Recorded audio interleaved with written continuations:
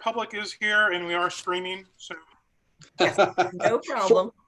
Forewarned, forearmed. Hi, Scott. Hey, Bob. Good to see you, man. Hey. Yeah, look at that. Hey, no, you've been my idol on this deal, so that and There we Homer. are. I think Bob Mitchell wins the award, though. Yeah, well, Bob was the winner.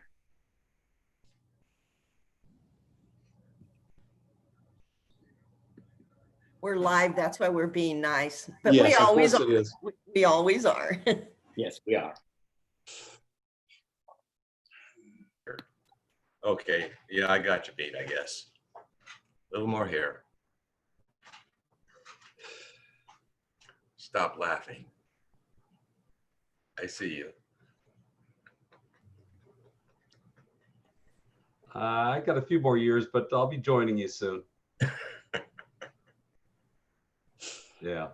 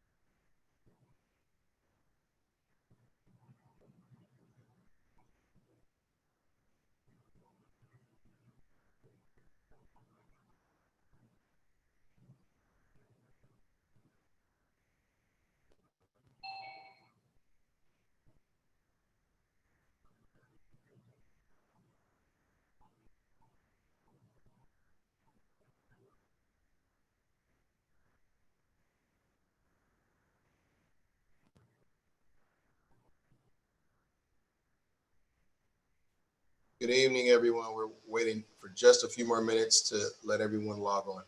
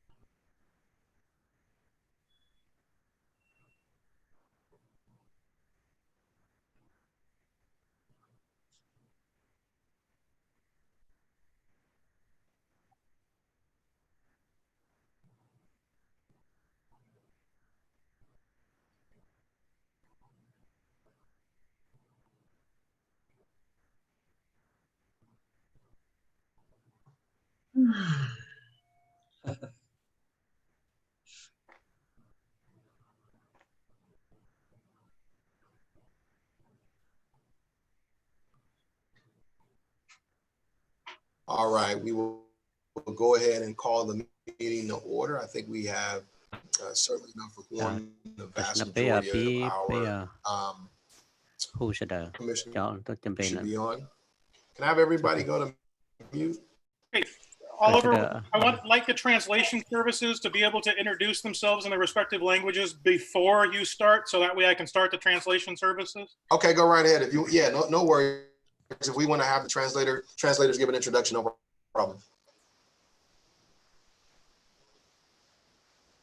Muy buenas tardes a todos. Esta Junta del Comité de Reforma Policial está siendo traducida a español.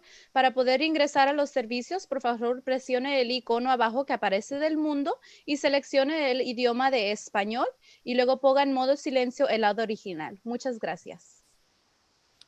nhớ rằng cô giáo bị lao cô giáo tụ chạy lục mông mon nói bây giờ mua họ chạy lục mông nhớ được họ meeting từ nó thế giờ này lòng cả lại này sao nông lục mông nó chế này là một được họ interpretation đây này là nhiều họ Chinese channel nè là chỉ mua zoom chỉ mua họ mông chế là mua assign được họ Chinese này là nhiều con đây cũng mà chạy lục này ở chỗ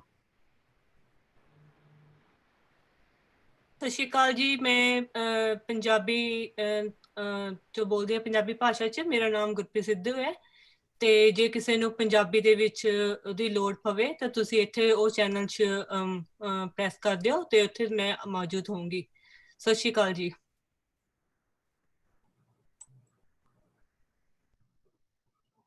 Okay, thank you, Oliver. Now they're all set to go and translation services is now started. All right. All right, thank you all. So I'm gonna ask Homer to, I think we normally ask Homer to take our role. So while we're, as we move into the meeting, Homer will be taking role. So as with every meeting, we're gonna start off with our public comment. You all should have an agenda in front of you. And just a really quick overview. We have. I'm anticipating to have a long meeting tonight, so I don't want anyone to be caught off guard. All of your committee chairs should have prepared you for a long, involved meeting tonight. I am hopeful that all of the commissioners have had a chance to read the reports, because what we will not be doing is we will not be reviewing these recommendations in any detail. So I am hopeful that you all have had an opportunity to review them. If you have questions, you will be allowed to ask questions to the committees and the committee chairs. But as far as an individual one-by-one review of the recommendations, we will not be doing that tonight. Okay, the committee chairs will give you an overview as the commissioners, and then we'll have an opportunity to engage if you need to. But the sole purpose of tonight's meeting is to vote on a set of recommendations. So we'll talk a little bit more about that later, but I just wanted you all to know that going in.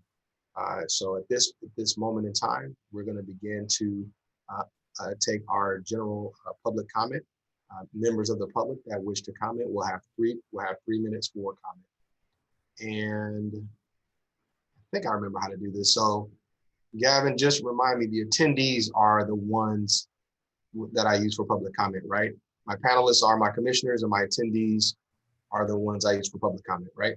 Is correct, yes. Okay, good. Just a quick refresher for me. Thank you. So our first public comment will come from Jackie Newman. Jackie, you have 3 minutes.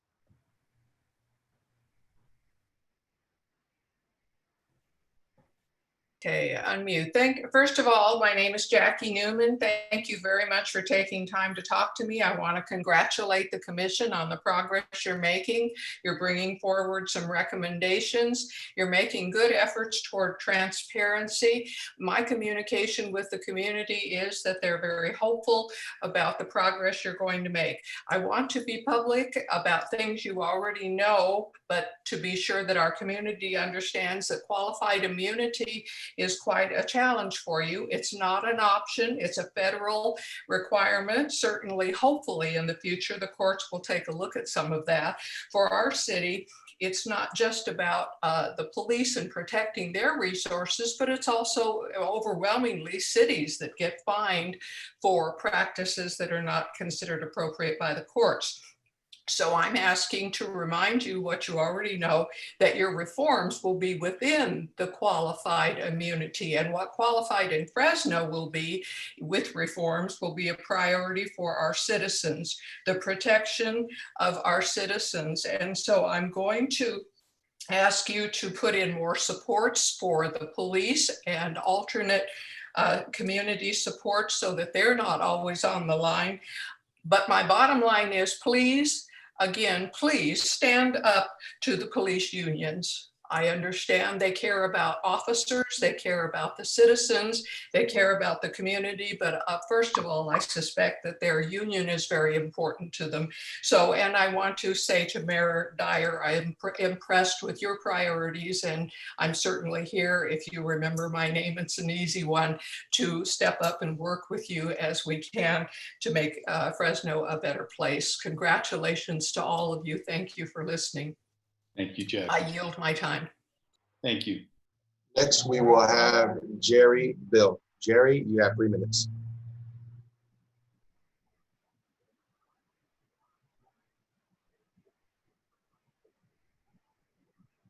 You know, I see Jerry as muted. There we go. Okay, can you hear me now? Yep, we got you, Jerry. Yes. Yes, okay, so my concern is with police oversight. And I just want to know what the commission is going to do to ensure that we have both effective and transparent police oversight in the city of Fresno. Fresno has a fairly weak model for that compared to some other cities. We could be doing much better. And I don't know which task force would be looking at the role of a police oversight body. Can anybody tell me that? What task? Jerry, I'm gonna pause your time just so I can make sure we're all clear on what this is public comment. So we're not gonna necessarily have a dialogue with you. All right, you're not gonna answer my questions. Have a comment you'd like to make for the commission to receive, we're happy to receive it. But individual questions we'd have to take offline. Yeah. Okay. Well, anyway, that is my concern and my comment. We need both stronger and more transparent police oversight in the city of Fresno. I've personally known all of the police auditors that we've had in Fresno, Eddie Aubrey and Rick Rasmussen and John Gliata, and they've done the job within the limits of what the requirements they have to operate under are. And some have done better jobs than others, but we need to make the job description more expansive to include possible investigative functions, which may include working with the state to make the laws change necessary so that we can have effective oversight. So those are my concerns. Thank you. Next, we will have Nishia. Hi, it's Nishay Balahari. Oh, I'm sorry about that. I couldn't see. You're fine. It's Nishay from Mighty Community Advocacy, also a resident of Fresno. In the past 5 weeks, Fresno PD has deployed the air unit to 4 different domestic violence calls, putting the survivor and the community at a higher risk of violence at the hand of the abuser, while wasting an average of $400 per hour to operate the unit. That is a lot of used resources to escalate an abusive scenario into a possible deadly one, and we cannot reform this system.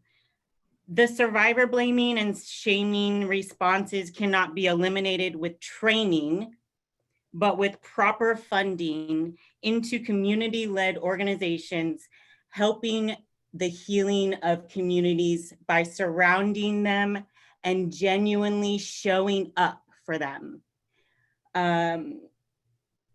The call from the Budget Committee to increase budget is a slap in the face to us who have been showing up and supporting the Fresno community. We have the police union backing campaigns for school board elections. Police should not be anywhere near our schools. Why can they influence our board? We cannot allow the police to have hands over every single part of our community. Freedom ain't free if you're killing the poor. And this police protects property, not the people. And you have an independent review office who bows to the hands of police, and it is time to defund to abolish. I yield my time. Next, we will have Catherine Forbes.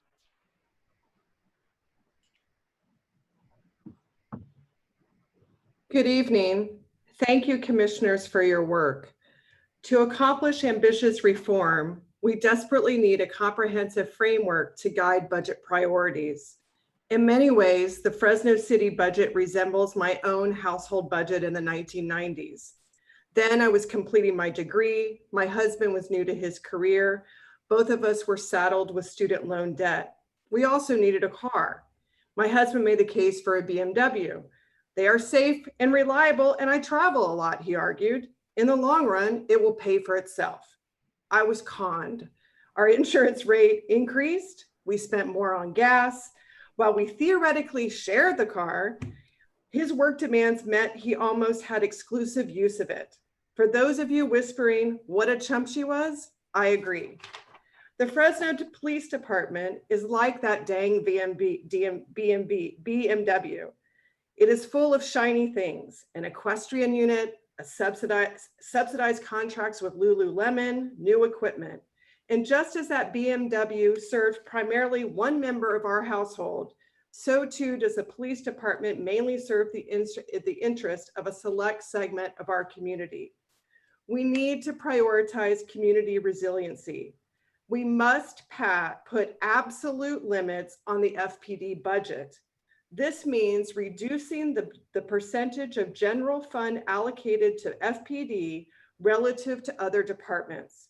We should adopt a strategy that substantially reduces the percentage of general fund spending on policing.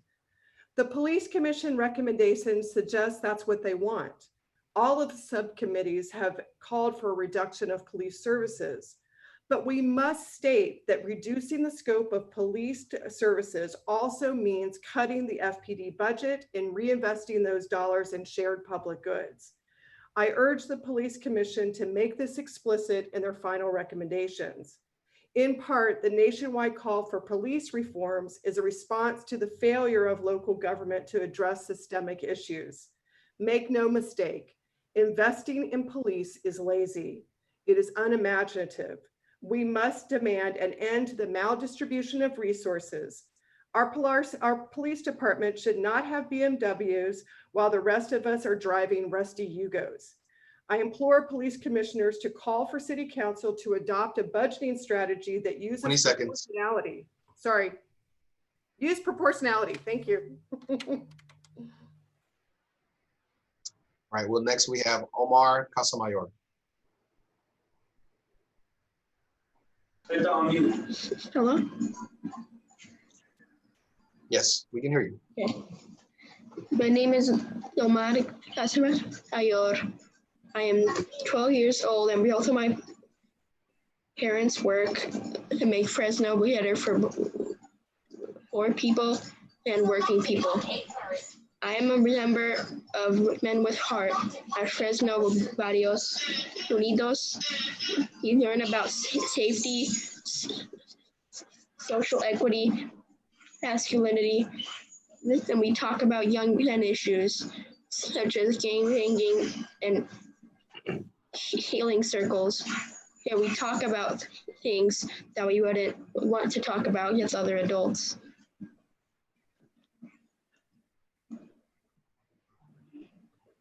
You learn that safety does not always mean police. Safety to me is after school programs, free sports leagues, and I am not old enough to work. My friends at Limerick Heart need to work to help their parents, but don't have any opportunities to find it.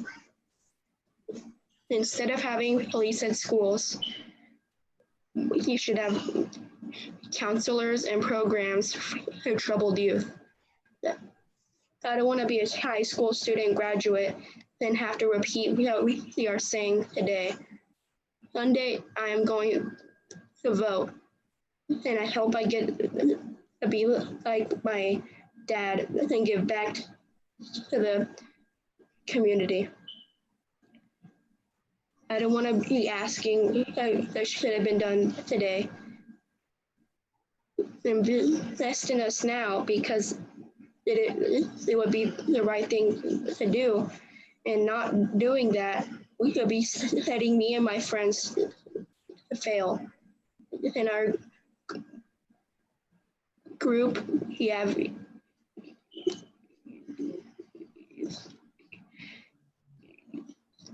youth who are working in the fields. And then we have friends who struggle in Haking County the 30 seconds. legal way. If you care about us, use my parents' taxes the right way. Thank you for your time. Next, we have Cesar Casamayor.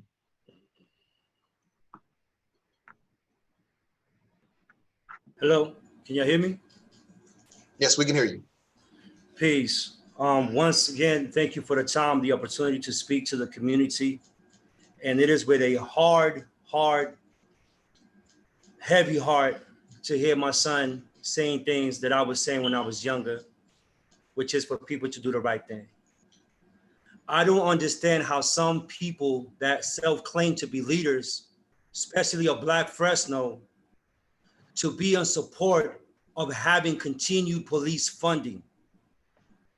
I don't understand how you can say, Ms. Keisha Thomas, that we need police in the schools. Cesar, you got to direct all of your comments to me, not individual. I apologize. No problem. I want to say clearly that it is very unfortunate that we have the leadership that we have in a city that has been so demoralized to the Black community, that has disenfranchised, disengaged, bamboozled the African-American community, that we have to sometimes, and I feel for brothers that have to bend backwards just to be in the room with these so-called leaders that make decisions, just to get a little bit of help for our communities. We should not just be demanding. It is our right. It is a missed opportunity, I feel, that many leaders in the community that are here present representing us that believe that we need more policing, that we need continued police funding. I have all the total respect for Mr. Dyer. I know he's gonna do his best to do well. I hope that we can continue to work collectively or in parallel, but please, I don't know how many times we gotta keep saying, stop dismissing people who don't think like you guys. Leadership in Fresno, like one of the OGs that I know says, Fresno is broken, that some of y'all talk all the time with in West Fresno. It is that serious, and it is sad that young people, 5 of my youth from Men with Heart gave comments, and they said the same things that we said back in 2014 when I was working with Building Healthy Communities, invest in youth. But somehow you guys continue to give us the crumbs, and you self-claim to be leaders, but leaders for who? Because the gangbangers ain't gonna stop gangbanging just because some of the OGs say to stop. Because it's that bad, it's that sad, it's that messed up out there.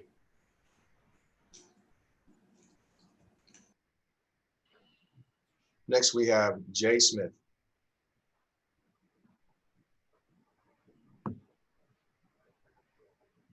Thank you. Thank you, panel. As a serving Army veteran, just returned home from overseas, to come home to all this clashing that's going on across the country. I'm a product of South Central LA, home of Crips and Bloods. I made it out, thank God, with a stern single mother, okay? Now I live here in Fresno. The things that are going on now around the country, around Fresno, physically, I haven't seen it here yet. Ambushing of police officers. The latest one was down in LAPD where an officer was ambushed in the precinct, beaten, and his weapon was taken and fired. All these uprisings that are happening across the country between law enforcement and citizens to include racism, racial discrimination of any type, is all wrong. My list as follows. There needs to be respect between citizens and the police department. Number 2, subdue, not degrade citizens or the suspect.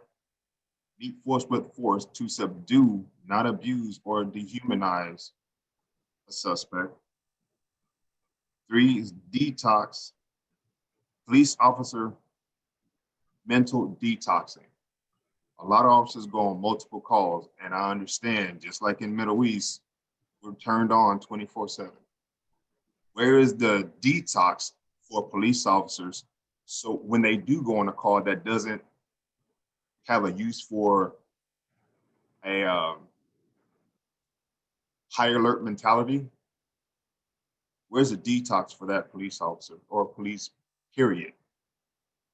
That needs to be something looked into for officers so they do not go into a call on high alert mentally, which can further help an officer lose control of his or her situation and become identified as a bad officer, bad cop. EO board, order. 30 seconds. 30 seconds. ID racism and eradicate it. Educate humanity. Elevate policies from top to bottom. Defunding police is not the correct action. Recognizing heritages and ethnicities. Correct, inform, execute, then fire the officer if they are unwilling to change to become better officers. Thank you. Thank you, Jay. Your time has expired.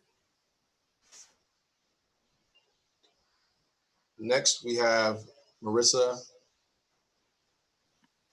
I can't see the last name. Marissa Hi, Maraza. can folks hear me? Yes, I'm sorry. I couldn't see your last name. Marissa Maraza. No worries. Yeah, Thank 3 you. minutes. Yes, my name is Marisa Moraza.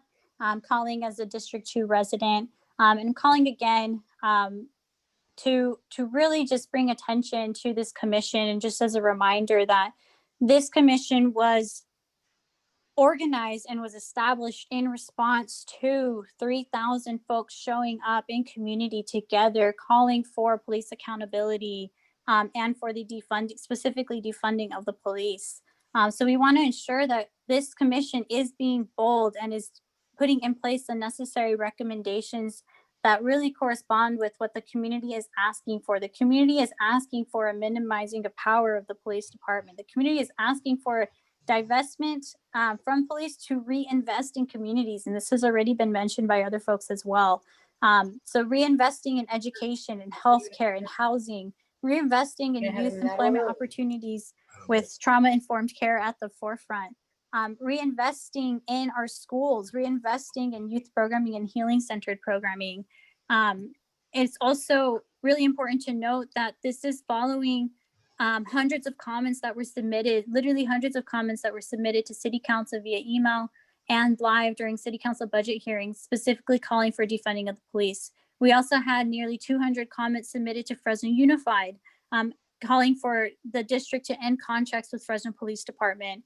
So please be bold and listen to community. And we also want to ensure that there's transparency in this process. How is the general community going to be continuously updated on these recommendations? What will be the follow-up post October so that folks know that their community is continually going to be invested in? And also just some general feedback. We know that there was a big push to have the community's input survey out And we also know that there were some flaws there as well. So how are we using a data that already exists, such as from the last year's police chief process? How is that influencing this? How are we really listening to our community and ensuring we're making equitable decisions? And lastly, just want to reiterate that there is a need to 30 seconds. invest to defund police and reinvest in community, and that has been really laid out by community. So please listen to fellow Fresnans. Thank you. Next, we have Sam Frank. You have 3 minutes. Hi, Mr. Chairperson. I just wanted to make a couple comments on the process. I want to thank everybody involved with it. I think this is overall going to be a good thing. It's going to be kind of the tip of the spear as far as setting direction and a new direction. But I just want to make some comments. It's real popular to say defund the police, as though that hurts the people you don't like, and it gives money to other people who you do like.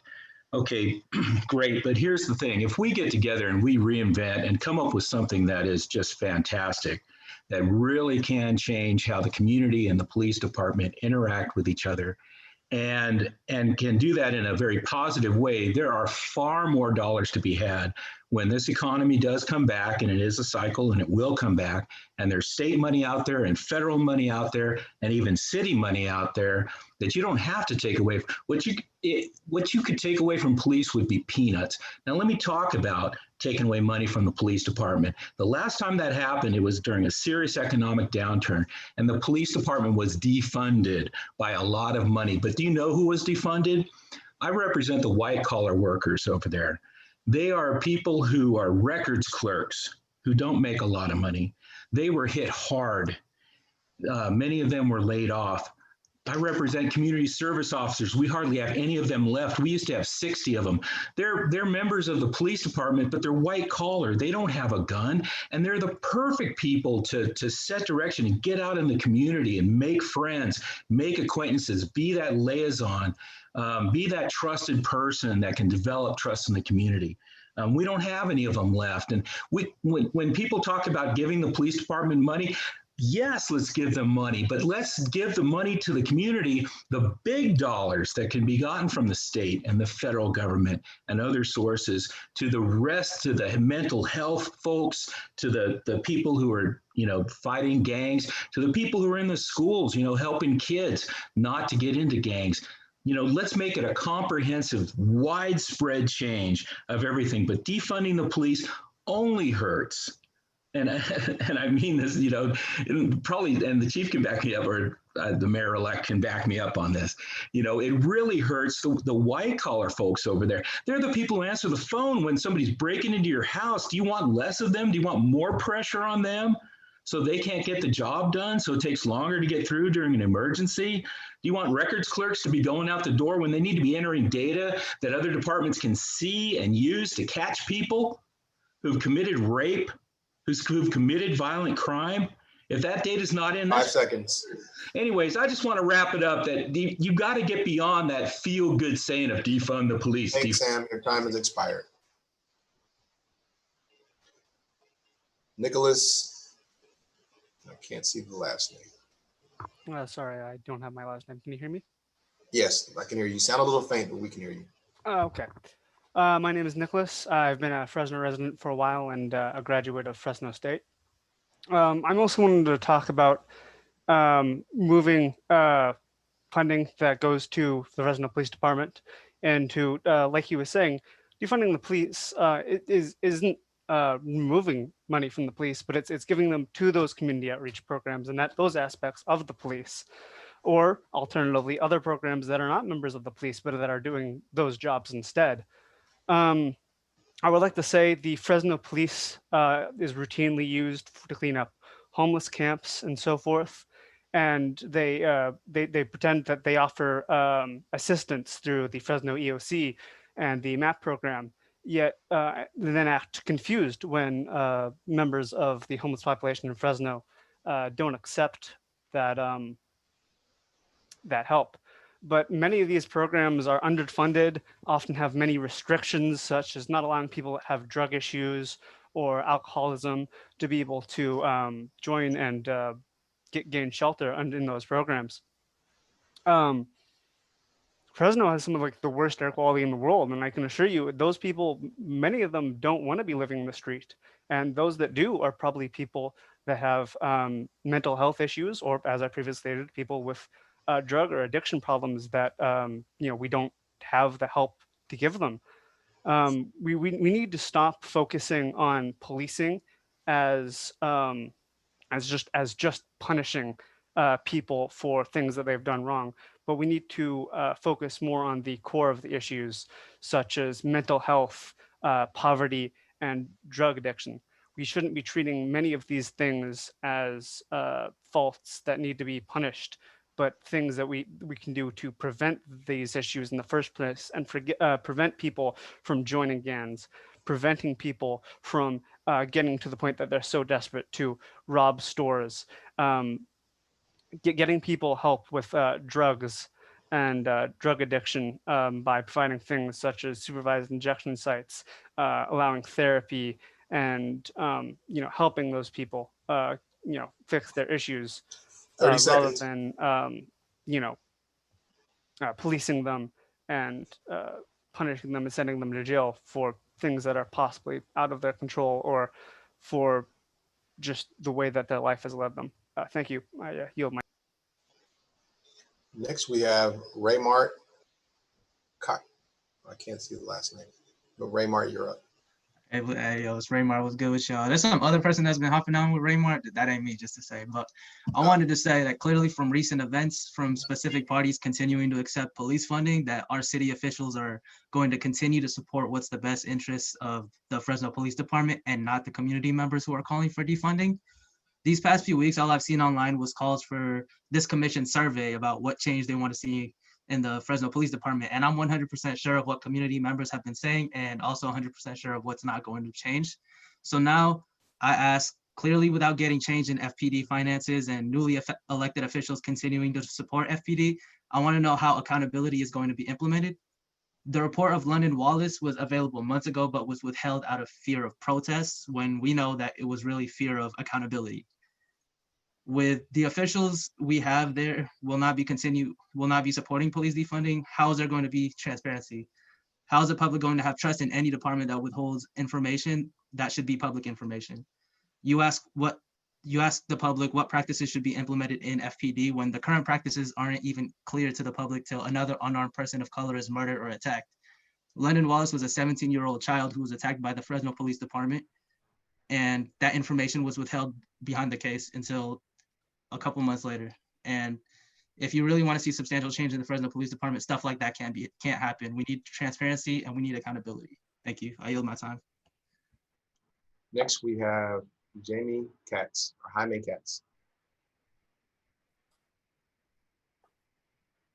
Good evening, commissioners. My name is Jaime Katz and I'm a resident of District 6. I drive on well-maintained roads, ride my bike on established bike lanes, enjoy the manicured, mature landscaping with trees, flowers, and greenery, and appreciate easy access to Woodward Park and the San Joaquin River Parkway area. I rarely see police cruising the streets. Living here, I am reminded every day of what it looks like when public safety is created by resourcing the community rather than police. Fresno ranks 59th out of 59 in terms of wealth inequality, and it's easy to see that reflected when I travel from North Fresno to South Fresno. Despite this deep inequality, many of the recommendations you all will vote on today propose modest reforms to Fresno PD rather than drastically reducing police presence in South Fresno and reinvesting that money in South Fresno communities. 3,500 people, including myself, rallied this summer demanding real accountability to address police violence in Fresno. Public comments have repeatedly called for defunding the police and refunding the community. And yet the Budget Committee proposes increasing the police budget. The Community Development Committee wants to have more community events with the police and put school cops in plain clothes. Worst of all, the findings of the Community Input Committee were published at the same time as the rest of these recommendations, meaning the commissioners made the recommendations without actual data from the community they are supposed to be representing. This is not how you make meaningful change. Also, I want to comment on the Police Tactics Committee's proposal for civilian oversight. First, John Gliata should be fired and OIR should be disbanded. Second, why should the Civilian Oversight Board have one person from each district? Like I said, I live in District 6 and I rarely see police here. If my house has never been on fire and neither has anyone's in my family or my neighborhood, do you think I will have anything relevant to say about how the fire department can improve service? The Civilian Oversight Board should be filled with people who come from the communities most impacted by police, for example, by looking at where there are the most calls for service or arrests. Please take today's public comments to heart and rethink these recommendations. Defund the police, refund the community. Thank you. Next, we have Jessica Morales.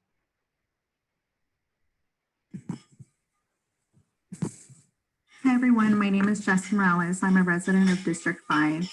I appreciate the efforts that have gone into creating these recommendations. However, the recommendations put forth today completely missed the mark. This commission was created because people were desperately calling for Fresno police to stop brutalizing, killing, and terrorizing Black and Brown communities in Fresno. Recommendations like making improvements to officer recruitment or the FPD Champlain program are totally inadequate and are a slap in the face to every community member who pushed for this commission. Cut the police budget, cut the number of patrol officers, eliminate police on school campuses, and invest that money in community-based alternatives to respond to crisis and other non-criminal calls for service. Use that money to resource all the things that actually produce public safety, like healing services for young people, youth mentors, and school counselors. Give money and in-kind support to community members in need. Support affordable housing and protect people from evictions, and create more green spaces and well-maintained parks and community centers.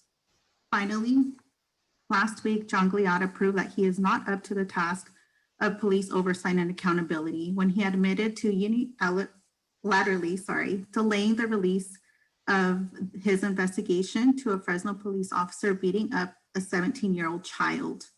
This commission should recommend firing John Gliata and replacing Office of Independent Review with strong and authentic civilian oversight. Police and retired police do not belong on a civilian oversight board. Fresno is counting on you to do more. Defund the police and refund our community. Thank you. Next, we have Brandy Nuz Villegas. You have 3 minutes. Hello, thank you so much for your time. I want to thank those who were working on the surveys and making them accessible to the community in different ways, including non-digital ways of that, and be able to get that out to more people. I appreciate the fact that in that there was a way for people to have a voice that might have been more careful about having a voice. And it made me think that as you guys are considering your different recommendations, which I haven't had a chance to look at the final ones, if you guys could in this see ways that we can ensure that people can continue to have a voice, to feel like if there is an injustice that involves police officers, that they have a safe way to be able to be able to seek justice. Working with particularly, the vulnerable population that I've heard from most is among those who are homeless, who, like I said last month, have mentioned about and I've seen having their belongings taken and not stored against the rules. Some of them feeling like when they went to go to the storage, their items were missing. Those who had been threatened if they recorded or if they tried to keep things, and feelings of being unfairly harassed for things that were not, they felt that were not valid. And my hope is that in listening to the concerns here and making recommendations, that you can determine ways that people would be able to feel like they can safely and without any sort of worries about retaliation, or whether or not some like whether whatever their fears are, that there would be a safe place for people to be able to continue to express concerns, to be able to go and voice their concerns in a way where they feel like they will be protected.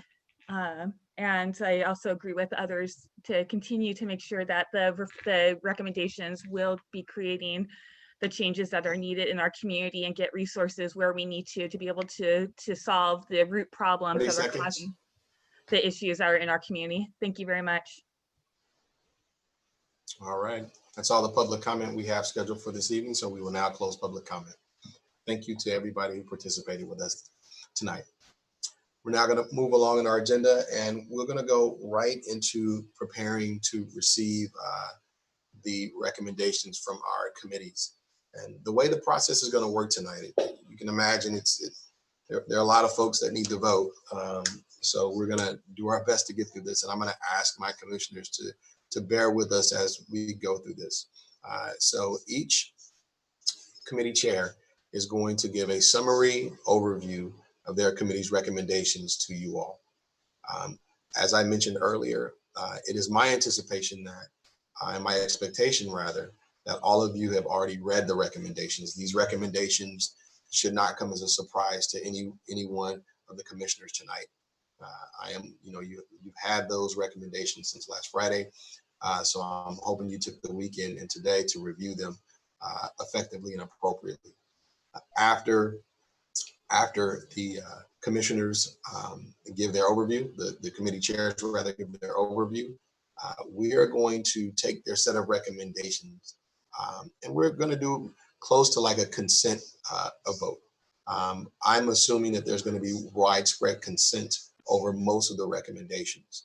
However, if there are recommendations that we would like to pull out for individual discussion or vote, we will allow any commissioner to do that. So for instance, if a particular committee has 10 recommendations and there are 3 of them that we would like to discuss, we will pull those 3 out and adopt the remaining 7. I believe that this will expedite the meeting and allow us to move through a number of recommendations expeditiously tonight, so we're not here to the wee hours of the morning. I completely appreciate all of you all's time, and I want to be mindful about how we use it. So with that, I wanted to make sure that we did a little bit of the explanation of the process. So before I move on, do we have a question about the process? Oh, I see. Okay, Gloria, I see your hand. They sent out an email that the input committee had different recommendations from the ones that I printed this morning. I couldn't tell the difference. So whoever's going to report on the input, if you could tell us the difference. Okay, we'll make sure that they highlight any potential differences if there were any. I'm gonna, 1 second. Gavin, how do I, oh, never mind. I have my screen back up, so I'm looking. Do we have anybody else that has any questions that raise their hand? Yes, Mr. Chairman, I do. Okay, go ahead. Who's that? I can't see who's speaking. But... Louisa. Okay, go ahead. So could you explain, I was a little lost when I read the agenda on Friday evening that we were going to be taking a vote. Could you explain the purpose of the vote? I get the process that you just went through, but can you explain the purpose of the vote and why we're voting today? And I really do take into serious consideration the data that we just received as well, that we may want to look once again at some of these recommendations. So what is the purpose of voting tonight? Yeah, the purpose of voting is so we can begin the finalization process. And I guess it should be also mentioned that this will not be the last vote that we have on recommendations, but these subcommittees, and you being a member of one, have all done an enormous amount of work. And it is time for us in this process for us to be able to start packaging that and putting that together in a final document. However, we did not want to go any further without the full commission having the opportunity to review all of the work of the other subcommittees and weigh in on that work from an official capacity. That's the reason of the vote, to make sure that as we move into the final packaging of this document, that we know we have where we have consensus on items and where we do not. So we're not left at the very last meeting adopting final recommendations with potentially widespread issues that we don't agree on. So it's an effort to expedite the process to finality. So that's the reason of the vote tonight. I thought I read something or somebody referenced something about a roll call vote. That's not necessarily a consensus vote. Well, no, I am gonna do a roll call vote. Still gonna do a roll call vote, but we will still take them. I'm gonna try to, as many as possible, Louisa, take as many of the votes in packages as we can. And that's why we're gonna go subcommittee by subcommittee and allow the subcommittee chair to present the recommendations.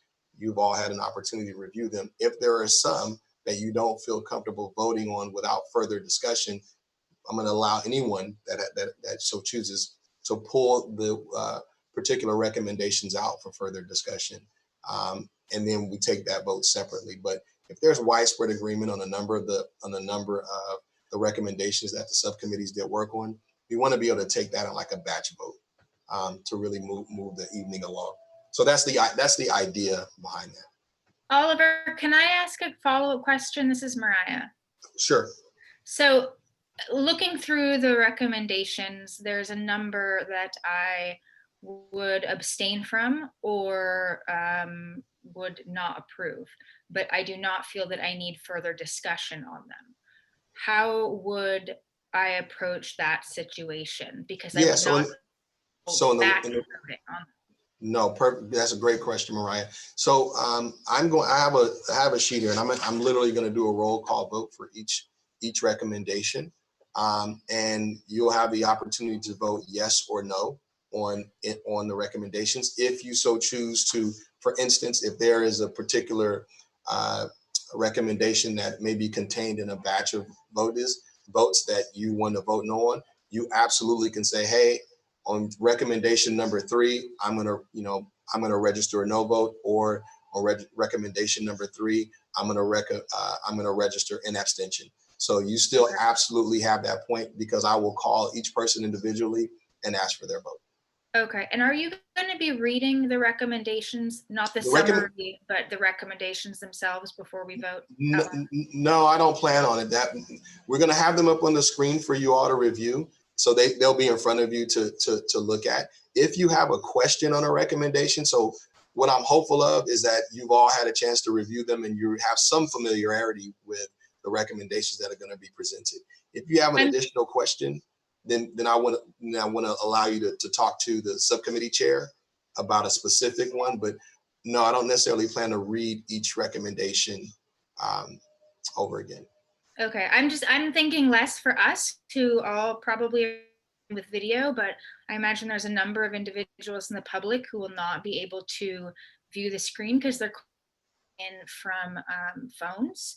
And I know a lot of folks are really interested in hearing what the recommendations are that we're voting on tonight. So that's just something I hope that we can keep in mind when we're figuring this out as we go through it. Sure, no, and that's very fair, and hopefully members of the public that are interested had an opportunity to review the document. But as long as it doesn't take too much time, additional time, if I can really quickly summarize some of the recommendations, Mariah, for the listening public, I'll try to do that because I understand what you're saying. Chairman, so I would like to echo what Mariah is saying, and I think my reason may be a little bit different since we do have our language interpreters here. I think reading the recommendations might be helpful. I know it might take a little bit of time, but last time it took us 5 hours, and I think having the translators there was or would have been helpful as well. So I think that we should read them just purely for the translators and for those who are tuning in other languages. That is an excellent point. Gloria? I didn't have a question. Oh, your hand was raised. I'm sorry about that. I lowered it. Oh, did you? Okay. Okay. Well, Mariah and DeAngelique, you actually both bring up good points, and I'll read the recommendations so that we can make sure that the listening public has an opportunity to hear what we're voting on. So thank you for bringing that up. But the goal is still to try to move through these, you know, in a timely fashion, because I'm hopeful to not keep you all here for 5 hours tonight again. But you know, we should all be prepared for a long evening. So that's the overview of what you all can expect tonight, as far as the how the process for this evening. Now let's kind of talk a little. I want to talk a little bit about the process going forward, about what to expect, because I think there's a really important point that I want to make sure that all of the commissioners understand, that this will not be the final opportunity that you all have to make recommendations. The very final vote we're going to take on that we submit to the city council is going to be on October 26th. You know, Sandra and I knew that there had to come a time where we, you know, began to receive final recommendations from the subcommittees to begin to package this in a document that's digestible to the commission and to the council. So we know we have a couple of weeks to do that. However, we are also very mindful of the fact that none of us got through all of the material and all of the recommendations and topics that we wanted to.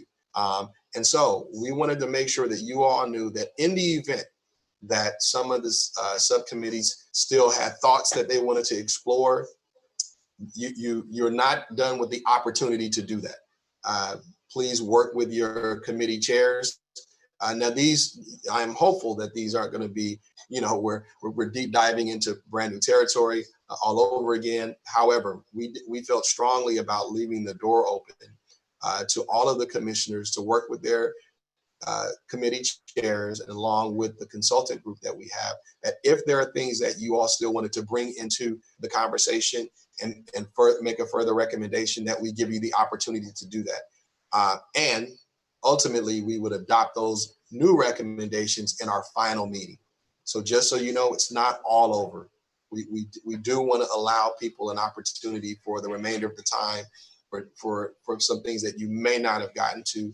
If you think there are some further recommendations, definitely, because we now have input from the Community Input Committee, to not completely not let those recommendations go by the wayside, but to have a way to incorporate them into a final document. We're not expecting for subcommittee chairs to hold regular meetings.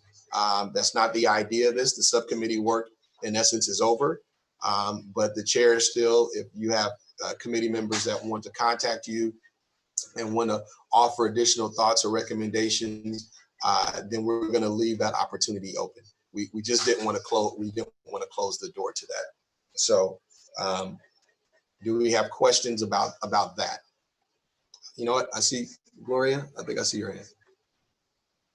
Yeah, so those things that we left undone, are you suggesting we're able to go ahead and make new recommendations? We can. I think that I feel confident enough that you know, there are, I know in our committee, Gloria, and you and I sit in the same subcommittee, that we know we didn't get to everything.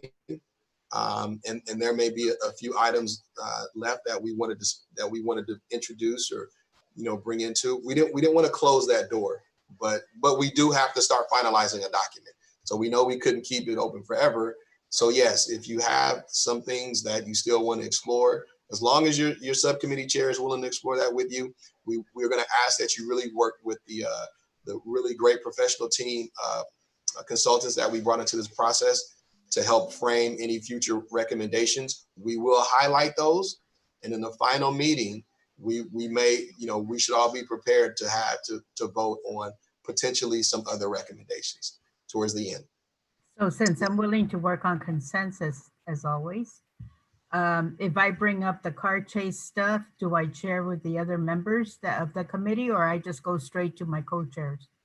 Yeah, you know, for now, you should work with your co-chairs. Your co-chairs should definitely be sharing it with the committee at large. But the actual work, we're not going to ask the subcommittee individual members to do any additional work per se, unless they want to. We're not telling you they can't, but we definitely, if you have something, Gloria, that was important to you, you work with your co-chairs. We connect you with the professional staff, and let's work that into a potential recommendation. We present that, and we plan to give people the opportunity to present some things toward the end.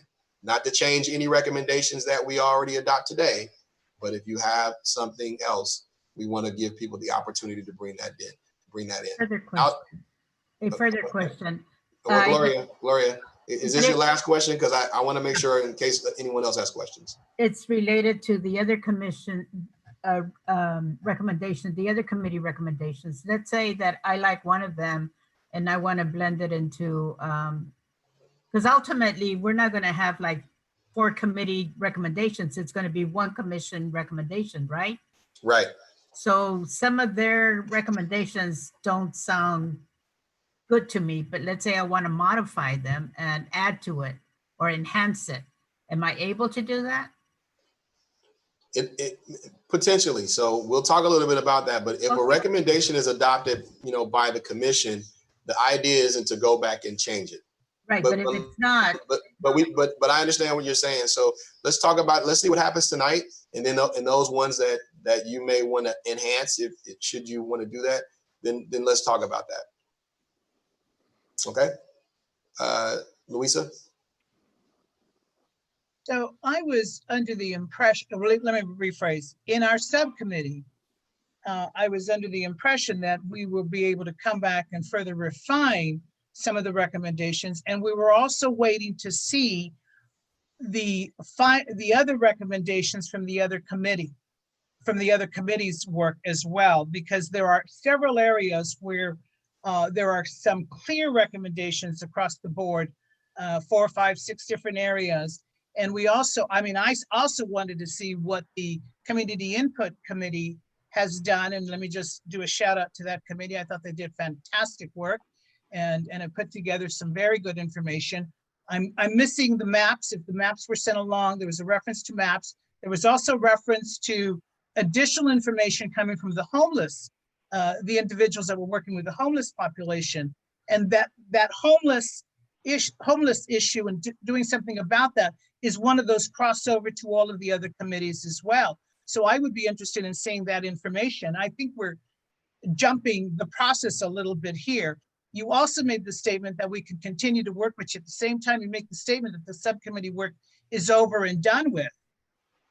I don't see that happening. I get the timeline. I get that coming together, but I was under the impression that we would come back as a subcommittee next week and we would take a look based upon the information we received tonight. And that's why I was surprised to see about a vote, roll call vote coming forward. Well, yeah, I don't necessarily know that you missed anything other than maybe just the way that you're interpreting it. You can come together as a committee should you choose. I think I've been pretty clear in saying that if your subcommittee wants to further have discussions, I think you're fully able to do that. Well, let me just kind of finish my thought here. I think that what maybe the full commission may not exactly appreciate is actually having to put a final document together. And getting to that point to where we actually have some finality on some issues. So the idea of today is to move the process along. It isn't to finalize the process, it's to move it along on areas where we know we have consensus. And also areas where we don't have consensus. So I'm very comfortable with taking votes today and to make sure that we understand where we're at. This is taking a temperature check as to where this commission is, and also allowing us to move to the next step, because ultimately the goal is to present a final set of recommendations. A temperature check is different from a roll call vote and the fact of your statement that the subcommittee work was done. Well, not really. It is a temperature check on what we agree on and what we don't agree on formally. So, like I said, I'm very comfortable with that. And I think that we are saying the same thing. And I'm not even sure where we have any disagreement. Ron Manning, you have anything? Yes, sir. I understand that our final vote will be on October 26th, but what is going to be the deadline for any addendum or add-ons? No, Sandra and I Sandra's going to go over a little bit of the timeline with you in just a moment. So as soon as I wanted to make sure I got through the process portion of the meeting tonight, but Sandra's going to kind of talk you through the timeline in just a moment. Okay. Genoveva? Thank you, Chair. I really strongly want to concur with what Luisa voiced. We have not fulfilled the full work, at least of the Budget Committee. Our goal was to set these recommendations, but there was also an additional piece that is in our objectives for the committee, which were to explore further where we would increase, decrease, or reallocate dollars. And that's not reflected at all in the recommendations that are coming before you. Those recommendations are broad brush still. There are just a fraction of, I think, the topics that do need to be discussed and investigated. So again, I'm a little confused about the process and the idea of voting for things that are still evolving. Well, I'm deeply sorry that there's some confusion on that. I think that I've been meeting with your subcommittee chair along with the other chairs for several weeks now. And I think that we have at least communicated the idea that you all would have to prepare a set of final recommendations. I think that I've also been real clear tonight in saying that your committee work doesn't have to be over if you have more work to do. It can be there are some committees who don't need to do further work. There are some committees that do. I don't think I've removed that option. So I'm not sure what the confusion there is, unless if I need to restate it, I apologize. The subcommittee work can continue. Maybe that clears that portion of it up. But if you have work as a subcommittee to do, and there are further recommendations you want to make, I believe I've been pretty clear in saying that that option still exists. I'm unsure as to how clear to make that. We do need to vote on some things because we do need to begin to finalize the process. If some of you don't want to vote, you're certainly free not to. But you know, there's an expectation that we're going to, you know, have a final document. In order to do that, we actually have to make decisions on the recommendations that are coming through. So we are going to vote tonight, but it does not necessarily mean that the committee work has to be done in the event that you still have things you need to do. Gail Gaston.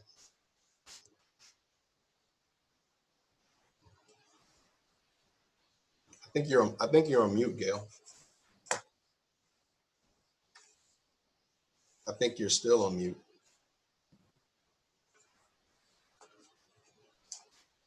It's muted me. Okay. Good evening, Oliver. Good evening. I want to thank you. You cleared up some questions that I had because our committee still has work to do. We have not finished our telephone survey polling. So you've answered the question for me. So thank you. No, you're very welcome. You know, and as I'm prepared to transition this over to Sandra, the idea of giving the committees more time if they needed it, we thought was a good thing. We recognize that this process was pretty rushed, and I know a lot of you felt the pressure and anxiety of it. So I think we didn't want to just completely remove the idea that if there were instances where subcommittees still had work to do or individuals wanted to offer some other ideas, we just wanted to make the option available. I didn't want it to become a controversial issue. We thought it was hopefully something that people would appreciate, not necessarily having to be done with the work in the event that they didn't want to be. But we also knew that some subcommittees had really sprinted to wrap up final recommendations and probably didn't want to feel that same pressure of having to meet every week if there was not a ton of work to do. So anyway, this was more of an option for the commission in recognizing the extraordinary work that you've all done, knowing that there's a lot more work to do, but giving people the opportunity to continue to do that. So I apologize for if there was a perception of confusion with that. Sandra, I'm gonna toss it on over to you, and Sandra's gonna talk us a little bit through our timeline and offer probably a few more thoughts on kind of the final stages and what we're hoping to accomplish. Thank you. Hi, everyone. So I want to start by saying thank you for all of the work that I know you all have been doing. And I echo, I think I hear some of the challenges that I'm experiencing myself in terms of just trying to get through all of the data and trying to get through all of the information and really be able to provide recommendations that are data driven and that are really thoughtful. So and at the same time balancing the timeline, right? And so we know that our final full commission meeting is October 26th. So make sure that is on your calendar, October 26th. So starting from the 26th, kind of going backwards, is where we really want to make sure that folks have final recommendations that we can adopt on October 26th so that we can submit those over to the executive committee and the city council. And so recognizing that, you know, pretty much most of the subcommittees still have some refinement and some additional work to do. We definitely want to make sure that we're also leaning on our consultant team, right? Because the consultant team has been meeting to try to put everything together in one package. Because I think Gloria mentioned we're not adopting subcommittee recommendations on the 26th, we're adopting full commission recommendations. And so we are looking at having a semi-final, kind of the second round of final recommendations by October 16th.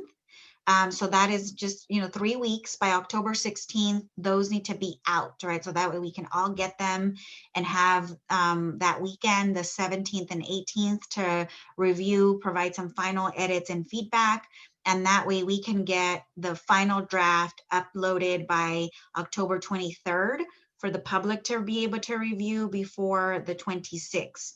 So I think to Oliver's comments about, you know, is there time for additional refinements in our subcommittee levels? My answer would be you have to make sure that it happens in the next 2 weeks, because we would need, Oliver and I are going to be working with all of the consultants to start packaging and formatting everything that week of the October 12th. So it is a pretty fast timeline, but that's how we've laid out being able to meet our final commission meeting.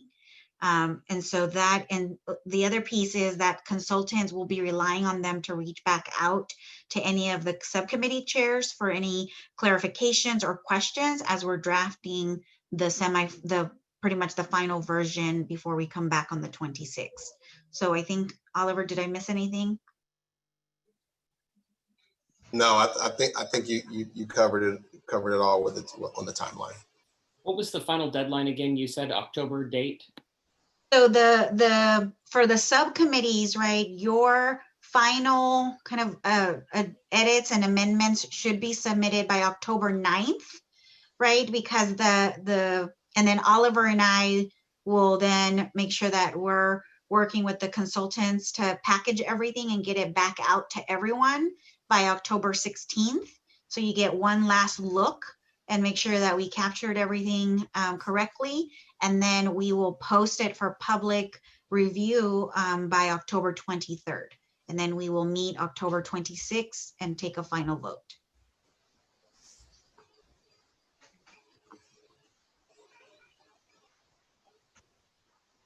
All right, do we have any questions on the timeline? All righty. Well, it sounds like we are about ready to move into our presentations for the evening, for our subcommittee chairs to begin to present to you some of the committee's recommendations for your consideration of voting to be added into what ultimately will become a final document. So the first committee we have up tonight is the Community Input Committee.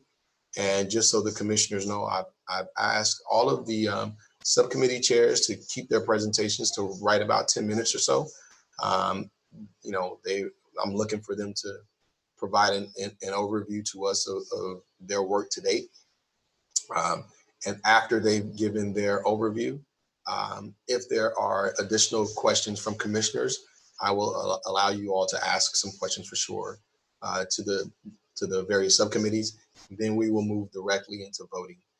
Sophia is going to put up the recommendations on your screen. So you all will be able to see them. But I think through your subcommittee chairs, I recommended all of you to print them out and have them by your side, in the event.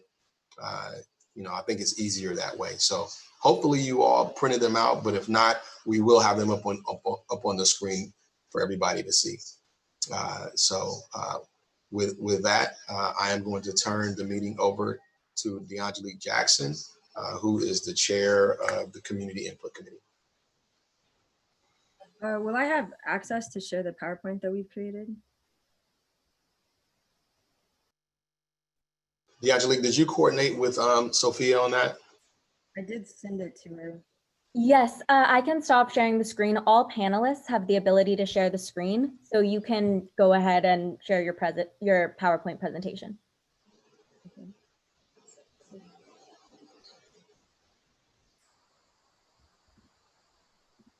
Okay, so this is our community input report for the month of September. I just wanted to quickly start off by reminding everybody of who serves on our committee of community input. Myself as the chair, Efrain Botello as the co-chair. We have Pastor B.T. Lewis, who's a member, Gail Gaston, who's a member, John Leal, who's a member, Randall Cooper, who's a member, Rod Wade, who's a member, and Reverend Simon Bisel, who's also a member. I just wanted to quickly commend you all for your work during these trying times. As we know, our committee had a very, very hard task of getting community responses, and we would not be here without each of you. So thank you so much for your late night, your multiple nights that you've stayed up with me to try to get this all figured out. Next, I'd like to just let everybody know about the professors within the sociology department who have really honestly just taken this project and put it above and beyond any of our expectations. So thank you to Dr. Andrew Jones, who is our lead advisor and who is also on the call with us today. So if you all have any questions about the data, he can definitely provide some further input along with myself. We'd also like to thank Dr. Amber Crowell, Dr. Justin Myers, and Dr. Tim Kubal for their input, phenomenal input at that on our report and our data analysis. So in case you didn't know, you can go to www.fresno-cpr.com to visit our website to keep up to date with what the commission is doing and to review any documentation that we have. So just an update on what we have been doing, our community input survey updates. So the telephone survey that we're constructing, which will be by random sample of the population, begins today, actually, Monday, September 28th. Our email recommendations are still open to the public. If you would like to submit them, you can email us at cpr.communityinput@gmail.com. Our focus groups have been complete and our self-response survey has also been complete, which means the deadline for that is over and the survey is now closed. So first we wanted to just start off by just letting you all know about the history. I won't read this full thing, but I did want to note that from our research, what we found is in the more than 130-year history of Fresno Police Department, there's only been 2 periods of substantive police reform that involve community-based policing. And if you can read the rest on your own, this will be posted. As a result, the history of the Fresno Police Department is one marked by its operation as traditional police department prioritizing reactive policing, focusing on investigating crime and apprehending criminals over and against crime prevention and community involvement. So for our self-response survey, in total, we had 6,340 responses. Of those responses, 4,033 were valid. This means that we were able to trace back to the zip code. If your zip code that you inputted was within the city of Fresno, we counted it. If you did not input a zip code correctly, then we had to remove it. Or if your zip code was outside of the city limits, then we removed it. We would also like to say for our self-response survey, we'd like to thank our translators who helped us out with this. The survey was offered in Arabic, English, Hmong, Punjabi, and Spanish. So thank you to Sydney Cardana, Gia Lee, Parminder, I'm so sorry, Gruwal, Sandeep Kaur, Virginia Adan Lafante. We appreciate you all so much for your assistance with this. We also wanted to make sure that we included some of our most impacted community members in this survey. So of our 6,340 responses, 214 of those were paper responses that we distributed to our homeless community. We'd like to give a thank you to Des Martinez and We Are Not Invisible for taking on the charge to go out there and actually collect these paper responses from our homeless community members. We very, very much appreciated that. Now, getting into our survey and the demographics, demographics that you can see on the screen are those that are that we got from our survey. You can see that we did have a little bit of disproportionality with our respondents. Our white respondents are a little bit overrepresented compared to, or are overrepresented compared to the city population, whereas our Hispanic respondents were underrepresented, as well as our Asian population, our Native Hawaiian and Pacific Islander responses were also a little bit low. Next, we just wanted to quickly review the questions that stood out, meaning the things that you see highlighted in red are responses that we feel the entire commission should be aware of. This means that not every question that's going to be included on the next few slides is included, not every question that's included in our Qualtrics survey is going to be reflected in the next few slides, because we wanted to make sure to show you all the ones that had some pretty telling responses. So you can see we asked our respondents to rate the service of the Fresno Police Department, and we had well over 50% rate the service of the police department as extremely bad or somewhat bad. We asked them if they trusted the Fresno Police Department, and we had a majority of our respondents say that they never, sometimes, or about half the time trusted the police department. During a non-threatening situation, would you feel comfortable calling the Fresno Police Department? We had a little over 50% of our respondents saying somewhat uncomfortable to extremely uncomfortable when contacting the police department in a non-threatening situation. For question 4, we asked how comfortable you are calling the Fresno Police Department in an emergency situation or in a situation of need. And we had a little over about 30%, I think, yeah, close to 30% responding and saying somewhat to extremely uncomfortable. This let us know that a vote of confidence in our police would be reflected in more calls being made. So we also wanted to provide some graphical data. So what you see here is the responses of non-Hispanic white respondents who are saying that how they feel about the service of the police department. The numbers are also pretty reflective, just to let everybody know that this is not just a person of color issue. This is an all people issue that we're experiencing within our city. I hope you all can see the map pretty well, but just to add context, the areas that you see in deep purple represent those who rate the services of the Fresno Police Department as extremely bad. Next, we wanted to show you all a map showing how our community members felt if they trusted the police department. So our percentage of non-Hispanic whites within the city of Fresno, these numbers are also very telling as well. You can also then see on the map to the right, this is reflective of the entire population of our city, the areas that say that they trust the Fresno Police Department the least. So continuing on with our questions, we asked if respondents believe that race was involved in setting enforcement standards, and we had well over 50% of our respondents saying that they strongly agreed or somewhat agreed. We asked our respondents, should the community have more say in how the Fresno Police Department budget is spent? And we had an alarming amount of our respondents agree that definitely or probably yes, there should be more community input on how the budget is decided. We then asked how frequently you're stopped by the Fresno Police Department, and we had over 50% of our respondents saying that they were stopped by the Fresno Police Department between 3 to 5 times a year, or 6 or more times a year. We asked how often do you think the police department stops people without a good reason? We had a majority of our respondents say fairly often or very often. And these analyses that you see at the bottom are also reflected in our report. At this time, I would like to acknowledge, I didn't do this at the beginning, but I should have. At this time, I'd like to acknowledge that the report that was sent out, it was not our most up-to-date report because we were still finalizing our analysis from this survey when the deadline was due. So the finalized report should be sent to you all shortly for your full review, and hopefully we'll be able to discuss this more in depthly at our commission-wide meeting next month. Continuing on, we asked our respondents how often they were stopped by the Fresno Police Department. And again, the graph that you see on the left represents the non-Hispanic whites who responded in the city, and this represents how many times they have been stopped. Then again, on the right, you see a map that reflects those within the city of Fresno who get stopped 3 or more times a year by Fresno Police Department. And again, the area that is in the deepest color represents those who are stopped the most by the Fresno Police Department.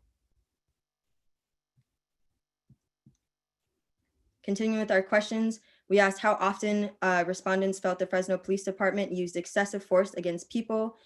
And we had a majority of our respondents respond and say fairly often or very often. We then asked, would you feel comfortable filing a complaint against a police officer with the Fresno Police Department? We had a majority of our respondents say they would feel extremely or somewhat uncomfortable doing so. We asked, we said the city of Fresno has an Office of Independent Review that reviews police policies, procedures, strategies, and internal investigations. How would you rate the performance of the city of Fresno's Office of Independent Review? We had a alarming amount of respondents say extremely or somewhat bad. And we had over 40% of our respondents saying that they didn't even know enough about the Office of Independent Review to provide some insight. And the analysis for this is that something is wrong with a program that should be so important to the residents of Fresno, and 64% know little or nothing about it and or rate it as performing poorly. At minimum, the Office of Independent Review should receive a marketing budget to increase community awareness. Clearly, the Office of Independent Review has been ineffective in our community. We have question 16, which asks participants to rate the changes to the Fresno Police Department that they would like to see in the city of Fresno to commit by dragging and dropping your choices in rank order. So the following is derived from the mode of each of the rankings of 1 through 9 on the online surveys. The paper surveys had a substantial non-response error. Many respondents left them unmarked, so those rankings were not included in this analysis. So the top change that our community members asked for was a review and an update of the Fresno Police Department use of force policy. Second was requiring officer training on implicit bias and de-escalation. Third was prioritizing community-based solutions to public safety. 4, find alternative approaches to deal with non-threatening situations to minimize unnecessary workload for police officers. 5, prioritize community-based solutions to public safety. 6, find alternative approaches to deal with non-threatening situations to minimize unnecessary workload for police officers. 7, find alternative approaches to deal with non-threatening situations to minimize unnecessary workload for police officers. 8, reinvest general fund dollars from the Fresno Police Department budget back into the community through parks, city development, and other direct services. 9, other. The comments offered for other are discussed below, although the ones that you can see here are not those. We did not include that in this presentation, but like I said, they are available in our report, which will be made available to the commissioners and the community as a whole shortly. So the following 3 reforms were not ranked highly enough by any significant number of respondents. Ending student resource officers, police on school campuses contracts with local school districts, demilitarizing of the Fresno Police Department, establish local restrictions to prevent the purchasing or using of military weaponry by the Fresno Police Department, and finally, provide racial bias training. So the analysis of the responses broken down by racial group reveals consistent patterns of distress and negative experiences among non-white respondents, particularly among Asian, American Indian, or Alaska Native, and Hispanic, Chicano, Latinx respondents. Black or African-American respondents have more negative experiences with the Fresno police, but gave mixed responses to questions about trust in the Fresno Police Department. White respondents were consistently the least likely to have negative experiences with Fresno police and the most likely to trust the Fresno Police Department and feel comfortable engaging with the Fresno Police Department.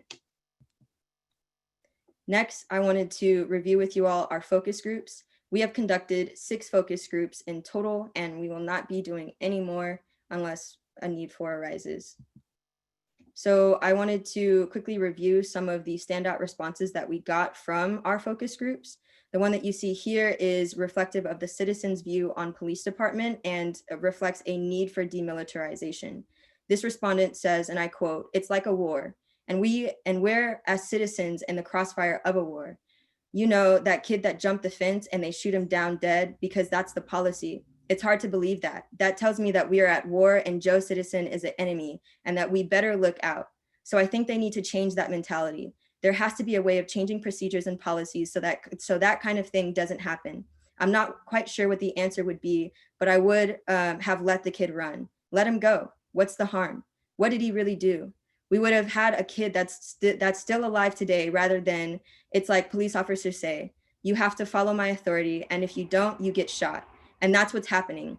It's stupidity on the part of the police officer and the policies that support that kind of mentality. We asked how they felt, if they felt race was involved in setting enforcement standards by the police department. This is a summary of the responses that we got. Empathetically, the answer is yes. Race is involved in setting enforcement standards. For residents of color, they feel like they are walking while Black, driving while Black, and living like Black. They feel like since they are Black, they will have issues until they die. The police make Black individuals feel like they are guilty until proven innocent. Like they are while the police may say the standards are the same regardless of race, but police behavior shows that these standards are not equal across all boards. Police need to be trained that all Black people are not criminals, instead of Black individuals need to be treated as human. Summary of community knowledge of the Office of Independent Review. The Office of Independent Review is not independent. It is heavily influenced by police unions as well as strong police lobby. Police are overprotected for their criminal behavior. Several noted the review was developed not to investigate officers, but to appease the people, and they really do not do a good job. The review is just smoke and mirrors that only places a Band-Aid on issues. The community does not understand why officers involved in several shootings are still allowed to be out in the streets. Furthermore, complaints against the police are futile. In fact, police complaints are treated as a Mickey Mouse investigation. Due to nothing happening when a resident makes a complaint, this creates frustration within the community, and they are reluctant to make another complaint. People of color in the community feel like the problems in Fresno are endemic to the US, wherein the decisions made are based on color and economic status. Next, we have an overall message, a tale of two cities. Some participants noted that this is not about police bashing, but the problem of racism is the biggest problem in police departments. Oftentimes, white officers are on the defensive. The police department needs to have a screening process to screen out racist officers, since this job attracts white supremacists, and white supremacists intentionally infiltrate the departments. Police standards need to be reviewed and revised. Once again, officers need to come into communities and have conversations with members so that their voice is being heard. It is also important for police to visit unfamiliar communities so they can better understand the residents. There are some police functions that should be given to other agencies that are better equipped to handle them. Lastly, the police need to do a better job of treating the homeless population, since overall this population is not dangerous. There also is a need for other agencies to be involved to help the homeless. And once again, that was a summary. We do have a quote at the bottom from one of our respondents, from one of our focus group respondents. The overall message should be pro-community and pro-police. We should not have to choose only one side. Again, we have a continuation of our summary of our focus group and asking the question of how they felt. Overall, the shared sentiment among participants is the community does not want to get rid of the police, since we need the police. Instead, there needs to be no more smoke and mirrors when it comes to reform. Police need to be more transparent, and there needs to be a change in the way policing needs to be done, rather than simply getting rid of it. Sadly, since there is little hope among the participants that the police will change, the community feels they need to educate children about how to respond to police, along with knowing a person's rights. Now we'll start to talk about our email recommendations. We received several emailed recommendations from our community members. If you would like to email us your recommendations, you can do so at cpr.communityinput@gmail.com. So these are solicited responses having to do with police budget recommendations. So talking to you, Police Budget Committee.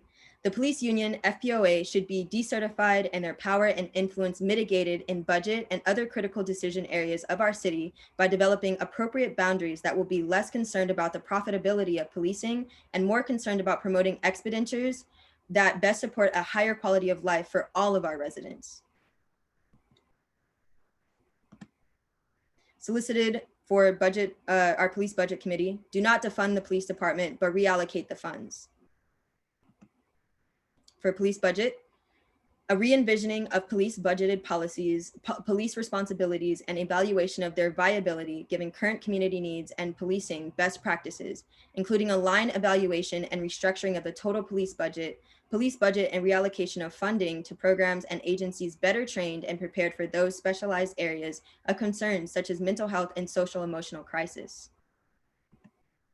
For our community development committee, these recommendations are for you. Once again, these are solicited from our community members.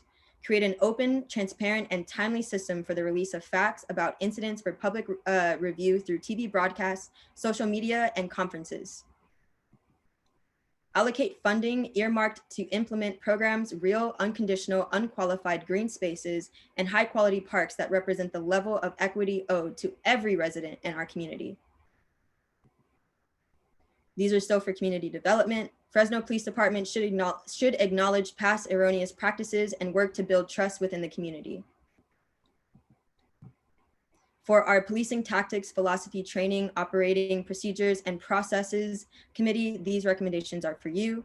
Create an open, transparent, and timely system for the release of facts about incidents for public review through TV broadcasts, social media, and conferences.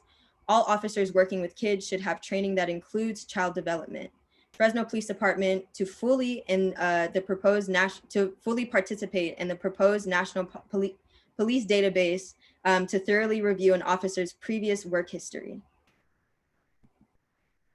Still for our police tactics committee, create an accountability system for officers who have a history of using excessive force or racial profiling. Provide public notice of authorized tactics, strategies, and uses of force tools that are all aware of what appropriate police aggressions look like. Modify policies to reflect zero tolerance for excessive force, as well as cultural sensitivity in using force. Continuing on to our telephone survey, this will just be an update. Right now, we currently have 11 students at Fresno State contracted to help us do our telephone survey. The process for data, once again, is beginning today, September 28th. For the projection of when we'll have those results, we believe that we'll have those ready to go in either the last week of October through hopefully the first week in November. So this does mean that we will not get our telephone results in enough time for you all to have them to review for our final commission meeting, but these will hopefully be presented to the executive committee for review, as well as other entities that should be looking at this data. So in looking at community input recommendations, we still have updates pending. These are not our full list of recommendations as well. I tried to condense them and just put the overarching ideas into them. But once again, in that final report that you all will receive, you'll see our full list of recommendations that will still at that point be pending because we have another meeting coming up in October. So create a community oversight board with the ability to hire a new independent reviewer based on recommendations. Real quick, DeAngelique, just a question. Yes. Are these your recommendations? These are the recommendations of the community input subcommittee. Okay. How many do you have? Okay. Okay, cool. 9. Is that cool if I keep going? No, it's cool. I'm because after we go through your recommendations, we want to be prepared to vote. So I just kind of want to gauge the time. Okay. I appreciate that. Got it. So if you can you particularly for those folks that are listening, maybe you could number them. You have 5, which is not a ton. That's great, but that way, what I'm thinking about is the voting process. If someone, for instance, wants to register a no vote or abstain or wants to pull one out, they can pull it out by number. So if you can, just number them so we can walk through them as numbers. Absolutely. So number 1, create a community oversight board with the ability to hire a new independent reviewer based on recommendations from community-based organizations, and most importantly, that reflect the diversity of Fresno in terms of race, gender, and district/location. The overarching goal of the Community Oversight Board should be to hold the Office of Independent Review accountable, facilitate community engagement processes, collect and review data feedback, and work in conjunction with the Office of Independent Review leadership on formal public communication process with transparency and equitability at its core. Number 2, a significant overhaul of the Office of Independent Review structure and accountability process to ensure equitable community representation and timely access to the independent reviewer's findings. Number 3, hire a new independent reviewer based on recommendations coming from community-based organizations. Number 4, focus on building trust in South Fresno by investing more money on social support services and opportunities for youth rather than saturating their neighborhoods with police who are currently trained to criminalize them. Number 5, collaboration with social workers and mental health professionals involved in addressing homelessness in our city to help bridge the communication and understanding gaps between Fresno police officers and the homeless population. Number 6, have the National Institute for Criminal Justice Reform perform an evaluation of what recommendations have been approved and rejected 12 months after the Commission for Police Reform's work is done. Fresno City Council must contribute by writing a report detailing why recommendations were rejected, if any. Continue to partner with Fresno State Sociology Department for data analysis and collection having to do with police brutality and police reform. And finally, I just wanted to close by letting you all know our committee needed more time. We still need more time. We all needed more time, as in the commission. But in order for this to be the best survey that we could have possibly done, the best data analysis we could have possibly done, we needed much more time to make this happen. So with that, I finish my report. Thank you, DeAngelique. Sophia, I'm gonna see if we can. Is there a way for you to pull the recommendations out and potentially put them on the screen in a number fashion? That way we can Yes, allow it people. will take me 1 minute though. Sure. Okay. Great. And while we're waiting for Sophia, do we have any commissioners that had any questions of the community input committee? Yep, Dr. Judge Oliver. Oliver, it's not as much a question regarding the substance, but as I look quickly as the 5 or 6 recommendations were put on the board, there are 2 or 3 of them that are, in a sense, certainly not counterintuitive, but where one may agree strongly with the first part of the comment, one might not agree with the second part of the comment. And I think that is makes it difficult to vote. Not everyone may agree with that concept, but I think it's a difficult conundrum that some of the commission members may be placed in. And if I could quickly respond, we understand that and we recognize it. Unfortunately, we've had to spend so much of the last few months just preparing for our data analysis and collection that we didn't have a full time to actually go through as a committee and vote on these because we spent a lot of time actually analyzing the data and setting things up. So I do apologize to that for that on behalf of my committee to the entire commission, as well as to our community members, because we definitely wish that our recommendation could have been more fleshed out and more fully thought out, but we needed to focus on data collection and analysis. Yeah, and just to be clear for the commission and listening public, that really it is the focus of your committee. While I think that, and I've shared this with your committee and I've shared it also with you, DeAngelique, while I didn't anticipate you making a ton of recommendations, the ones that you made probably were the ones that were the most glaring that came out in some of the analysis. That was just overwhelming evidence. When you got overwhelming evidence of an issue, I could see how that could result in a recommendation. So I didn't fully expect you guys to have a bunch of recommendations. Definitely much more of an analysis and data subcommittee that was meant to inform, candidly the rest of the committee work. So, Randy, Oliver, may I just make one more comment, then I'll shut up. Yep. You used the term evidence. I fully agree that the hard work of the Community Input Committee is information. I'm less sure as to how it is used as, quote, evidence, end quote. It is a conclusion. I'm just unsure that it is evidence other than a particular respondent's opinion. So I'm not disagreeing with what anybody responded to in the 4,000 valid responses, the 37 volunteers that were solicited by this commission. I think there's some good information, particularly in those. I just am querying whether, and I'm sensitive to this perhaps, but that evidence is a little bit. you know, when I use the word evidence. Define how you see evidence, Judge Oliver, and how that differs from what we well, have. Hold on really quick, D'Angeli. Let me just clear it up what I meant by evidence. It's evidence of what the sentiment is in our community. So that's what I meant about the evidence. So go ahead, D'Angeli. I accept your clarification. Thank you. I actually have two of my committee members who have their hand raised, so I would like to give that to them if possible. I'm trying to get to him now. So I have Randy who had his hand up. I just want to let you know that the recommendations weren't a consensus. It was a majority vote, but not a consensus vote. So it wasn't everyone voted for all the recommendations. So I just want to make that clear. All right, and Efrain?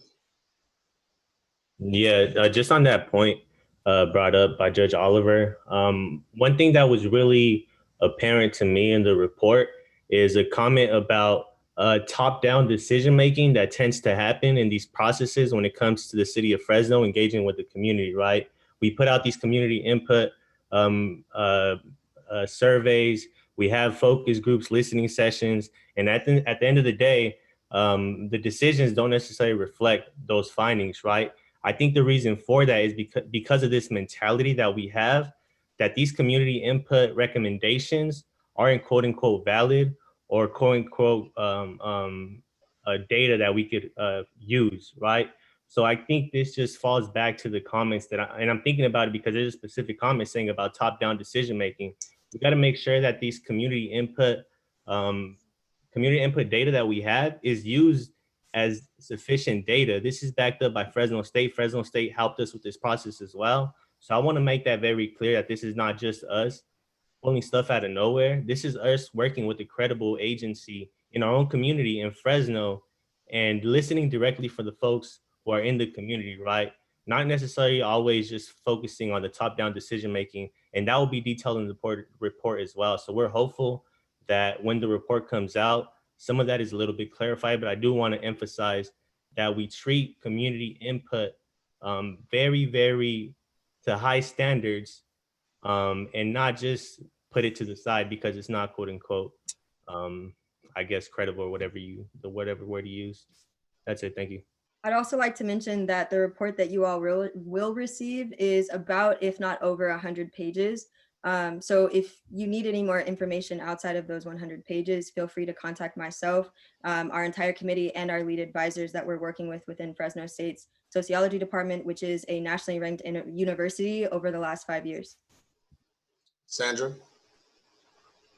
Yes, I just wanted to comment that I think I'm impressed that you all gathered over 4,000 responses, and I think that it's amazing. And I just want to state that if we're going to hold data to a certain standard, that that really reinforces the need for the budget subcommittee to really look back at the recommendations, because I can tell you that there has been no data presented that, in my mind, actually shows any metrics, clear metrics or outcomes of how dollars are being spent and what outcomes we're obtaining.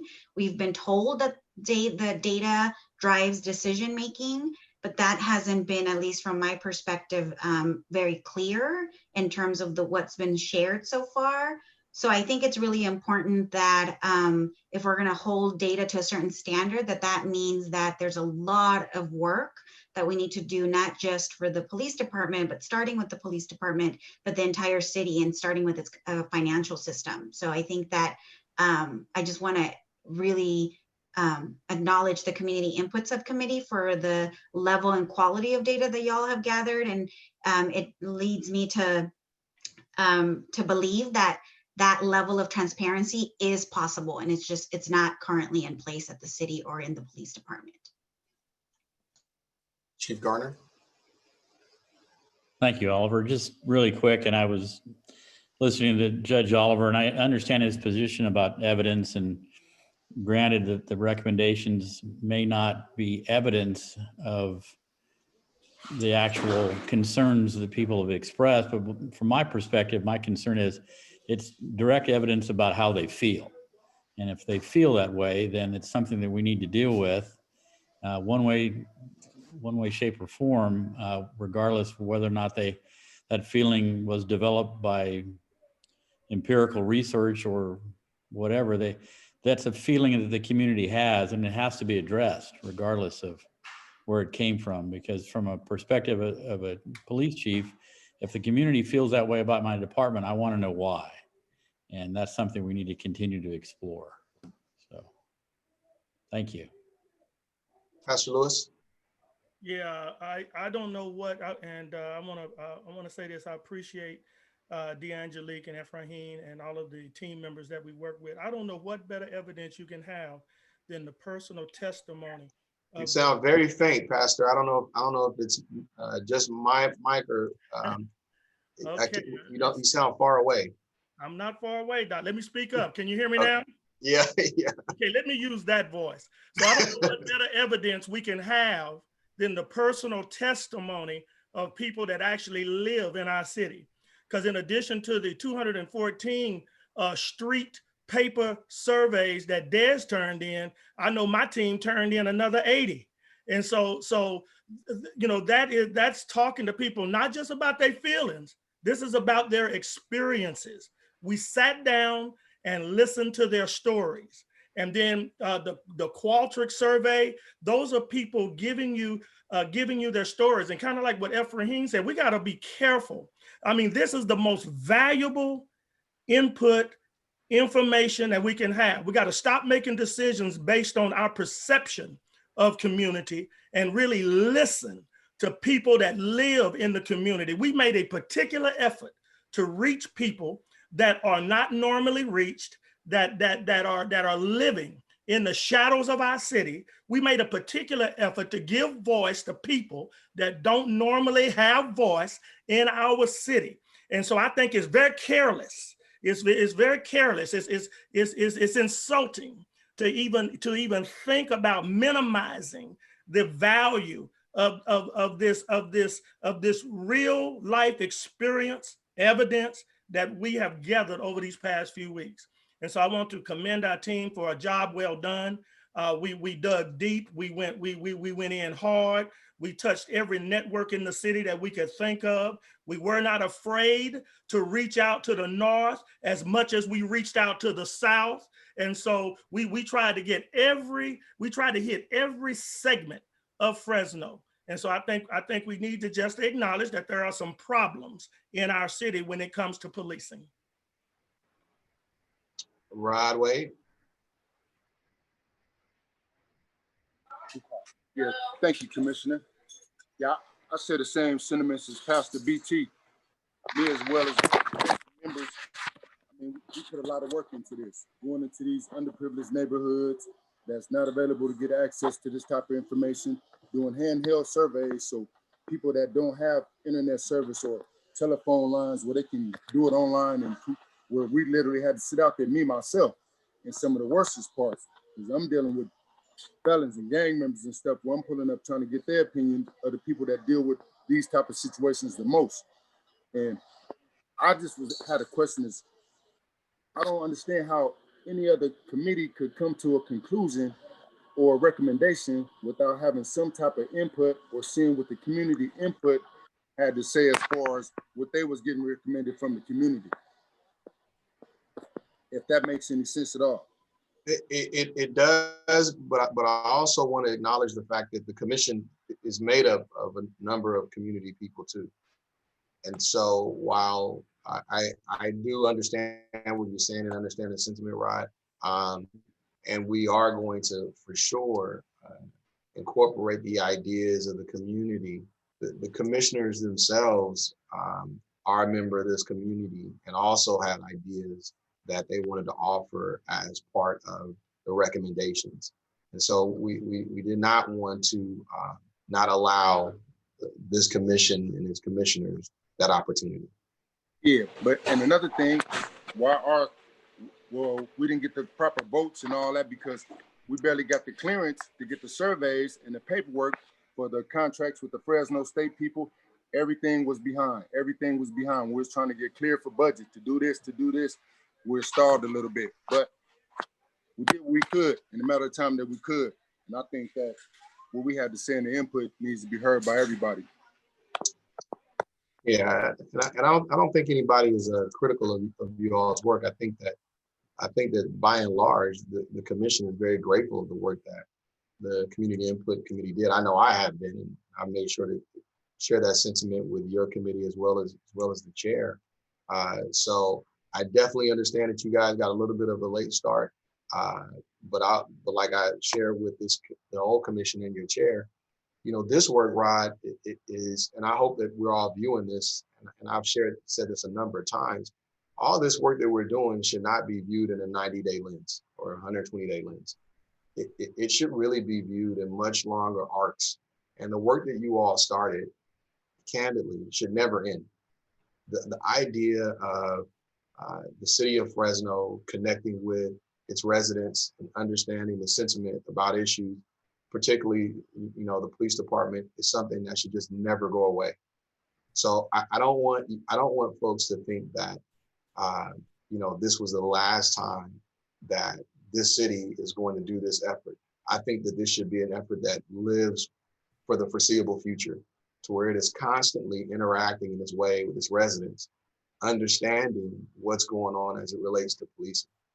And I was hopeful that one of those recommendations would come out. I think that it will, but I just wanted to assure you, Rod, that I think that this is the beginning of something not even remotely close to the end. And if we do this right, this will become a normal conversation in our city and our community about the way, and using this as the template and a model about the way to interact and penetrate deep into communities to get the experiences of people, if I can borrow Pastor Lewis's phrase. So, Rod, you guys did great work, and I want to make sure that you know that we know that. And we're very, very grateful.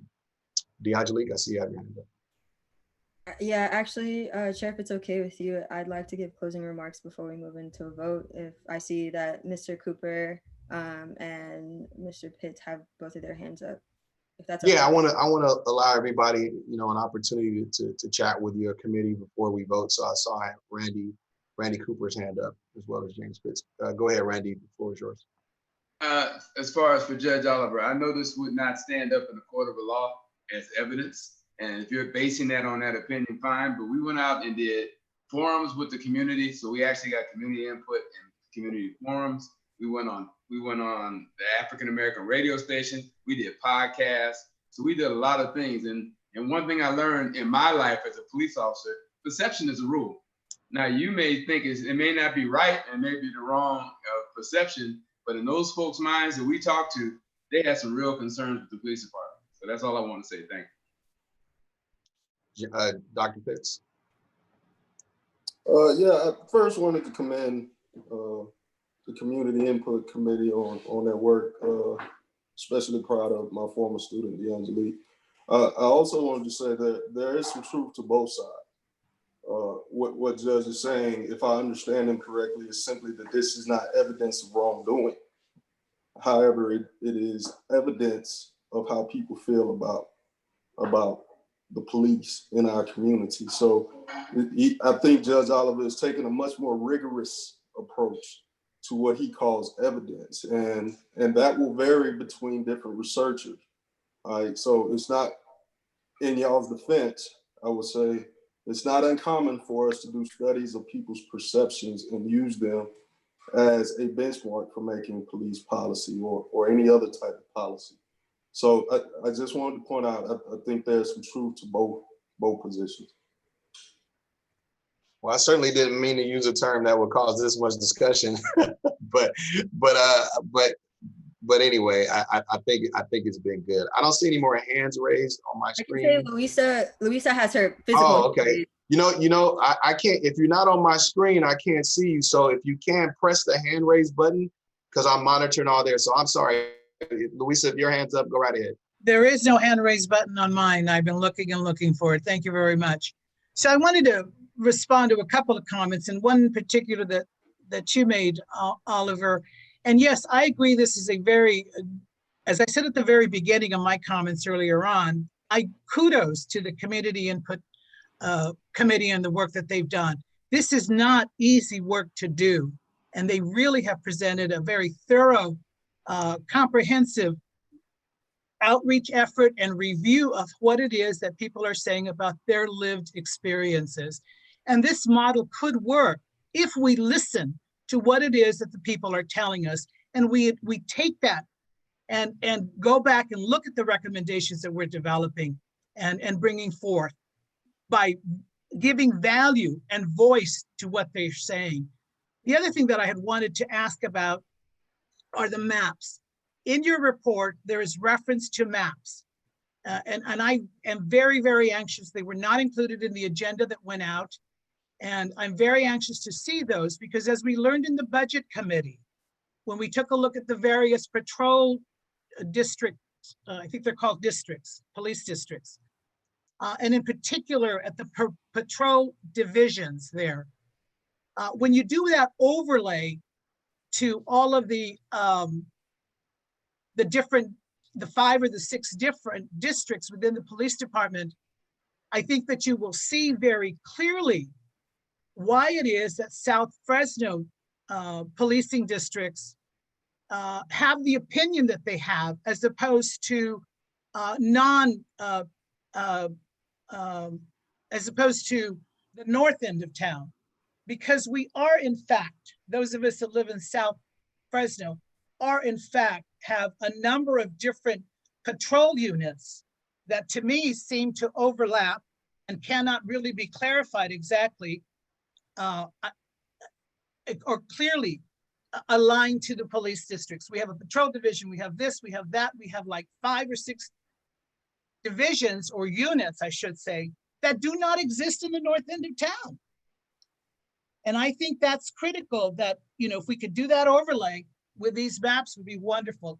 Thank you for showing these, but they're too small for me to really do anything. I'd like to see them in print.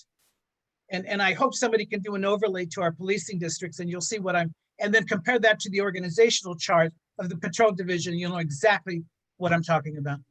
That should be priority.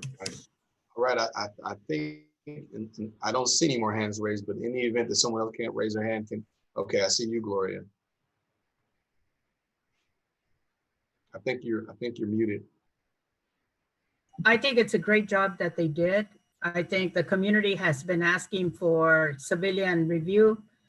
I mean, we've been asking for it for over 25 years. And I just think the recommendations that you all put together are great. And I'm ready to vote because it's already 7 o'clock.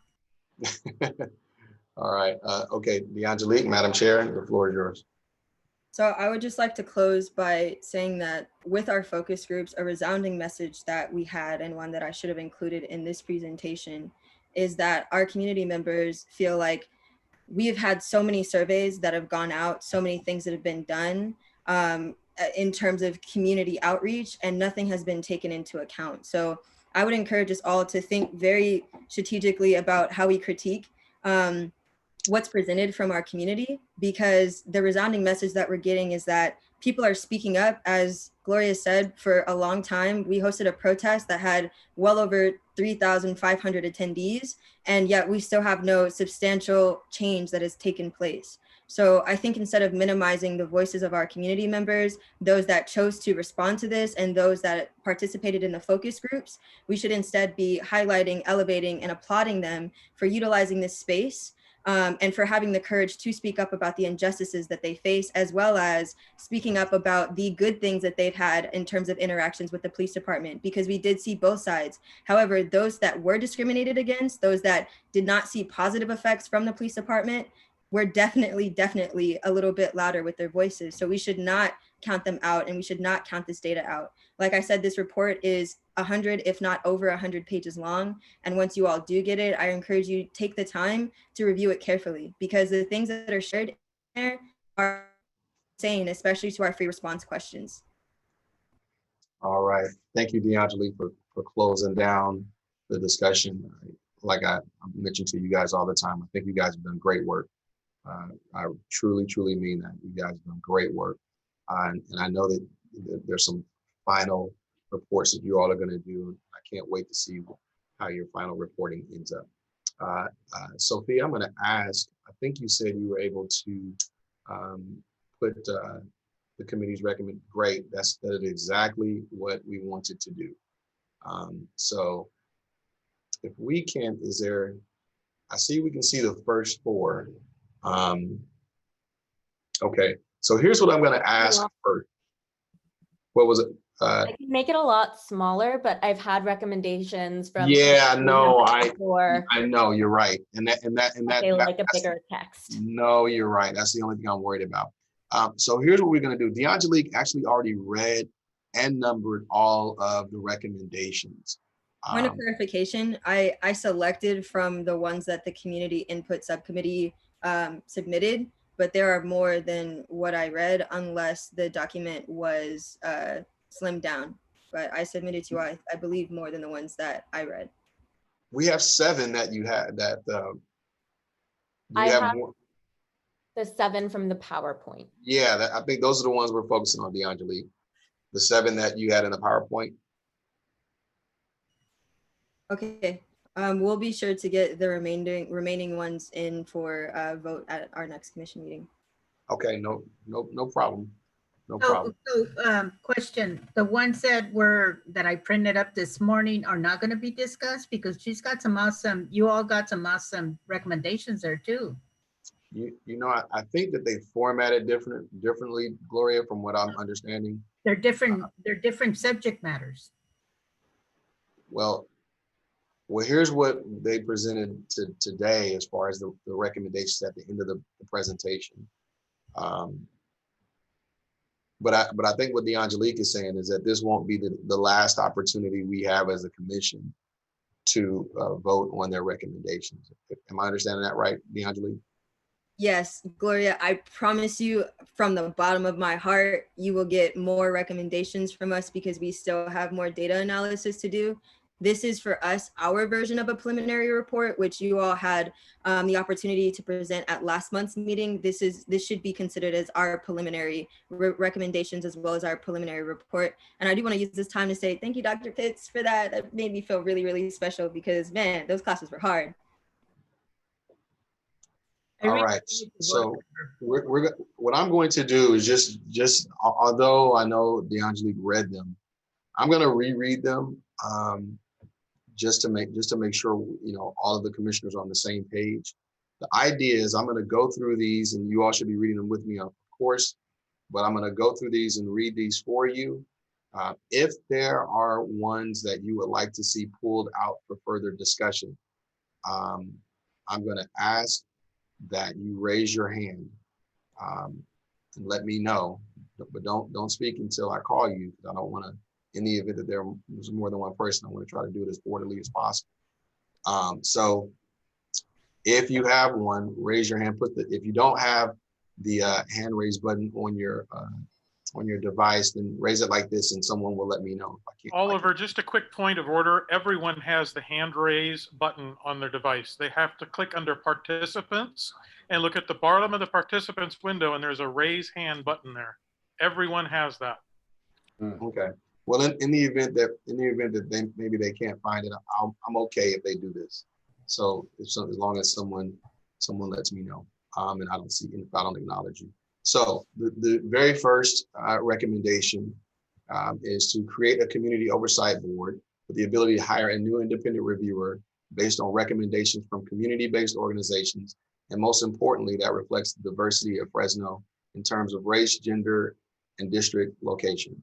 The overarching goal of the Community Oversight Board should be to hold the OIR accountable, facilitate a community engagement process, collect and review data and feedback, and work in conjunction with the LIR leadership on a formal public communication process with transparency and equitability at its core. Number two, a significant overhaul of the Office of Independent Review structure and accountability process to ensure equitable community representation and timely access to the independent reviewer's findings.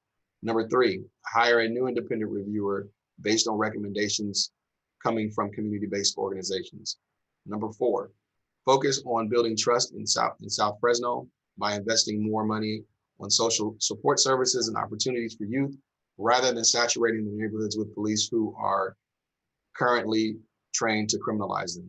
Number five, collaboration with social workers and mental health professionals involved in addressing homelessness in our city to help bridge the communication and understanding gap between Fresno police officers and the homeless population. Six, have the National Institute for Criminal Justice Reform perform an evaluation of what recommendations have been approved and rejected 12 months after the Fresno Commission for Police Reform's work is done. Fresno City Council must contribute by writing a report by detailing why recommendations were rejected, if any. Seven, continue to partner with Fresno State Sociology Department for data analysis and collection. All righty, so I have a couple of hands raised. I'm going to go to them right now. Judge Oliver. I would ask to pull number 4. I believe it is says two different things. I think it says two different things that are difficult to put in one motion. Okay, so here's what we'll do. I'm gonna ask you guys, if you want to pull one, then what we will do, we will not vote on that one in this next go around. So that one has been pulled out. Judge Oliver, we'll pull it out for further discussion on your behalf. Scott Bailey. Yes, just tell you which one I think should be pulled is the question. Is that right? Yes, exactly. So number 1, I think should be pulled. It's similar to, but different from a recommendation from my subcommittee, training tactics policies. Those are the challenge. Can I? I'm sorry. Can I challenge that? No. We will have an opportunity to discuss it, but we just won't vote on it in one. In the other ones, we're going to vote on. So we will discuss it, but we're actually going to take a vote. If I don't have anybody else pulling anything, it looks like we may be able to vote on 2, 3, 5, 6, and 7, unless I have any other hands raised. Gloria's hand is up. Okay, Gloria. Instead of pulling it, can we merge it? Or no. Right. We may decide to do something different with it after we vote on the ones that we agree on. But right now, because there's disagreement with 1 and 4, we're pulling those for further discussion. We will have a vote on those. They may change, but for now, we're just focusing on the ones that we agree with. But I didn't hear Scott say it was a disagreement. He just said that. He asked to pull it. No, but he didn't say disagreement. He said it's similar to the one we did. Right, but Gloria, he asked to pull it out of this mix. Scott, take it back.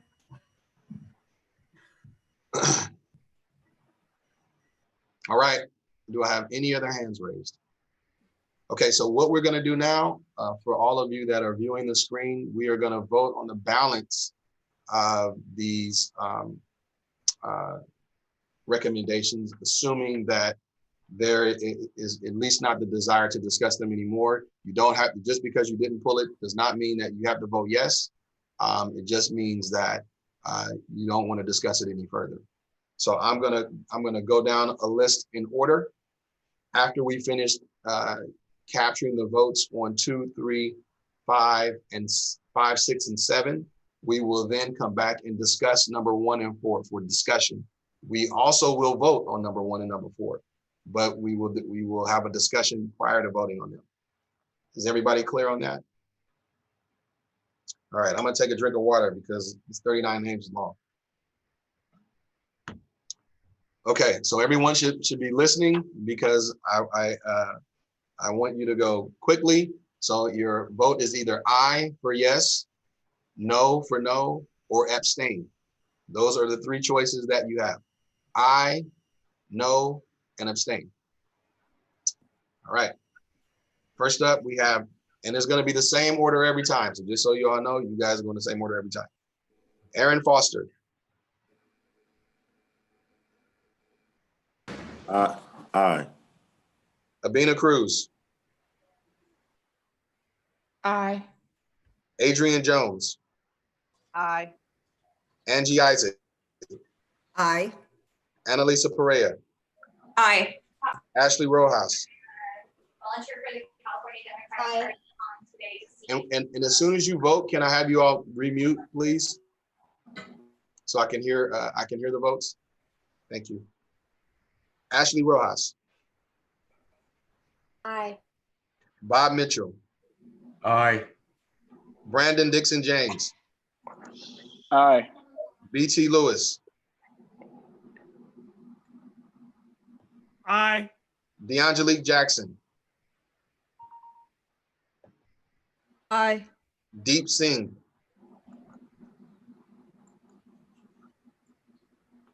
Do I have Deep on tonight?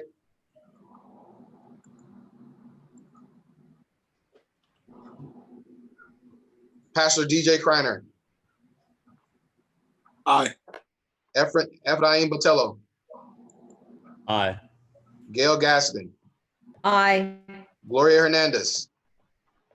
I on all of them, including the dropout ones. Greg Garner. Aye. Crisante Valencia. Aye. James Pitts. Aye. John Leal. Aye. Joseph Jones.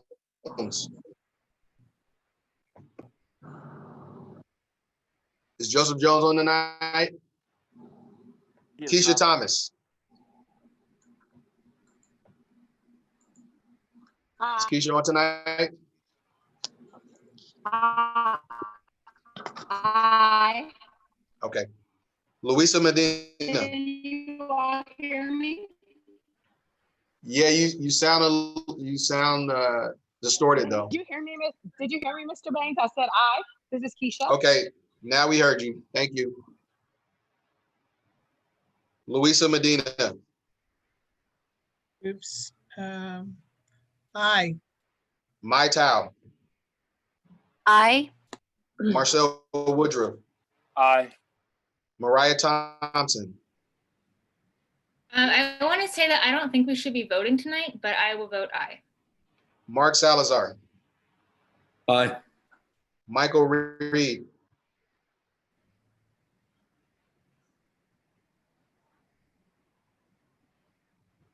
Is Michael Reed here? Oliver Baines, I vote aye. Pam Coronado. Aye. Randy Cooper. Aye. Robert Oliver. Aye. Rod Wade. Aye. Ron Manning. Aye. Sabrina Kelly. Aye. Sandra Celadon. Aye. Scott Bailey. Aye. Pastor Simon BSL. Aye. Todd Frazier. Aye. Genevieve Islas. Aye. All right.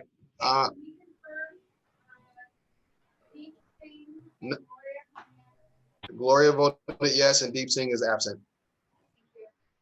Okay, thank you all. That was unanimous on those. So Sophia, if I can have, if we can make sure that the screen is reflecting so everyone can see number 1 and number 4 for discussion.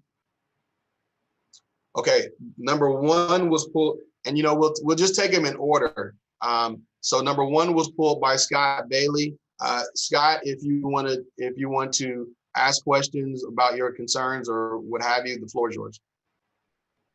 Yes, so this recommendation 1 is similar to, but slightly different from a recommendation for oversight model that's coming from our subcommittee.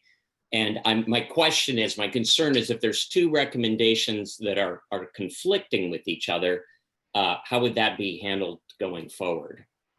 You guys work that out on your committee, you know, at this packaging phase, or how does that Yeah, happen? yeah, we will have to work that out, Scott. Sandra and I have talked a little bit about that. And I've shared with the committee that, you know, the work of the OIR and the Community Oversight Committee, the Civilian Oversight Committee, really was done in the Police Tactics Training and Policy Committee. So given that these two are competing, once we get to a state where, a moment where we have to reconcile that, Sandra and I will have to kind of reconcile that with our team and then ultimately with the commission. But yeah, these two are competing. This doesn't have nearly the detail that the one from your committee has, of course. So I think that we probably should put this to the side and then allow your committee to present and maybe even ask at that moment which model the commission wants, maybe to get rid of the confusion. Oliver, a question of clarification. You go right ahead.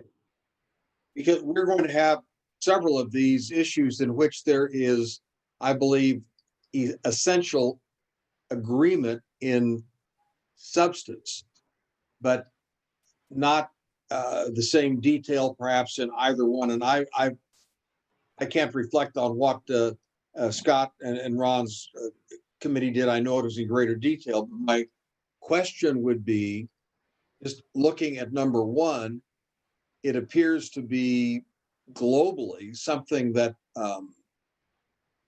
we would perhaps all be in agreement with. And I'm just wondering if Scott feels strongly that the detail of his committee is so inconsistent with the global look in number one that it requires a contrary votes on his committee's recommendation, which we'll get to, and this one, because this is, you know, this is a fairly global recommendation. So I'm asking my professional colleague Scott if he thinks this is so contrary that we can't blend them together. We can't accept them both, right? And leave it in the wisdom of the executive committee to put together something to go to the council. Yeah, I mean, I think that we may be able to approve both of these and let you guys work out the conflicts. I'll tell you, the only conflict that I see is that when our subcommittee looked at this issue, it was that the independent auditor is hired by the city manager, and we can't change that responsibility without changing the city charter. And we're looking for solutions that will work. And as much as I understand about this, is I think that if it's going to require a change of the city charter, it won't work.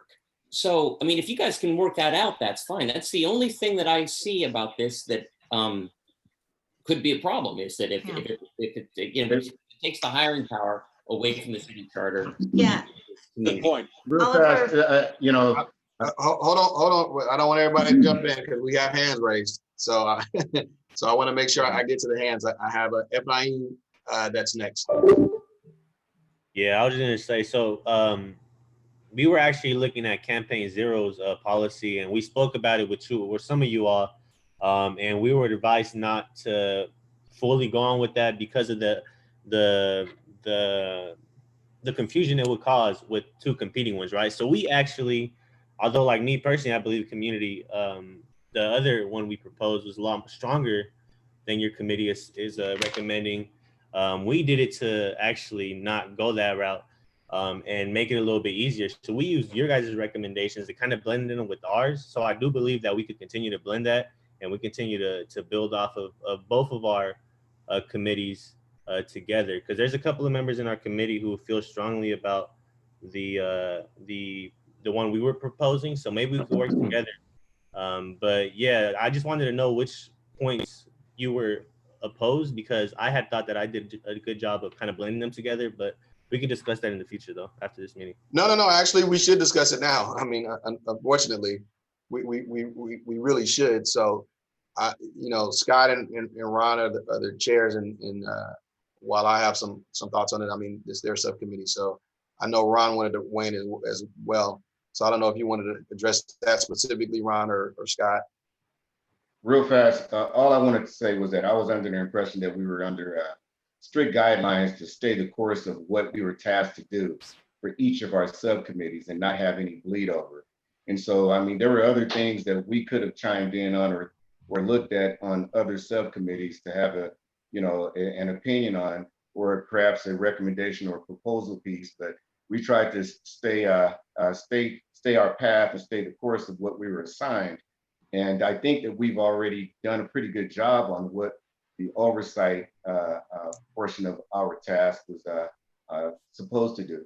And we haven't gotten to that part yet, but this right here is essentially a non-issue as far as I understand from the committee that suggested number one. I don't think that that's what they were, that was the job they were handed to do. But I think by and large, what we're looking at doing when we finally get to our proposal, they should be pleased with it, and there shouldn't be bleed over any need to merge what we've already done. Well, here's the thing, and I'm gonna let Scott answer Efrain directly, or because we unfortunately I did not realize that the committee was going to make this level of detail in the recommendation. Of course, I advised against it, and I talked to the committee. But yeah, this level of detail in this recommendation conflicts with another committee's. And I think that's where we're having the issue at. A high level recommendation, I think, was probably more appropriate in this sense, because I understand that the committee got input from the community, and they wanted to make sure that they're reflecting the input that they received, which is fine. But I think where they're getting into trouble with this particular recommendation is the level of detail they go into. But Scott, do you want to answer? You want to talk to Efrain directly as far as which issues? Well, it probably more than 90% of this recommendation and the recommendation we make is they're not mutually exclusive. It's kind of the same recommendation. I think we could probably vote yes on both and implement a joint plan, letting you guys work out the details. My only concern is the city charter part. Otherwise, I think we can vote for them both. That's my opinion. Okay, Simon, BSL. Yeah, I would just say that we initially brought a proposal. We were told that it was too detailed and to only bring proposals based off of the community input. And so with that in mind, we came back, did some work, and made sure that our recommendation was based solely off of the community input. And that's what we're putting forward. Gloria Hernandez. I'm just wondering, are we going to be doing this after every vote?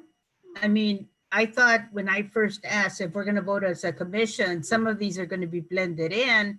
Are we going to blend them in now? Are we going to vote on them and then just move on to the next committee? It is already 7:28. Well, I hear you, Gloria, and I think that we've got to figure this out. It's not clear yet how we're going to do all of this, and I don't want to pretend like I have all the answers. So some of this stuff we've got to take case by case. And I'm looking at this one here, and while Scott is right that 90% of it probably is consistent with the subcommittee that I sit on, there are parts of it that are really inconsistent. So it makes it, and while I do think they could be blended together, ultimately in a final version, voting yes on this for me would be pretty much impossible because of the inconsistencies. And so I think that's where we get into the issue. In my opinion, is either if we all vote yes on this, then there's some expectation that the listening community is going to have that all of these elements are implemented, and I know for sure they can't be. So there's conflict between legally in the city of Fresno that just won't allow that model to be implemented, which is which is the problem. Well, Sandra, let me let you weigh in, Sandra, because I see your hand raised, and hopefully you're gonna yeah, save me. I think part of the process here needs to be that we need to go through each committee's presentation, right? Because then we can identify where there is overlap and then I think part of what would be really productive today, right, is let's go through the recommendations. It'd be easier to figure out which ones were like just no-goes. We're not going to move forward, because the idea is after tonight, we're going back to further, right, edit and condense, right? Because we did recognize that there would be overlap between the subcommittees. So I think that it would be helpful to go through all of the presentations. The other piece is that a recommendation could be that the city should amend its charter, right? While that's not, right, it's not a simple task, it's also not impossible. So I think if we recall during our first commission meeting, we talked about this is about dreaming and about really shifting the way that we do policing and the way that we approach safety in our community. And in some places, like in San Diego, they're going through a charter amendment in order to strengthen their oversight body. So I don't think it's a total impossibility, and that could just mean that we need to add some additional recommendations to make that happen. And this council can, right, propose a charter amendment, or the people of Fresno can, just like we proposed Measure P, right? We can go out there and collect signatures and we can shape the Fresno that we want. So I think that we shouldn't get bogged down on what we think is possible, because we didn't think Measure P was going to be possible. And yet, guess what? We did it, and we got 52% of the vote. I hear you, Sandra. I also want to make sure that we set the right expectation that the public has of us. With some of this stuff, it is really making sure that we deliver. And while I agree that a charter amendment is really possible, for sure, we know that the deliverable on that is really, really far down the road. So I just don't want to get too comfortable in working on things that we can't deliver to the residents who are really expecting for us to make some changes in the city. So, but I hear your point. Committee should decide together. I got Pastor Lewis, you're next. Okay, I just wanted to say something really quickly. I agree with Sandra. I think it should not be considered impossible to challenge the city charter. I think maybe this group doesn't have to do that, but we can make the recommendation that could happen if that's the way we vote. I personally don't think that the Office of Independent Review, which is if I remember, this is like our John Gliotta is like our third iteration, and it has not worked out well. And I think one of the reasons is that it's not independent enough. It should not be, in my opinion, under city administration. And so that's just Lewis's opinion, you know. And so the other thing I would suggest, Oliver, for tonight, I would say that, you know, it might be a good idea to take 1 and 4, but especially 1, since Scott's group is the one that since he pulled it, it might be a good idea to have our co-chairs meet with their chairs and kind of work out the language and represent it. Maybe our groups can come to an agreement if our chairpersons met together and tried to come to some kind of agreement. That's all. Genoveva Islas.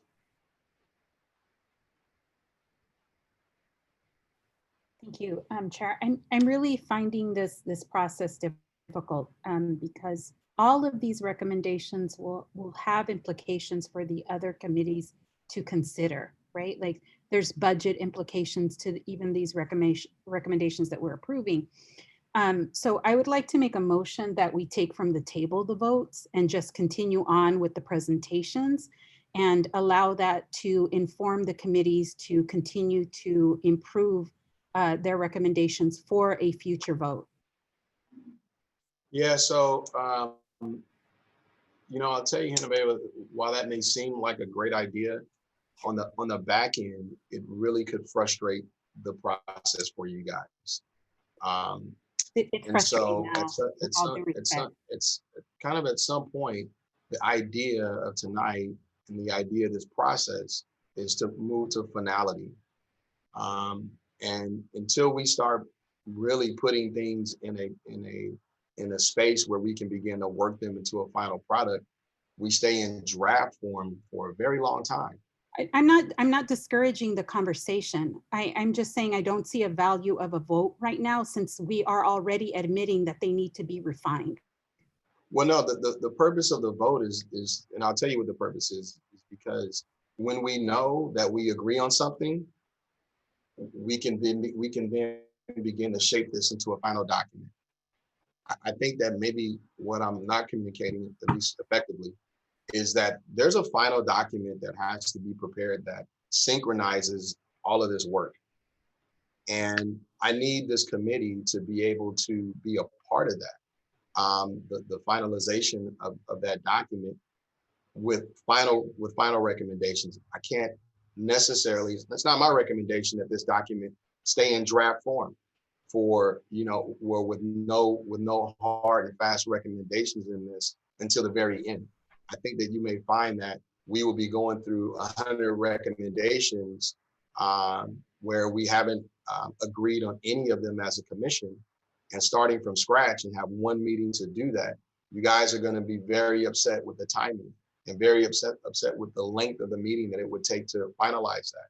I think that what I'm trying to communicate to you all is breaking this process down into chunks, taking the things that we agree on tonight as far as recommendations, moving them on to the next phase so we can have the entire team begin to work this into a document that has continuity so that when you read it, ultimately, you know what you're voting on.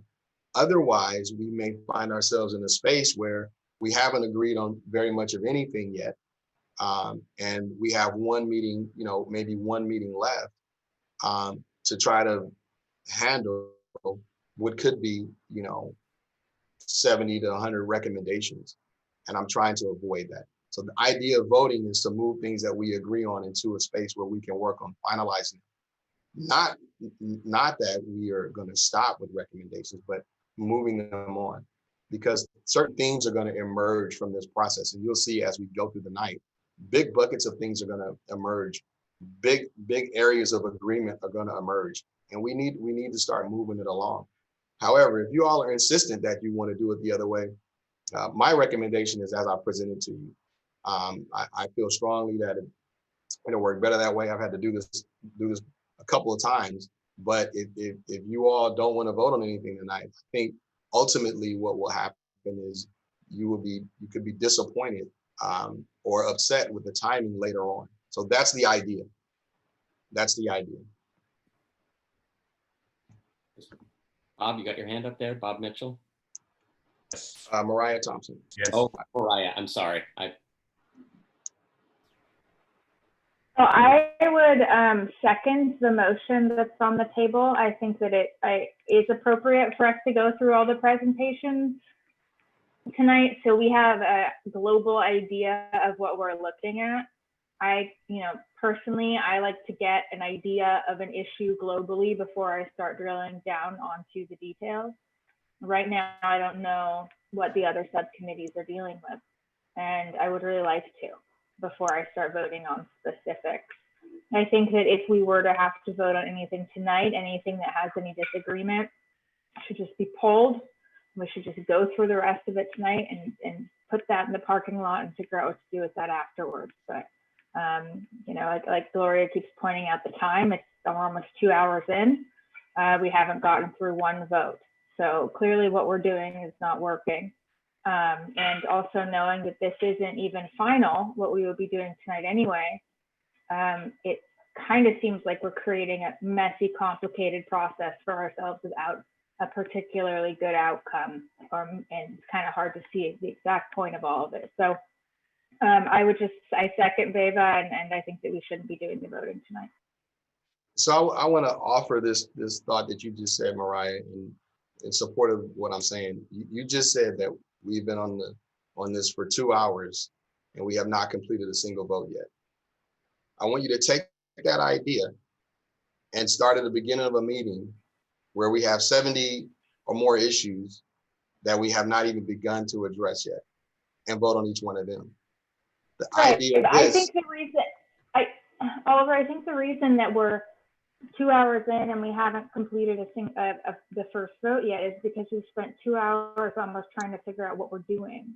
You know, we didn't have a process. You know, everyone's been confused. Like, you know, a lot of us are hearing about some of this stuff for the first time. It's not how some people thought it was going to go.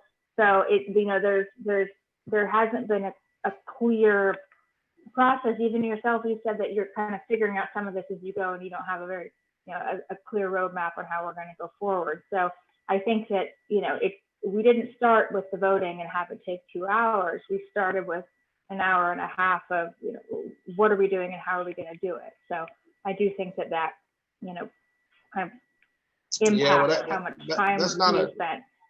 That's not 100% accurate. You know, we didn't, obviously we had almost an hour of public comment, and we had a pretty thorough presentation by the committee. So I don't want to pretend like we sat here for 2 hours trying to figure out what to do. It's not exactly what happened, but I just, if you're all insistent on it, I'm gonna let you do it. But like I said, I've done this a couple of times in my life. And what I'm proposing to you all is what I think gets us to the end better. But go right ahead, Louisa, you're up. I want to endorse the direction that Sandra put forth a couple of speakers before. I want to third the motion by Genoveva, and I also agree with Mariah's comments at this point. So I think that it's interesting to hear Scott's concern regarding this particular motion, or regarding this particular recommendation. But I was one of the panelists that interviewed the very first auditor that came into Fresno. I do not recall, and I'm questioning whether or not that auditor position was created by the charter. I don't recall that at all. My suspicion is that it was created by the city council. I don't understand what the hoopla is about this. I may have even been on the second time we hired the second person. It's too far back, I can't remember. I am interested in hearing, as we go through this process, I am interested in hearing what the concern, having each, where somebody doesn't fully agree, to hear that concern. But it's also helpful to be able to go through this whole thing and find out where committee members feel there's an overlap.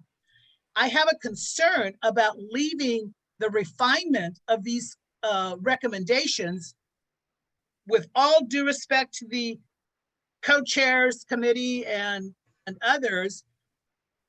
Committee members know why they came up with this. And if they're not in an opportunity to be able to have a discussion amongst themselves and go back, maybe it gets sent back to the committee after we hear what it is that the police tactics, the committee that Scott was on. You know, because we can be here debating this till midnight, absolutely, and we won't get over it. I want to know what the concern is on recommendation number 4, and I think we should move on and hear the rest of the recommendations.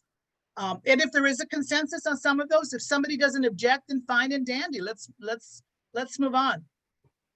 Well, this isn't the final vote. We got to. No, it's not. It's not. Well, yeah, but the idea wasn't to go back and re-vote either. So you're right, it's not the final vote, but the idea wasn't to come back and start at the beginning either. However, I'm taking all your input in. An idea is forming where I think we can move this along. But I'll wait to finish hearing from the rest of the group. DeAngeli. Yeah, I just wanted to talk about quickly a few things. There were a few comments made about our committee and the recommendations that we're submitting. And I just want to remind all of the other commissioners that are not a part of the community input subcommittee. 1, our meetings are open if you'd like to come and provide insight, because we still do have a whole month of data collection, honestly, more than a month of data collection that we have to go through, we probably will still be hosting meetings. So if you have any concerns about what it is we're presenting, please feel free to come to our meetings. Secondly, we did reach out to Scott's committee and we did ask them how they felt, and we did not get a very good or collaborative response back. So that's an issue that I think that, you know, everybody should be aware of. And third, we absolutely do have the ability to make recommendations because once again, as Simon said, we're making recommendations on behalf of the survey, the data that we've collected, and this data is absolutely valid. Once again, that report is over 100 pages, and I think we would be like just amiss to disregard these recommendations. I don't think we should be throwing any of them out. I think that just the comment of saying that this is not in our field is just not, it's not okay to say that. That's an insult to the 6,000 people that took the time to fill this out and to the 4,000 people whose responses were valid. That's just, it's just not okay to make that type of comment. And then lastly, with these recommendations that we have here, specifically talking about the Office of Independent Review, we want to just make sure everybody is aware that this is once again on behalf of the community. So we should not throw out recommendations that are on behalf of the community, and not just simply the 40 of us that are here, but on behalf of the 4,000 plus people who were valid in their survey and their responses that they took the time to fill out. That survey took about 20 minutes for people to complete. So please do not throw out these recommendations simply because you feel like they disagree with your own individual ideas. This is a compilation of, once again, 4,000 plus responses. And then lastly, we want to just make sure that everybody is just clear. In our meeting that we had where the independent reviewer came, he started talking about how he had all of these clearances and the ability to do all of this stuff that's not listed on the city's website. And you can go back and watch that recording where he said it's because he's former FBI and former police officer with the county that he has this access. That means that if we were to bring in another independent reviewer that was not a police officer, which in my personal opinion, I don't think it should be a police officer, that means they wouldn't have access to the same thing. So we really should be looking at amending the law as it currently stands and making sure that anybody who is in this position has the same clearances as those who are police officers or previous police officers. And then finally, it's important to note that this Office of Independent Review shouldn't even be under city management. Once again, echoing those that said this before, it doesn't make sense for that office to be placed underneath the city manager's office when the police department is also placed underneath the city manager's office. That alone does not allow for independence. So these are things that we should consider. Like, it shouldn't even be going through the city council. This is something that should be voted on by the community. And lastly, I just want to bring reference that the Oakland Police Department, their police officer association agreed and voted in or endorsed their city's call for a People's Commission on police reform. So this is not something that should be taken lightly. Everybody across this country, reminding you all of George Floyd, of Isaiah Marietta Golding, of the countless others that have died at the hands of police brutality. This is not something we should take lightly. And as Sandra said, if we can reform, if we can imagine and we can push our elected officials to do what's right and what's needed for our community, why would we choose to disregard that? Isn't that the whole reason that we're here? Open-ended question, and I hope that we can all agree that the reason we're here is to take into account these responses, to take into account what our community members are saying. Once again, 4,000 plus, if you take the 3,500 who marched alongside myself, and some of you are here today, please do not disregard these recommendations. If anything, we should be considering, and I'd like to make a motion on this, we should be considering having a meeting in 2 weeks, giving everybody time to refine their recommendations over the next week, and then coming together again to vote on them. I don't think that we should limit ourselves to having one more meeting as an entire commission, especially given your comment at the beginning of this meeting, Chair Baines, that we don't really need to be meeting so much as committees anymore. If that's the case, then why can't we expand this to make sure that we're meeting as a commission overall? I think by doing that, we could take the time to look at all of these recommendations and not just simply disregard one because somebody feels it's not with the right committee. Because at the end of the day, if we're all community members and we reflect the input of the community, then that means if we're the ones that are coming to y'all with valid data, then our responses, our data, our recommendations should be upheld. Like it was mentioned at the very start of this commission that our committee had, if not the most, one of the most important jobs out of every committee here. Please, once again, I'm going to reiterate, do not disregard these recommendations. And I'd like once again to reiterate that we should consider meeting again over the next 2 weeks. So let me bring everybody's temperature down. And I think we're far afield of where we need to be. So I'm gonna act as the chair of this group right now because I've really listened. Mr. Mitchell had his hand up. I'm talking right now, and I've listened with an enormous amount of patience. And to be very candid with you all, I'm trying to figure out a way to make this work. I really am troubled by the idea that it would be suggested that any person on this commission is not taking these recommendations seriously. It's deeply troubling to hear that. And I think we should be really careful with our words and what we're saying tonight. So I can tell you that I have deep confidence in every one of you as commissioners and how serious you've taken this effort. And to suggest for anyone to suggest otherwise is reckless. So, you know, these are all recommendations. Let me be really clear about what our job is. Our job, every recommendation, just because it was made, doesn't automatically mean that it's going to be accepted by this commission. This is a diverse commission with people with diverse ideas and diverse backgrounds. We all need to take a moment and pause and respect that. And I feel like some of that's completely being lost in this discussion. It's troubling me. So let me tell you, I keep reiterating to you all that don't have to put a final document together. You seem to just miss the fact that ultimately we have to put a document together that has some continuity and we have time limits. This is not a process that just is going to go on and on forever. There has to be a plan to bring us to the end. And so the plan put forth was to bring us to the end. You all I'm feeling like you're missing the fact that we need to go to the end. And I'm trying to get us there. And you all seem not to want to take yes for answers sometimes. So, you know, if you don't want to vote on anything tonight, at some point, I'm telling you, we've got to vote. You take it for what that means. If you guys don't want to vote on anything and have these discussions and continue refining and have a draft document until the last meeting is not where things get done, by the way. We need work to be done. So the process that I laid forth for you all and that Sandra and I thought through was so that work can be done to bring us to finality. It's not simply a matter of continuing to discuss.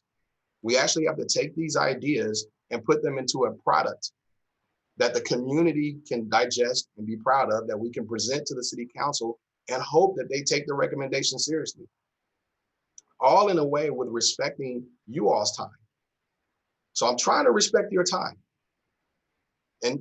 But not moving the process forward is not a great respecter of your time. Not allowing us to do work outside of the committee work and actually put the document together is not the best use of time. However, I am going to put this issue to a vote because there are a few of you that seem insistent on wanting to do it this way. I'm going to let you all vote on this against my strenuous objections, because I don't think you're understanding the process that it takes to get to the end. And I think that's being completely lost and misrepresented in this conversation. And frankly, it's frustrating. And I'm not a person that's prone to frustration very easily. So at this point, I'm not going to take any more comments on this. You know, Genoveva made a recommendation. I believe Mariah seconded it. We're going to vote on that. You guys don't want to do any voting tonight? I'm happy to go along this process and, you know, see how this works out in the end. But I wanted to explain to you what the idea of what we're trying to do, which seems to somehow have gotten lost in a whole lot of discussion. So right now we have a motion on the floor. I'm going to take that motion and I'm going to do a roll call vote and we'll go from there. So hold on, give me just a moment to set that up with Lillian.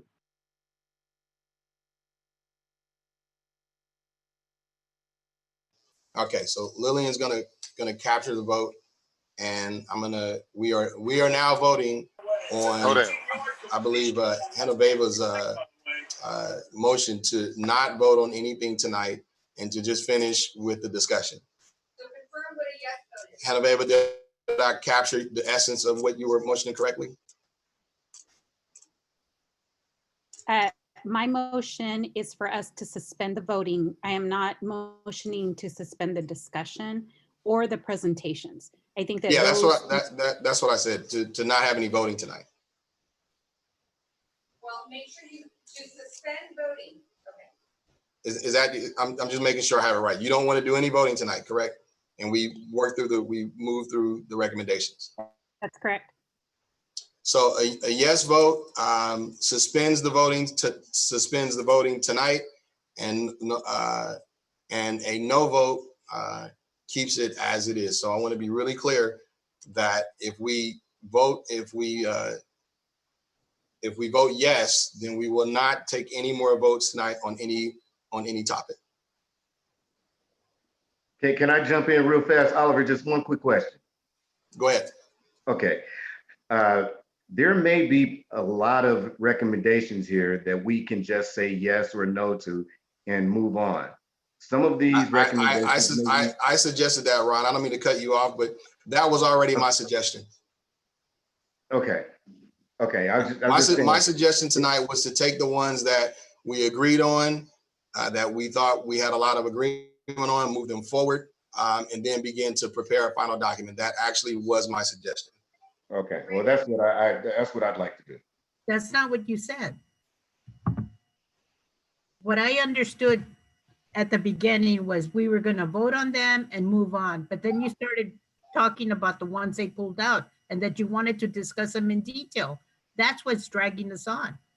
If we just vote on them and then the executive committee or whoever and the consultants blends them all together, we come back and then we vote on the final product. Okay, so we may be saying the same thing, but different. What I was saying was that should remain pulled out for further discussion later. We don't vote on it. Exactly. That's what I assume he was doing. We got into all this discussion, wasting time. Well, let me be really clear, okay? And obviously, I apologize for my lack of not being able to communicate effectively with you all tonight. The idea was I have a feeling that there are a number of things that, by and large, this commission probably agrees with that are recommendations. My thought was to move those ones that we agreed with on. I was trying to do it where we do it in a way where we didn't have to, we were going to try to vote them in chunks, so we wouldn't have to go through each and every single one and vote independently.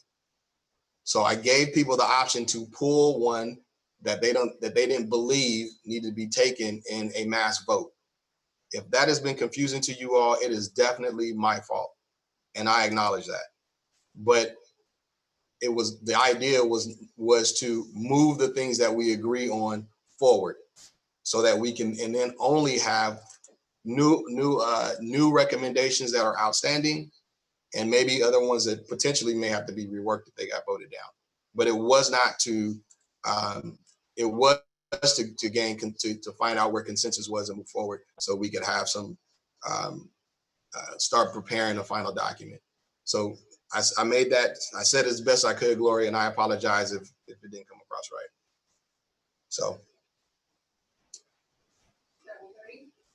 So are we clear on what we're voting on now? I'm gonna take three more.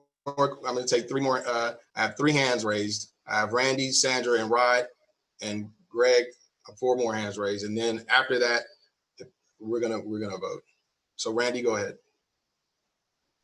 I know I came on the commission a little later after. Is it impossible to do electronically, hear the presentations, do electronic vote? Whatever is not a simple majority then get carried back to us and we just get over with? I still shake a finger, but it has to be a voice vote. Yes, there's a way to do that, Randy, and I just started on it too late. So for the next meeting, I think we'll have enough lead time to potentially be able to do that, where we can vote electronically. But no, I didn't have enough time to do that today. Sandra?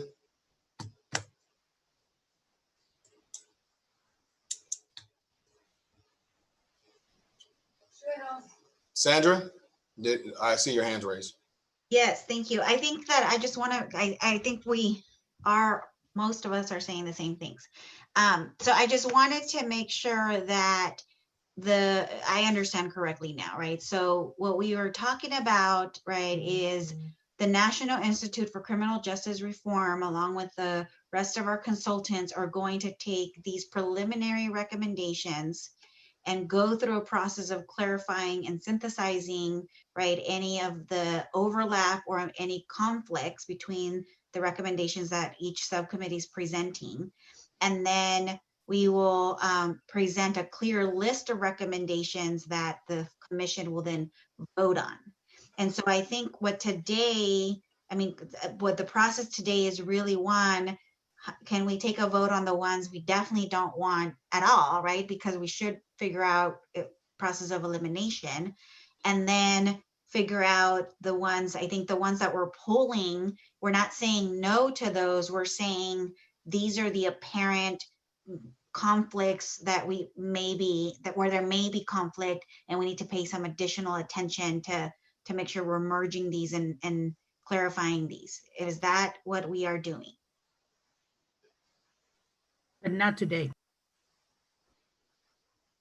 Well, but today we're essentially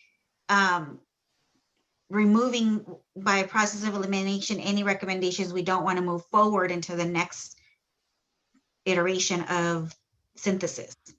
Yes, but the ones we pull, we shouldn't be discussing. Let the executive committee and the consultants and you all. Right, I agree. I think that that's appropriate. Yes, and then we can move on. Rod? Thanks, bro.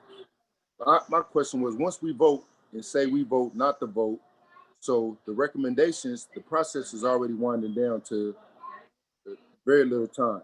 So if we vote not to vote today, what recommendations are they going to be moving forward with as far as the process? I understand what you're trying to do, vote on what we need to vote, see what the majority agree on, and then going forward with those, and then debating the other ones.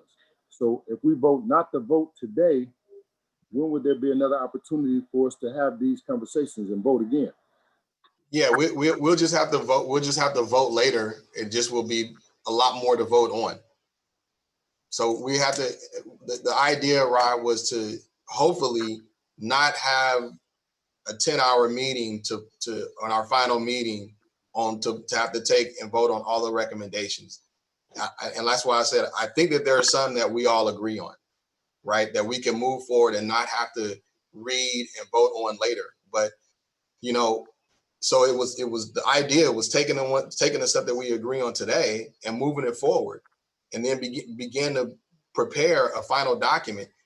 Doesn't mean that we won't vote on other ones later as they come in. Like, I know your group is still going to have things to do, have recommendations to make, and there could be some other ones, but there'll be much fewer ones. It won't be 100 of them at one time. It'll be fewer to vote on at one time. So that was the idea. We are going to vote on all this stuff at some point. It isn't like pushing the vote off today. All it is pushing it down the road. That's all it does, and it just makes for a longer meeting at a later time.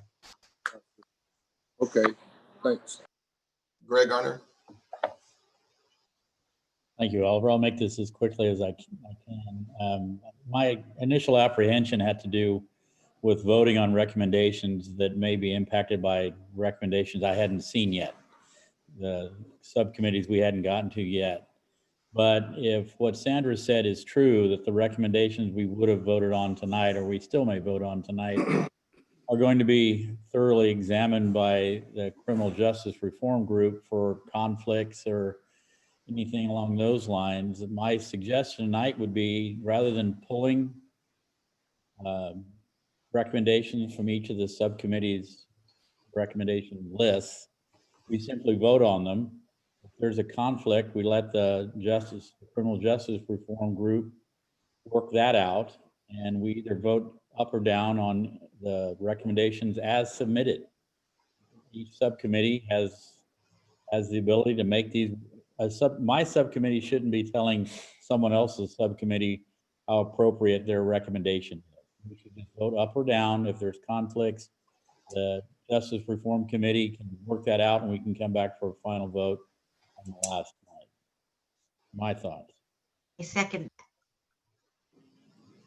DeAngelique?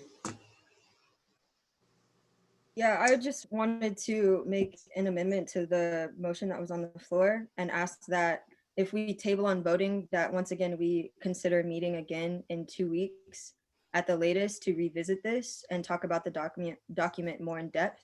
Once everybody has had a chance to review all of the recommendations as a commission, and we can flesh them out on our own as a committee and allow NICJR to do the same. I think we should strongly consider meeting again in 2 weeks. You know, I keep kind of hearing people say that they're seeing things that they haven't seen or they need. You all should have had an opportunity to review this. And I'm a little disappointed that I don't hear a lot of preparedness with the commissioners. These recommendations should not be new to any of you. No one should be seeing these for the first time in this meeting and having to decide on whether or not you agree with them. There should have been some work done beforehand, and these recommendations have been out since Friday. And you're a co-chair, I mean, you're a committee chair, DeAngelique, and you will remember in our chairs meeting, I made a strong point to make sure you communicate with your committees to tell them to read this report, because this is not the meeting to discuss the intensity and the idea of these recommendations. You all should have read these. Most of these recommendations come with findings that support why the recommendation came. This should not be like, oh my gosh, today I'm just seeing this and I don't understand. You know, because if that's the case, I don't know what 2 more weeks does. If you all weren't prepared tonight to vote on these recommendations, I don't know what giving another 2 weeks to come back and have another meeting like this, where I once again said, be prepared to vote. Be prepared to understand. You should be prepared to understand. This should not be new to us tonight. So I don't agree that we should meet again in 2 weeks. I don't want to meet for the sake of meeting. We need to do the work of this commission, and people should have been prepared to ask relevant questions tonight about a particular recommendation. But this is not a situation where any of us should have been seeing any of these recommendations for the first time. If I could add a point of clarification, and once again, just reminding the entire commission that our committee was not able to submit our final recommendations until recently, because we were not able to finish our data analysis given the time constraints and the gravity of our research. So I think that's the reason why I'm asking for that, because the other commissioners did not have the same due justice to review our recommendations and theirs the same way my committee members did. And I can say that I did review the recommendations in full. So once again, I'm just thinking as a commission overall. I'd also like to point out that when even discussing points of like clarification, as we see with the recommendations that we submitted, those are going to lead to discussions, which is why I do believe that we should meet more regularly, and then that would clear up a lot of the confusion that people have. So I would still like to put my motion to amend the motion that's currently on the floor, so to ask that we meet again in 2 weeks. Bruce? Thank you, Oliver. Interesting discussion. I think it's important to point out that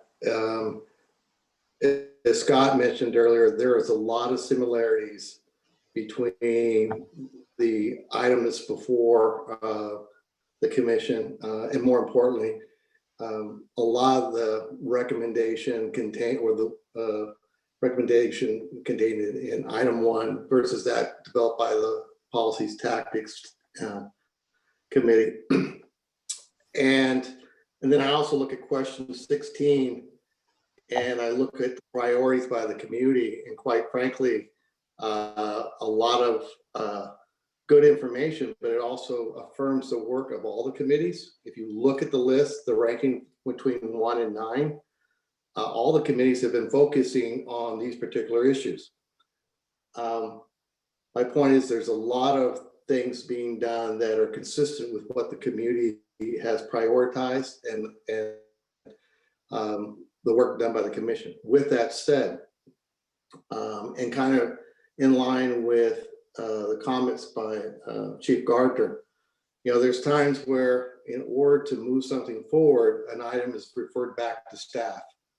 And it may be this case in which in conjunction with the National Institute for Criminal Justice Reform and the consultants, that we work on wordsmithing a recommendation that is potentially something that everyone can get behind, and that we present those amendments to the recommendations to the subcommittee chairs for their review. And that is then reviewed by the subcommittee chairs and then subsequently brought back to the full commission at a later date. So in the case of item number 1, we could take that as well as what hopefully the commissioners will be voting on later in regards to police oversight, and wordsmith that potentially to something that can be accepted by the entire committee later on. Thank you. Sabrina? Sorry, it's on mute. Bruce covered most of what I was going to recommend, so I yield my time. Thanks. Louisa?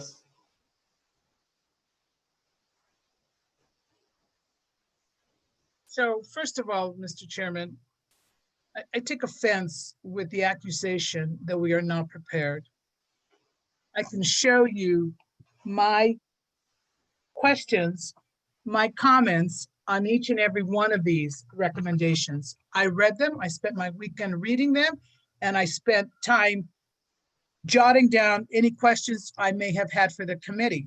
I'm not going to ask the committee any questions tonight. So don't offend me as a volunteer on this committee and say that we are not prepared. I think that we are more than prepared. I think what is not prepared here was this process that we're going through that we keep coming back to. It is not a satisfactory one, and it is one that you keep changing your position on, Mr. Chairman. I'm done. Mariah? I just exactly what Louisa said, so I'll yield. Mr. Chair, Mr. Chair. Yes. Mr. Chair, may I speak finally? I'm sorry, sir. I can't see your hand. I apologize. Well, nevertheless, Mr. Chair, I think there's been a motion on the floor and an enormous amount of discussion. I think there was a request for amend to the motion, which the motion maker did not approve. And I think to move the process forward, perhaps we should vote on that motion, then proceed as you feel we should proceed. To continue to discuss again and again is not going to solve the issues. I think we should vote on the motion, and if the motion is not to vote, then at least we can continue to have the presentations if that is what the commission body desires. DJ Kreiner? Brother Chair, Paul Mitchell said everything that I was going to say. I do want to say the job of chairing all of us, the job of chairing anybody is a tough job. I applaud you for tonight, even though it may not have gone or not going the way everyone wants it to go. I do applaud your patience, but I do agree with what Mr. Mitchell just said. There's a motion on the floor. Brother Chair, with all due respect, maybe we get that out the way, and then we can move forward to hear the rest of the presentations, and we'll take your advice as it comes, sir. Yeah, Mr. I hear Chair, you guys about the motion on the floor. I just have I have a lot of hands that are. I got you, sir. Yeah, and I just Yes, sir. I wanted to make sure that. Hello. I wanted to just make sure that I got everybody's comments in before we. Mr. Chair, Yes, I sir. called the question. Okay, I'm sorry. Who's that? Oliver. I call the question, Oliver. Okay. All right. Well, there's also an amendment to that question. Does the motion maker want to take the friendly amendment? So just to make sure I'm understanding, the amendment is that we suspend voting, we listen to the rest of the presentations, have the appropriate discussion, and then reschedule a meeting for a vote after the recommendations have had time to be refined. Is that what I'm understanding? Yes, that was my amendment, and I gave a timeline of 2 weeks. I approve. I agree to the friendly amendment. All right. And we're going to vote. Aaron Foster, What's his nay? no. No. Abina Cruz, No. Adrian Jones, Oh. Angie Isaac, No. Annalisa Perea, No. Ashley Rojas, Yes. Bob Mitchell, No. Brandon Dixon James, No. BT Lewis,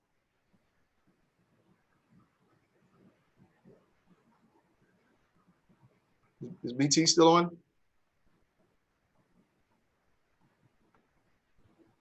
DeAngelique Jackson, Aye. she said aye. Pastor Kreiner, No. Ephraim Botello, Aye. Gail Gaston, No. Gloria Hernandez, Yes. Greg Garner, No. Crisante Valencia, Aye. James Pitts, Abstain. John Liao,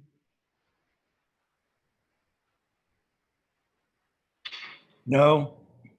Keisha Thomas, No. Luisa Medina, Yes. Mai Tao, Aye. Marcel Woodruff, Aye. Mariah Thompson, Aye. Mark Salazar, No. I vote no. Pam Coronado, Aye. was that I? Yes. Yes. Randy Cooper, No. Robert Oliver, No. Rod Wade, Abstain. Ron Manning, No. Sabrina Kelly,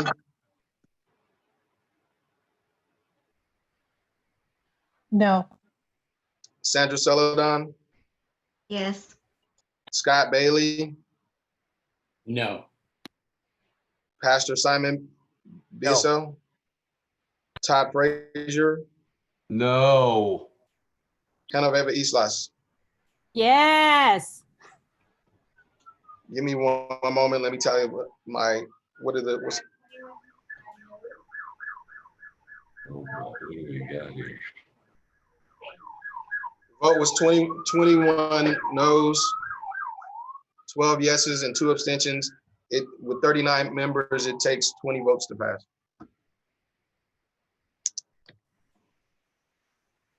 So although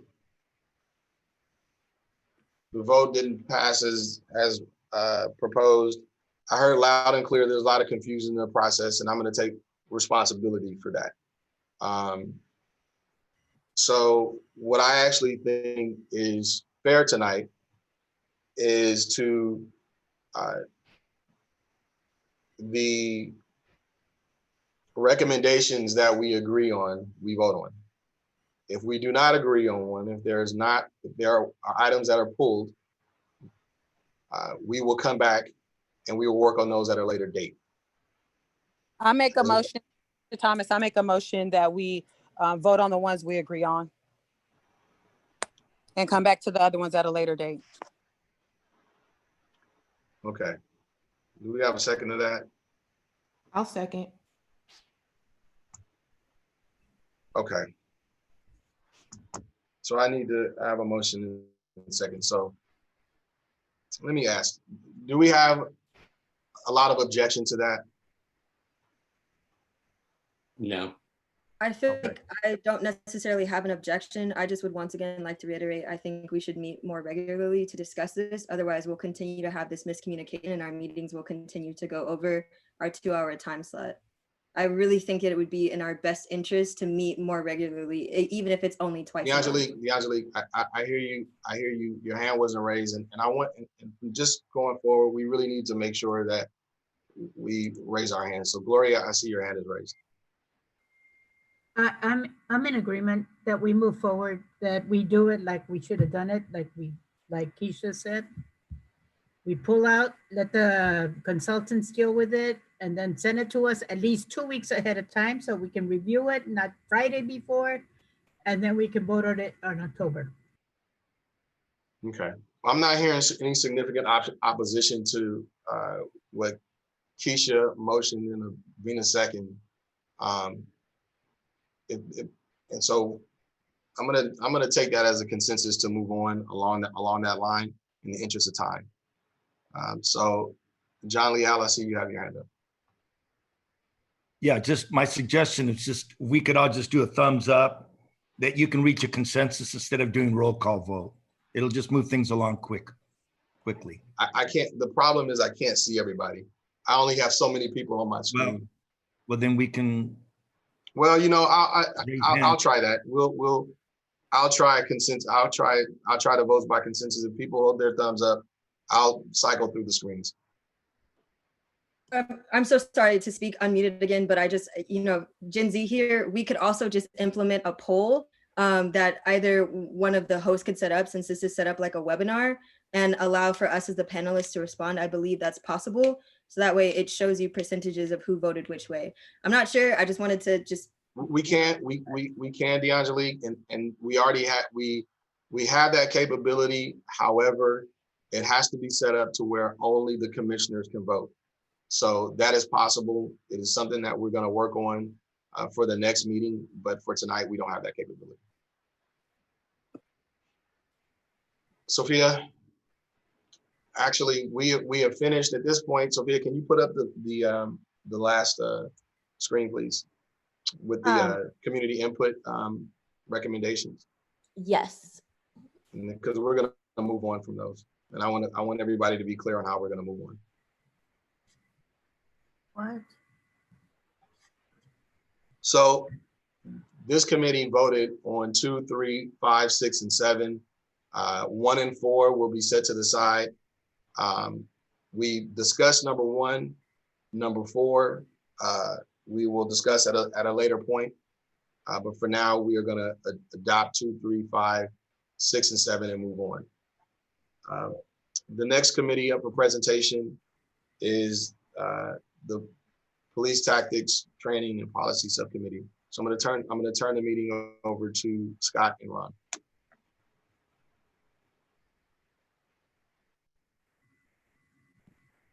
All right, guys. Give me just a moment here. Didn't expect to get handed this so quickly.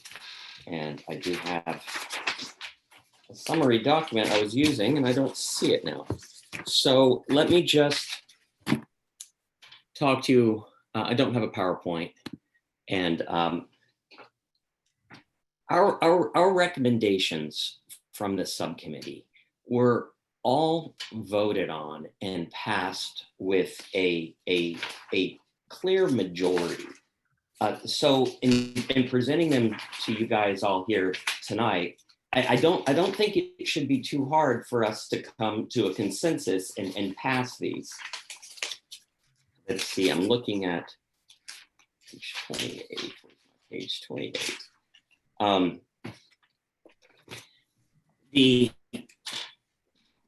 The only one that I think that we're really talking about, I mean, we talked about having officers, alternative resources to respond to calls of a nonviolent nature. We talked about the mental health recommendations last time. Those recommendations are there again. I don't think we need to talk about all of those again. We've made recommendations to apply consistent discipline. We're making recommendations to try to improve the culture within the department by employing surveys. We're making recommendations for hiring. We've talked a lot about trying to get a police department that reflects the population that it serves, that reflects the populations that it's responding to. And we're talking about very narrow differences. But the biggest one we're talking about tonight is the one involving oversight. And we heard the Office of the Independent Auditor, who is employed through the city manager, came and talked to us. And we think that one of our recommendations is that he should have an enumerated power to use subpoenas, even though he says he doesn't need it. We want to see that there in writing.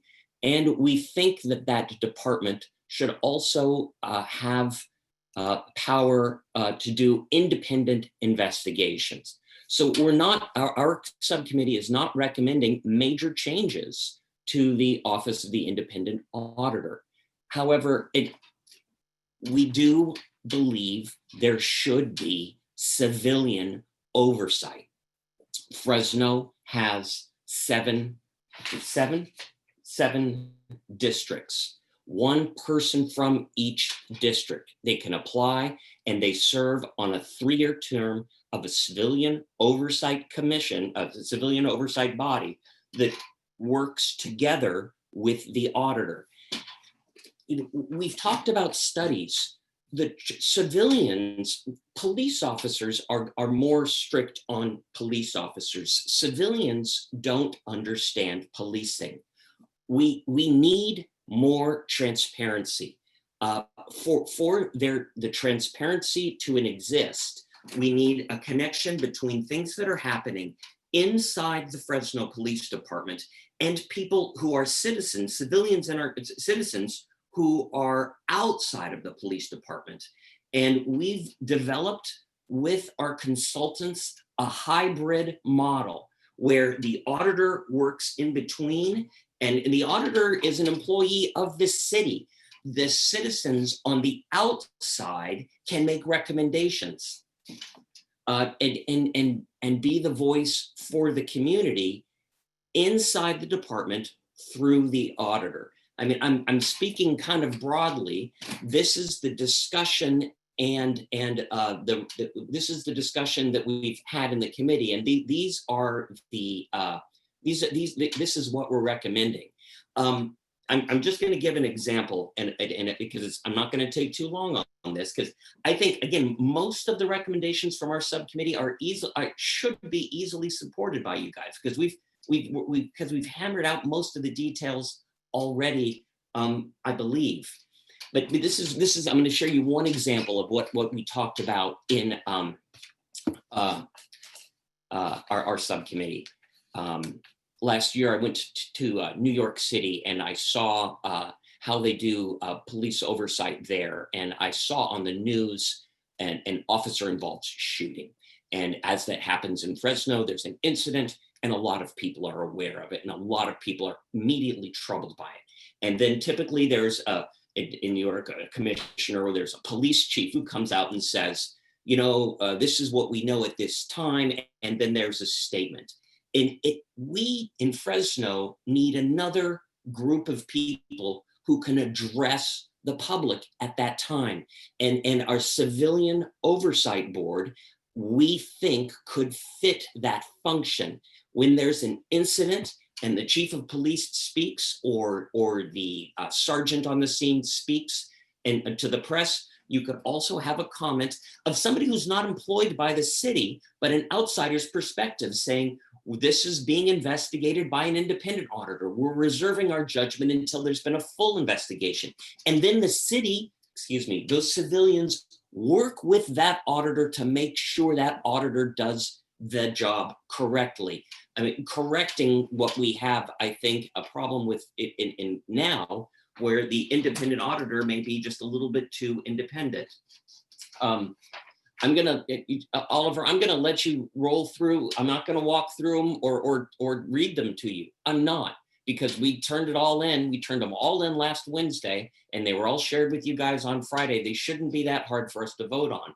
But I think that we can have an agreement on many of these recommendations. Ron, you're my co-chair. Ron, if you got any stuff to to add, feel free. No, I'm ready to move on. All right, I'm gonna ask Sophia. Sophia, if you can put those, get to the recommendation section in that document. And I'm gonna read I'm assuming folks have read the findings, so I'm gonna read the recommendations as we go through. And then should someone have a problem with the recommendation, then just let me know and we will pull that out and it will not be voted on tonight. So recommendation number 1 is to adopt the following hybrid model of police oversight with an augmented Office of Independent Review and a more robust civilian oversight board. Sophia, if you can move the recommendation number 2.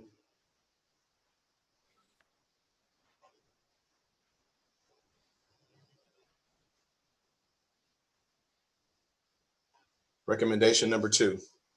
The subcommittee agrees that city police should not be dispatched for calls relating to mental health or behavioral issues of a non-violent nature. The subcommittee further agrees that the city should increase reliance upon behavioral health and train medical professionals to respond to such calls. The city council should form a working group to use the remaining 2 years of the CIT contract to look into developing a new model for responding to calls with a behavioral or mental health component tailored to the particular needs and resources available in Fresno. Subcommittee recommends that the city develop specific training for dispatchers to recognize calls with a mental or behavioral health component in coordination with the new crisis intervention approach. Recommendation number 3. Recommendation number 3. The preamble to the policy should state, and this is talking about use of force.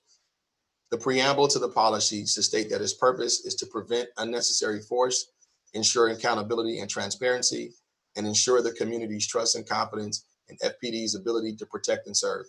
It shall be the utmost priority and mission of the Fresno Police Department to protect and serve all individuals of Fresno and to respect the inherent life, liberty, dignity, and worth of all individuals by preserving human life and minimizing physical harm and reliance on use of force, and by conducting their duties without prejudice. Fresno Police Department Policy Manual, in particular, 300 use of force and other force provisions and training should be updated to reflect these concepts. We have a minority recommendation that says additional language should be inserted about protecting the safety of officers. Recommendation number 4, the City of Fresno Police Manual should be in compliance with state laws. Recommendation number 5, law enforcement officers of the Fresno Police Department shall only use physical force when no other viable option is available. In all cases where force is used, only the minimum degree of force which is necessary shall be employed. The minimum degree of force is the lowest level of force within a range of what is objectively necessary or reasonable to effect an arrest or achieve a lawful objective. To further the aim of minimal reliance on force, all law enforcement officers must carry on their person at all times at least one less lethal weapon. I'm not going to read the minority recommendations because we're not voting on those. Recommendation number 6, the use of force policy 300 should be modified to require the use of de-escalation techniques as specified according to SB 230. Recommendation number 7, the use of force policy should state that deadly force may only be used for the protection of human life. The policy should list factors to be considered in the use of force, but not limited to the level of threat or resistance presented by the individual, the risk of escape, the conduct of the individual, whether the individual appears to be having a behavior, medical, or mental health crisis, the availability of less intrusive force options, the time available for a law enforcement officer to evaluate the situation, and proximity of the individual to a deadly weapon.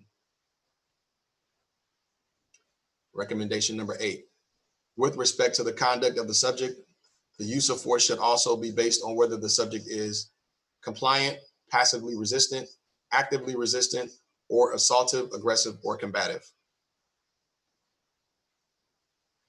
Recommendation number 9, the Fresno Police Policy Manual should be amended to provide that an officer's use of deadly force will be assessed in light of the officer's tactical conduct and decisions leading up to the use of force. Where possible, verbal warning shall be given before the use of deadly force. Deadly force may not be used to prevent an individual from self-harm where that individual does not pose an immediate threat to others. Recommendation number 10, officers shall not reach into already moving vehicles. Recommendation number 11, chokeholds, strangleholds, lateral vascular neck restraints, carotid restraints, chest compressions, or any other tactic that restrict oxygen or blood flow to the head or neck in any circumstance shall be considered deadly force. To the extent that these tactics are not prohibited by local or state law, they shall only be used in circumstances where deadly force will be authorized. The Fresno Police Department Policy Manual 308.2E authorized use force options. It sounds like we missed something there, Scott. I think it just said should be updated. Okay. Right. Okay. Comply with recommendation 11. I'll insert that on the back end. Okay, got it. Recommendation number 12, recommend the new Civilian Police Oversight Board develop surveys and other means of assessing the culture of the Fresno Police Department and attitudes of individual police officers in a way that is objective, accurate, and credible. The survey should use some metrics that were used in past surveys so you can collect data over time. Use third-party experts to assist in the development of additional tools and metrics for evaluations. C, the subcommittee shared the concern of how to get candid feedback on cultural issues. Some subcommittees suggested the use of police officers or ex-police officers ask the survey questions. Attitudes towards police officers should also continue to be measured on an ongoing basis. Such surveys should also continue to elicit input regarding the appropriate role of policing in the community. Analysis of the above studies should be conducted with a recognition of the underlying societal difficulties that police are asked to address. Recommendation 13. New and existing police policies and procedures must be enforced within the department equally and consistently. There should be an audit on an annual basis from the Office of Independent Review and the Civilian Oversight Board to ensure compliance. Discipline. The city should seek to eliminate this provision, 340.9. When the MOU is open for negotiation, the city should not allow officers to use paid leave in lieu of suspension. Recommendation 15. The department should develop a more robust system to identify patterns of behavior by individual officers that suggest the need for intervention or additional training.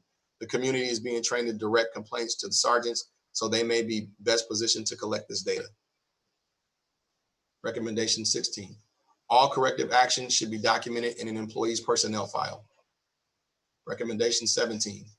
Should add additional language that clarifies how complaints of discrimination against a member of the public, whether reported by the public or by a witnessing officer or other employee, will be evaluated and disciplined. Recommendation 18. Victims of discrimination must be provided the same options for reporting that are provided to witnesses of discrimination. Reconcile discrepancies between 328.3.1 and 328.4. Recommendation 19. Eliminate all references to misunderstanding or lack of communication in policy 328.4. Of course, misunderstanding or miscommunication may be a defense to an allegation of discrimination, but policies generally do not suggest on their face defenses to a violation. Recommendation 20. Investigation should be completed within 6 months unless the incident is of a complex or difficult nature that will require additional time to be investigated. Recommendation 21. Documented reprimands should remain in the employee file for 3 years and be removed thereafter. The decision to remove them from a file should not be discretionary. Recommendation 22. Policies regarding the investigations of such internal complaints should be updated to emphasize the need to complete such investigations in a timely manner. The use of outside investigators should be considered where there is a reasonable concern regarding impartiality or conflict. Utilization, can you scroll back up just a little bit? Utilization of alternative resources. Recommendation 23. Fresno patrol officers should not respond to low-risk non-criminal calls when possible, respond to victims of property-related crimes where the crime occurred more than 24 hours before the call, respond to routine calls, i.e. non-violent, to homeless encampments or involving unhoused individuals. Patrol officers should prioritize investigating and responding to violent crime. Recommendation 24, recommend that the city prepare an equity in recruiting, hiring, and promotions plan to determine and adopt best practices for a diverse police department reflective of the Fresno community. The Civilian Oversight Board should develop this plan in consultation with third-party experts and staff. The city should provide an appropriate budgetary commitment for contracting with the third-party expert to improve outreach and support efforts. The Civilian Oversight Board should measure how effectively this plan is being implemented using specific metrics included in the plan, and include this analysis as a consideration in the evaluations of the police chief. A, develop demographically specific approaches to professional advancement. B, create a 20-year data set that tracks women and men by race in police leadership positions relative to the police population as a whole in FPD. C, set realistic 5, 10, and 15-year targets for shifting the composition of leadership based on the above data compliant with state law. D, examine the evaluation tools and process for evaluating officers for movement and rank. See examples of bias interrupters used in managerial positions. Recommendation 25. If there are conditions at the Fresno Police Department of requirements that have tendency to deter female applications or discriminate against females, they should be remedied. Recommendation 26. Continue to work with Fresno State, Fresno City College, and other local educational institutions to expand the appeal of policing and understand the students' perception of FPD. Recommendation 27. Civilian Oversight Board should conduct a review of all aspects of and make appropriate public recommendations on the hiring process that may prevent otherwise qualified applicants from joining the force. Recommendation 28. The Civilian Oversight Board should review the promotional process to ensure diversity throughout the ranks of the organization. Recommendation 29. Scott, I'm gonna let you talk a little bit about recommendation 29. Because I think this is the one where we asked we wanted to, and you know, candidly, we should probably wait for this one. With this chief, the chief decision, whether this Civilian Oversight Board, yeah, we'll probably should decide what we do with the Oversight Board first. Yeah. Those are the 29 recommendations from the committee. And so now I'll ask, do we have any of those recommendations that we believe should be removed? And okay, Simon BSL, I see your hand is raised. I'd like to pull number 1. Okay, so let's take number 1 out. Ashley Rojas. I'd like to also pull number 1, number 2, number 15, 21, 23. Oh, sorry, do you mind going a tiny? Can you go a little slower so we can make sure we get them out? So I know you have number 1. You said number 2 as well. May I ask who's speaking? Ashley Rojas. Thank you. It's number 1, number 2, number 15, 21. 215, correct?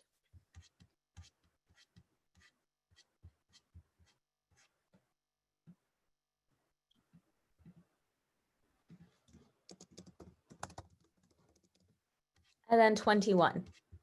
Correct, and 23 and 27.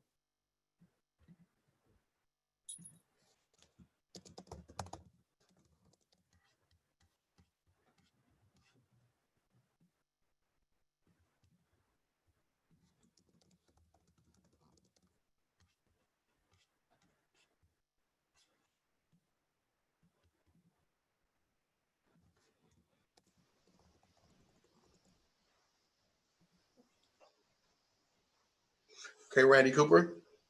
Yeah, all these numbers, I think it was number 5, the use of force policy, about the minimal use of force.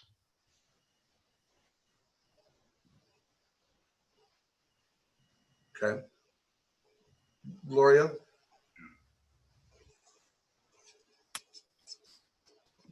Gloria Hernandez. What happened to the recommendation that we approved in the initial the last commission about not reaching into moving cars.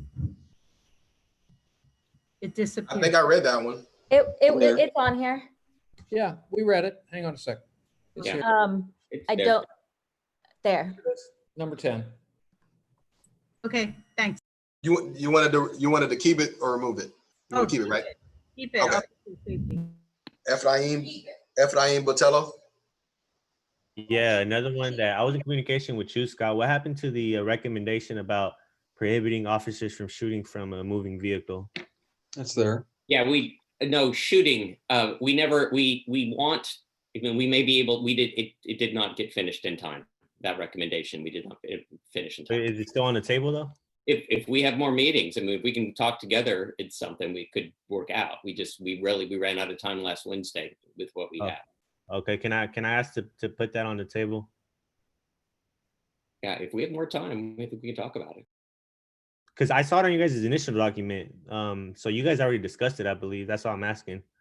So I just want to make sure that recommendation is still on the table. But I don't see it on this document. It's not in this current package. I mean, we would have to add it. We can add it. Did I hear that right? We're talking about prohibiting an officer from shooting from his vehicle? Well, we're not talking about specifics. This is the topic that we haven't talked about in our subcommittee. And so if No, we did talk about it because I reminded you guys about the shooting on Black. Well, here's what we'll do. I think if I understand Ephraim correctly, he'd like for that to be considered. Is that right, Ephraim? Yeah, I would like it to be on this document recommendations. Okay, so Scott and Ron, just make a note of that, and then we can revisit it. Judge Oliver? I think I lost track. There were a couple that had minority recommendations. I know at least one of them has been cited, but I would like any recommendation that has a minority recommendation to be pulled for further discussion. Well, we're actually not voting on the minority recommendations because they didn't actually make it out of our committee. Well, but you just want to pull them out and talk about them? Yes, sir. Yeah, if the okay, direction so Sophia, was, can you what do that? We wish pulled. I wish pulled any recommendation to which is attached a minority report.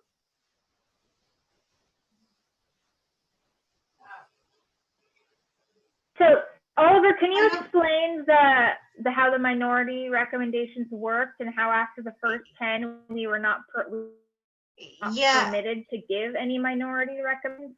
Because otherwise there would have been minority recommendations on probably all of them, but we weren't permitted to do it after the first 10. Yeah, that's a point of order, Oliver. Wait, what? I'm sorry. What is I couldn't quite hear the question. What was the question exactly?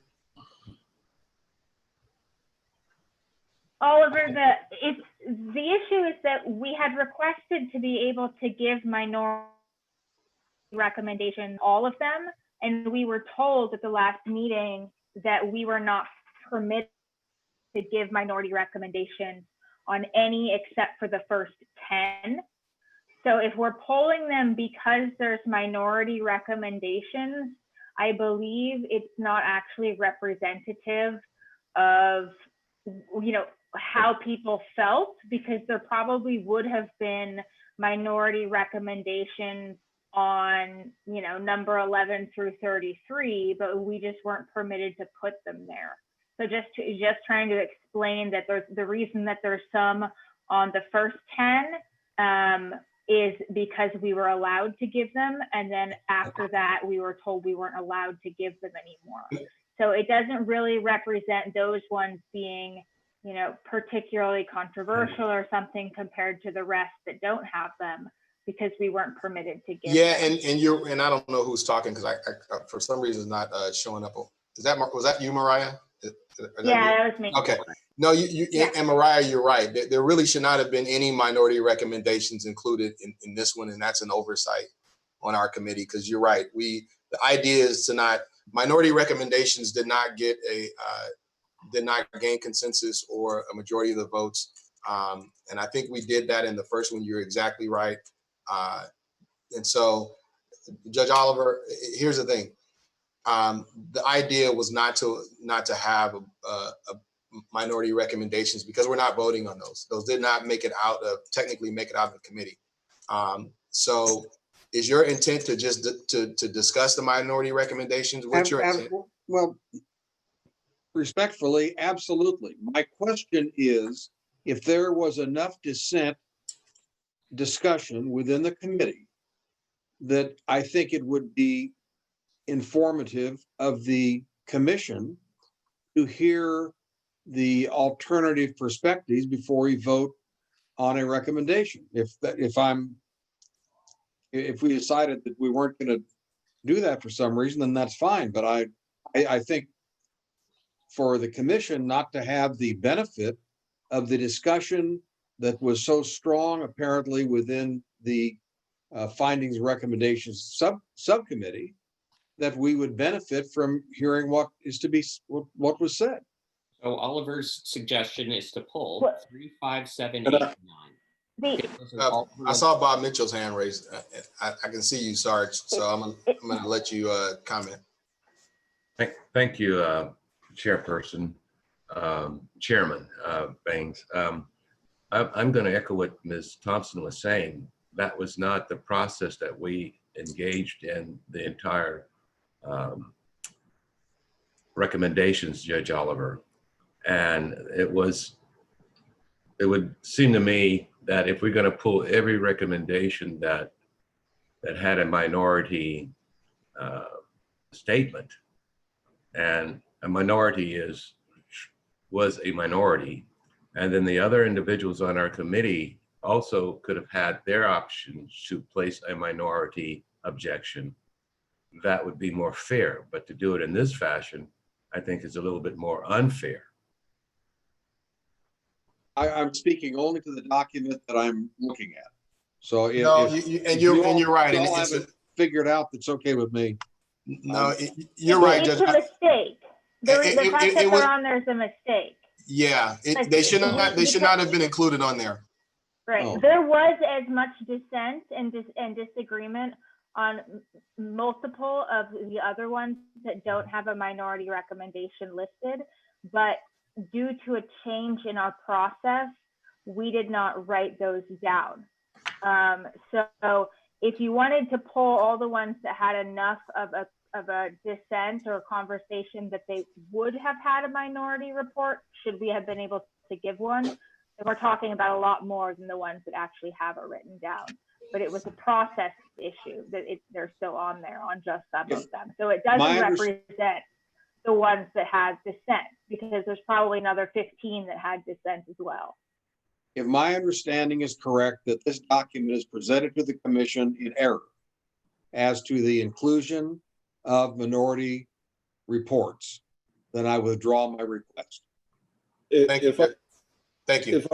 If I might speak to the judge, just be advised that some of those minority recommendations come from just one person out of 10 or 11. So just to put that out there. My comment stands. We as a commissioner are looking at what is before us. I'm hearing that the evidence the recommendations presented for consideration inappropriately included minority reports or recommendations in items 1 through 10. If that is the correct understanding, Scott and Ron, then I withdraw my request. Yeah, I think that's correct. Perfect. Thank you. Thank you. Thank you. Sorry about that, Judge Oliver. That is definitely the fault of this document. Greg Garner. Thank you, Oliver. Can you put up recommendation 3? It's been so long, I want to make sure I'm citing the right one. Is that the one about the policy itself, the preamble? Yeah, I want to pull that one. Okay, it's been pulled. I think But that it was was withdrawn, so now it needs to be pulled again. Yeah, Oh, wait, no, Ashley Rojas pulled it as well. okay, my bad.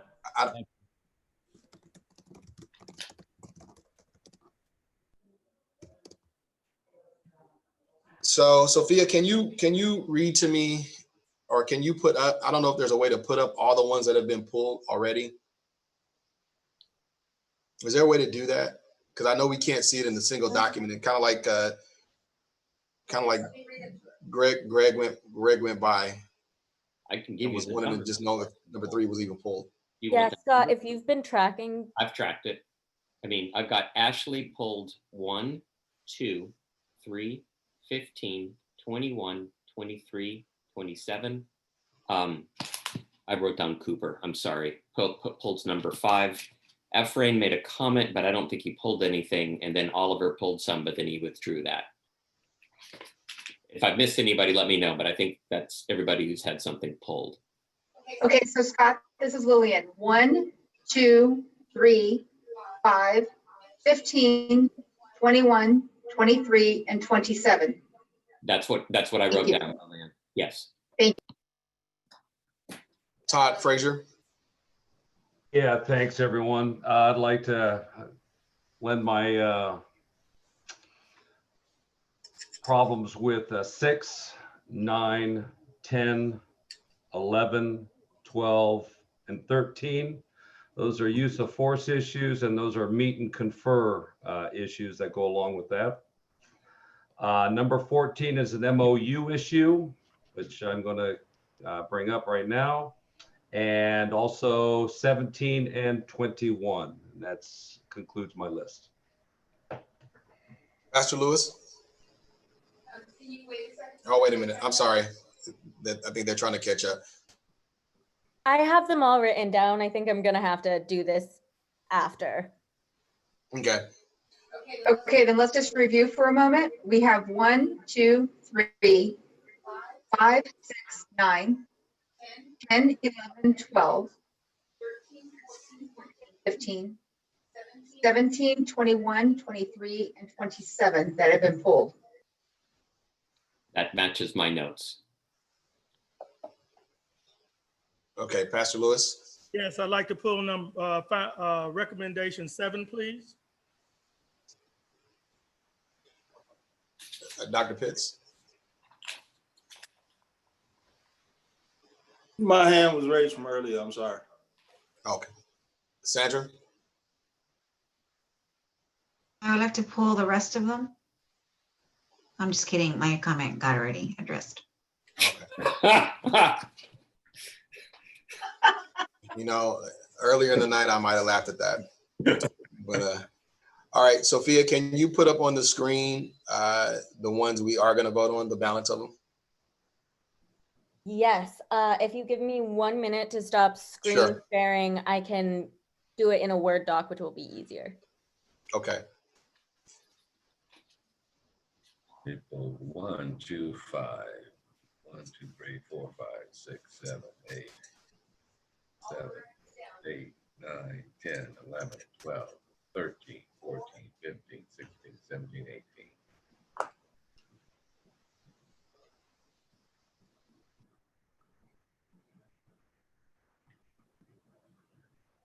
Bob, you're not muted in case you didn't notice. I did when I looked around and I'd be got. Would you like them to be shown in strikeout, or would you like them to actually be deleted? Strikeout is fine. Great.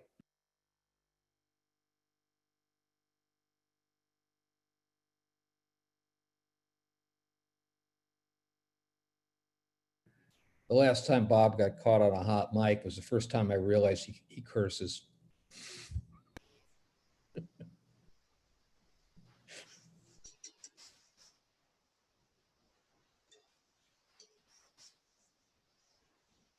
Can I read this to everyone?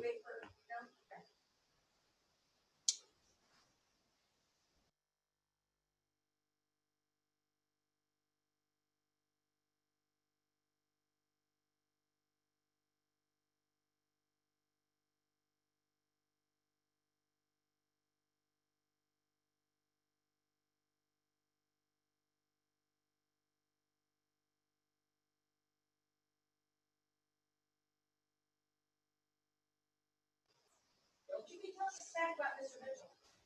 He's my person.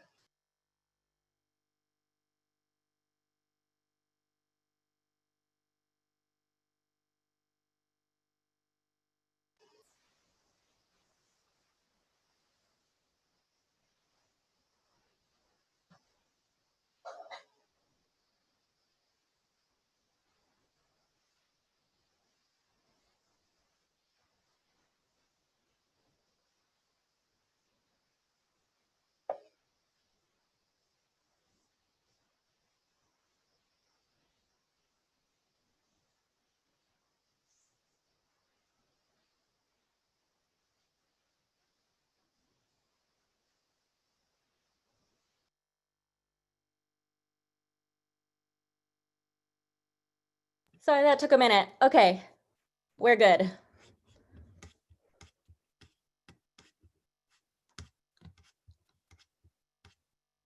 So the first one it looks like is, oh, 4. Well, actually, I mean, we're not going to vote on them individually.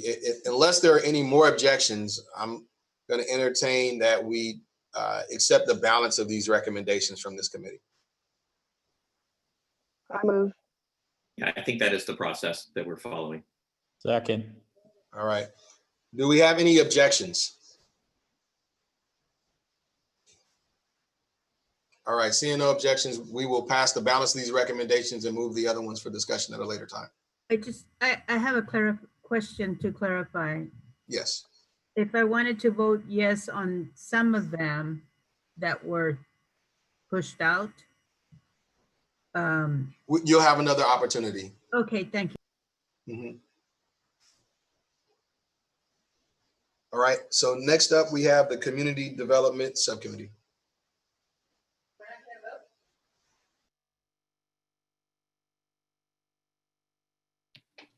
So I think Aaron Foster, you're up.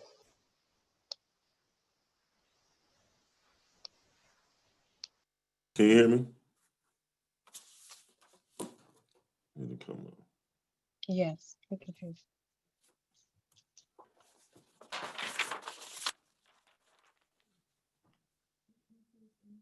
you. See it. I'm in charge of the Community Development Subcommittee. The primary function of this committee, development subcommittee, shall be to explore and design ways in which communities can enhance public safety beyond policing, excuse me. So our subcommittee worked on some recommendations. Sabrina Kelly is our recorder, and she's going to run us through some of the things. Excuse me. Yep. You ready, Sabrina? I'm ready. Can we go back to the previous slide just so I can level set of what the primary function of our subcommittee is?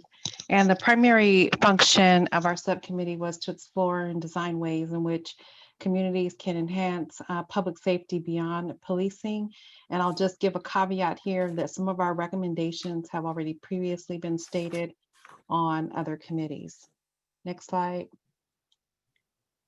So to give you an overview of our teams, we broke our subcommittee down to research teams so that we could gather evidence-based practices through research, but also we interviewed subject matter experts, and we broke our teams down into 3 teams, with the first team focusing on mental health and homelessness, public safety response in the current model, looking at an integrated public safety model, and also restorative justice.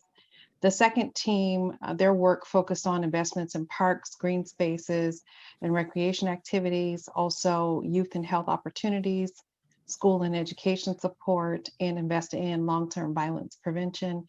And then the third team focused on equitable opportunity. And I just want to say that this recommendation is still in process. Next slide.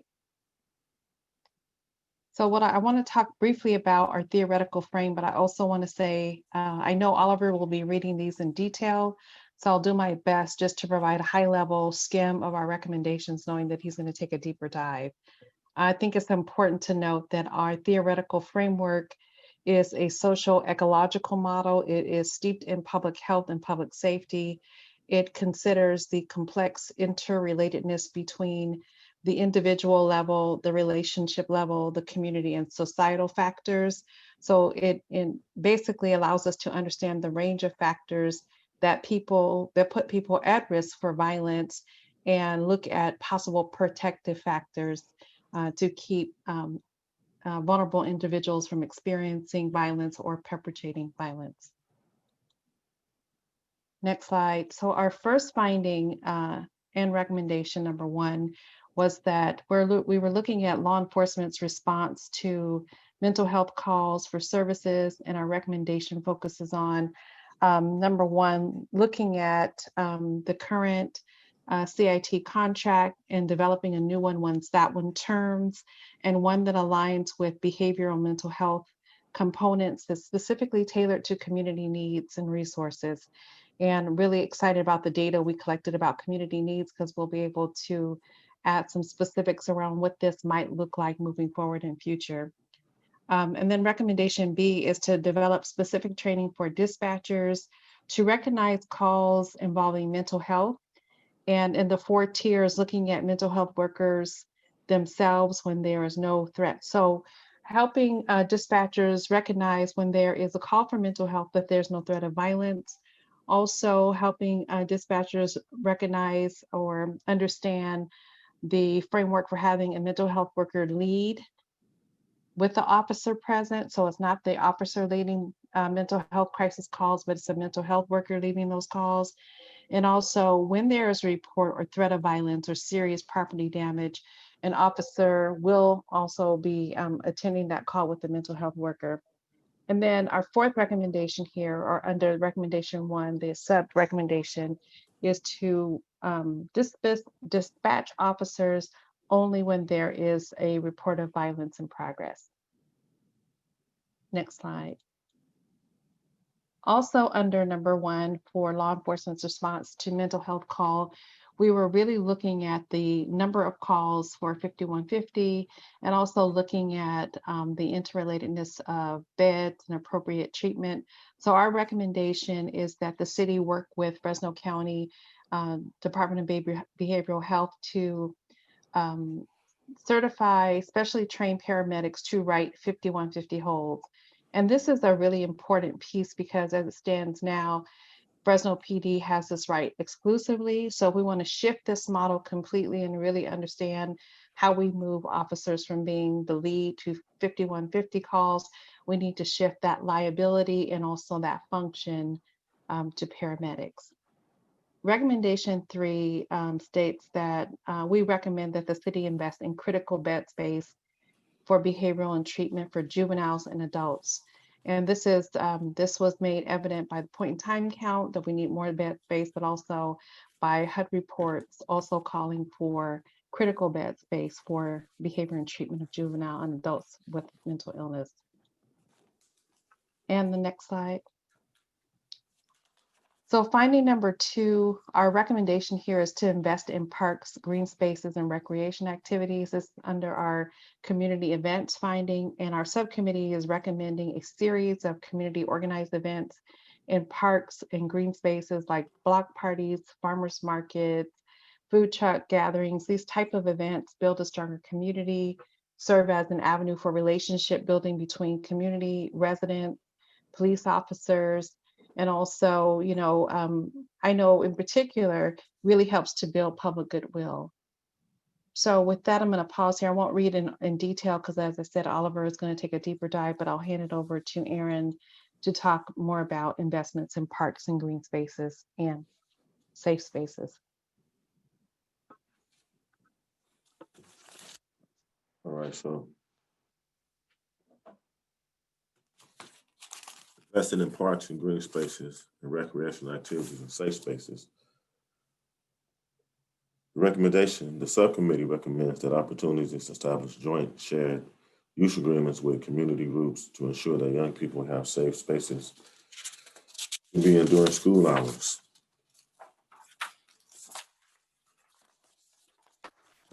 Next slide, oh, you're already there. Recommendation 3, subcommittee recommend support for the council motion to invest in mural project pilot program that will help deter graffiti overseen by the Parks Department and funded by $100,000 from the graffiti abatement budget. Next slide.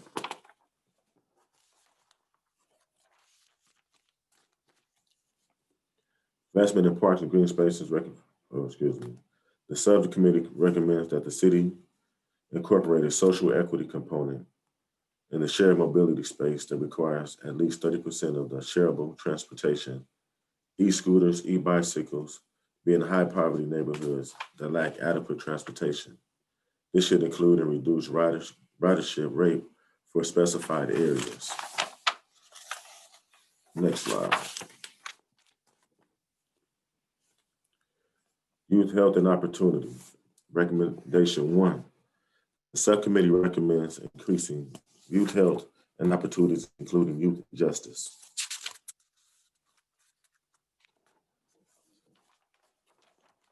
Next slide.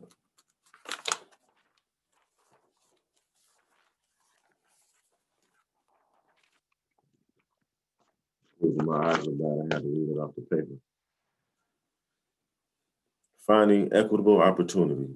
Recommendation number 1. The subcommittee recommends the city should assemble and implement a poverty action plan to support disadvantaged youth, design effective mentoring programs, address academic barriers in higher education, expand apprenticeship opportunities, improve employment outcomes, provide disadvantaged workers with skills for success in the labor market, and address homelessness.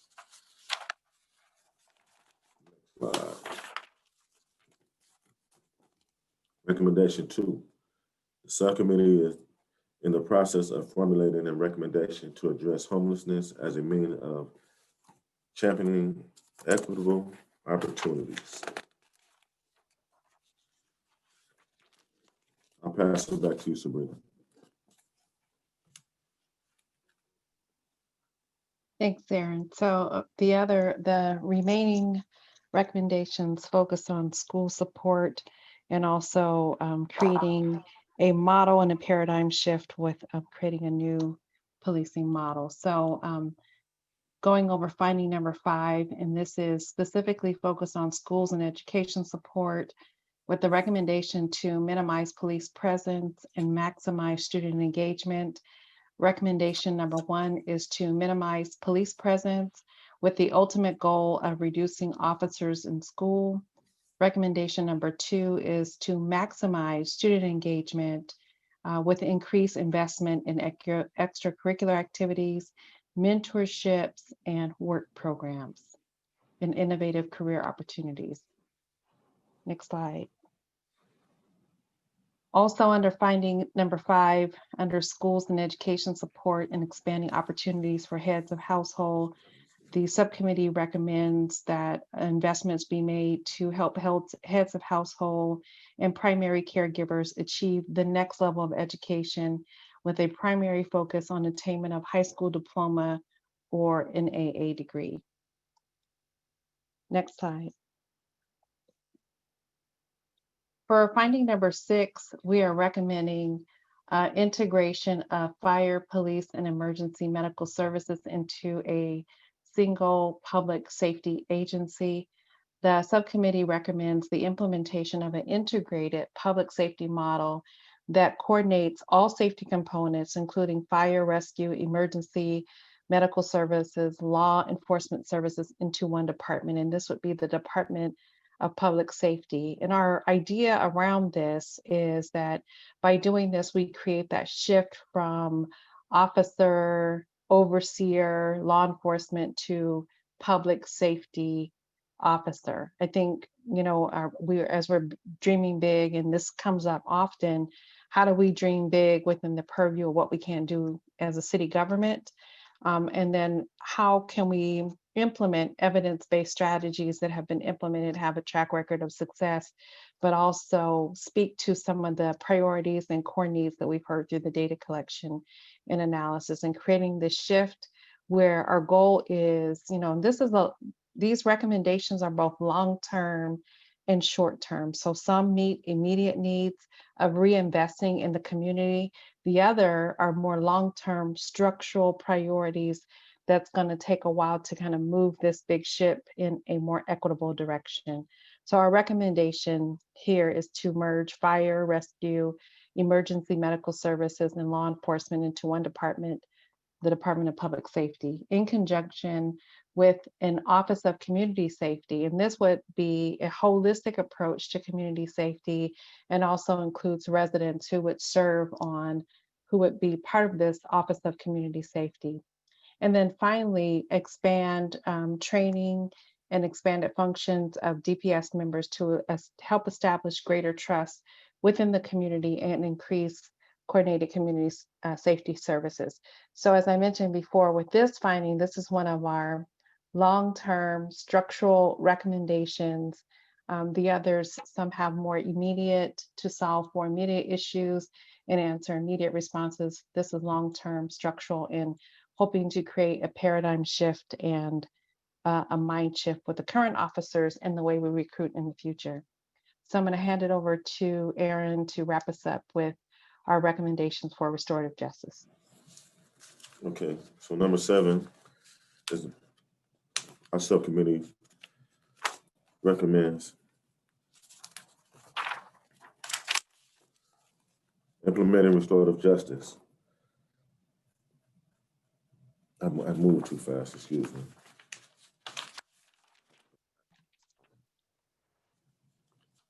Implementing restorative justice and juvenile diversion. Next slide, please.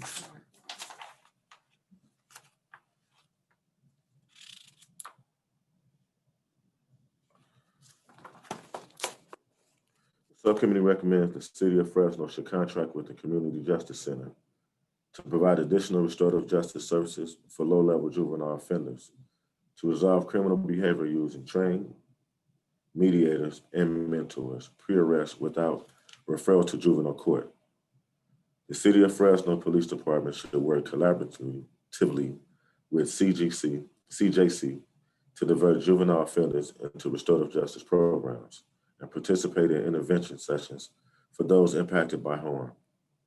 CJC should be expanded to other campuses and support additional trained mediators and mentors from grassroots organizations to conduct a minimum of 250 CJC restorative justice interventions a year. Next slide.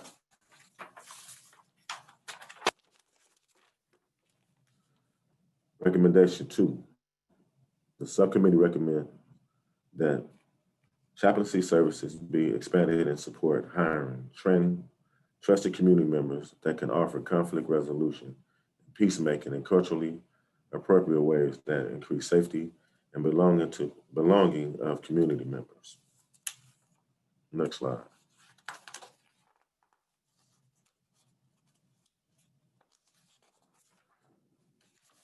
Recommendation 3. The subcommittee recommends increasing available funding and resources for counseling and/or restorative healing circles for children, youth, adults, and families that have experienced harm. Next slide.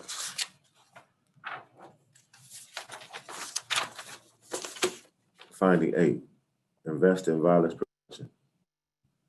Recommendation 1, invest in violence prevention to support, the subcommittee recommends that the City of Fresno community-based violence prevention and sustainability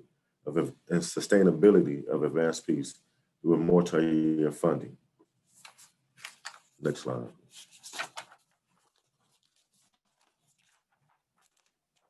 That's it. We only had 8. And I'm biased. I really recommend that we have advanced peace. We'll see how it turns out within the next year. That's the conclusion of our recommendations.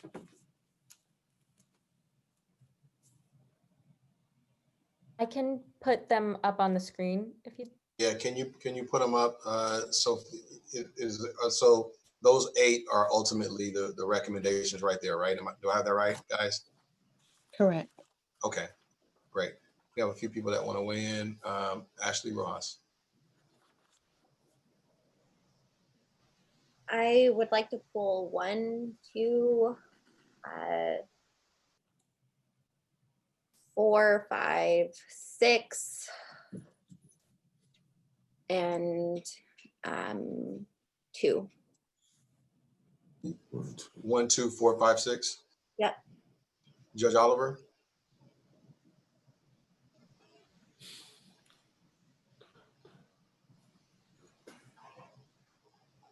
And I had no question. Genoveva Islas. Chairman, I really want to commend the Community Development Committee in particular for taking a ecological model frame to their recommendations.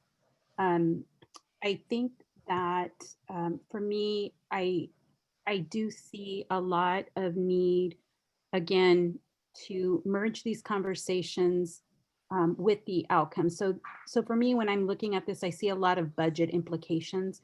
And so I am anxious to get back to work within the budget committee to see how we evolve and improve in order to incorporate some of those recommendations coming from other committees. But I also want to say that something that I do see as a missed opportunity and that I would recommend back to the committee is recommendations that do have an outcome in relation to decreasing the experience of domestic violence in our community in particular.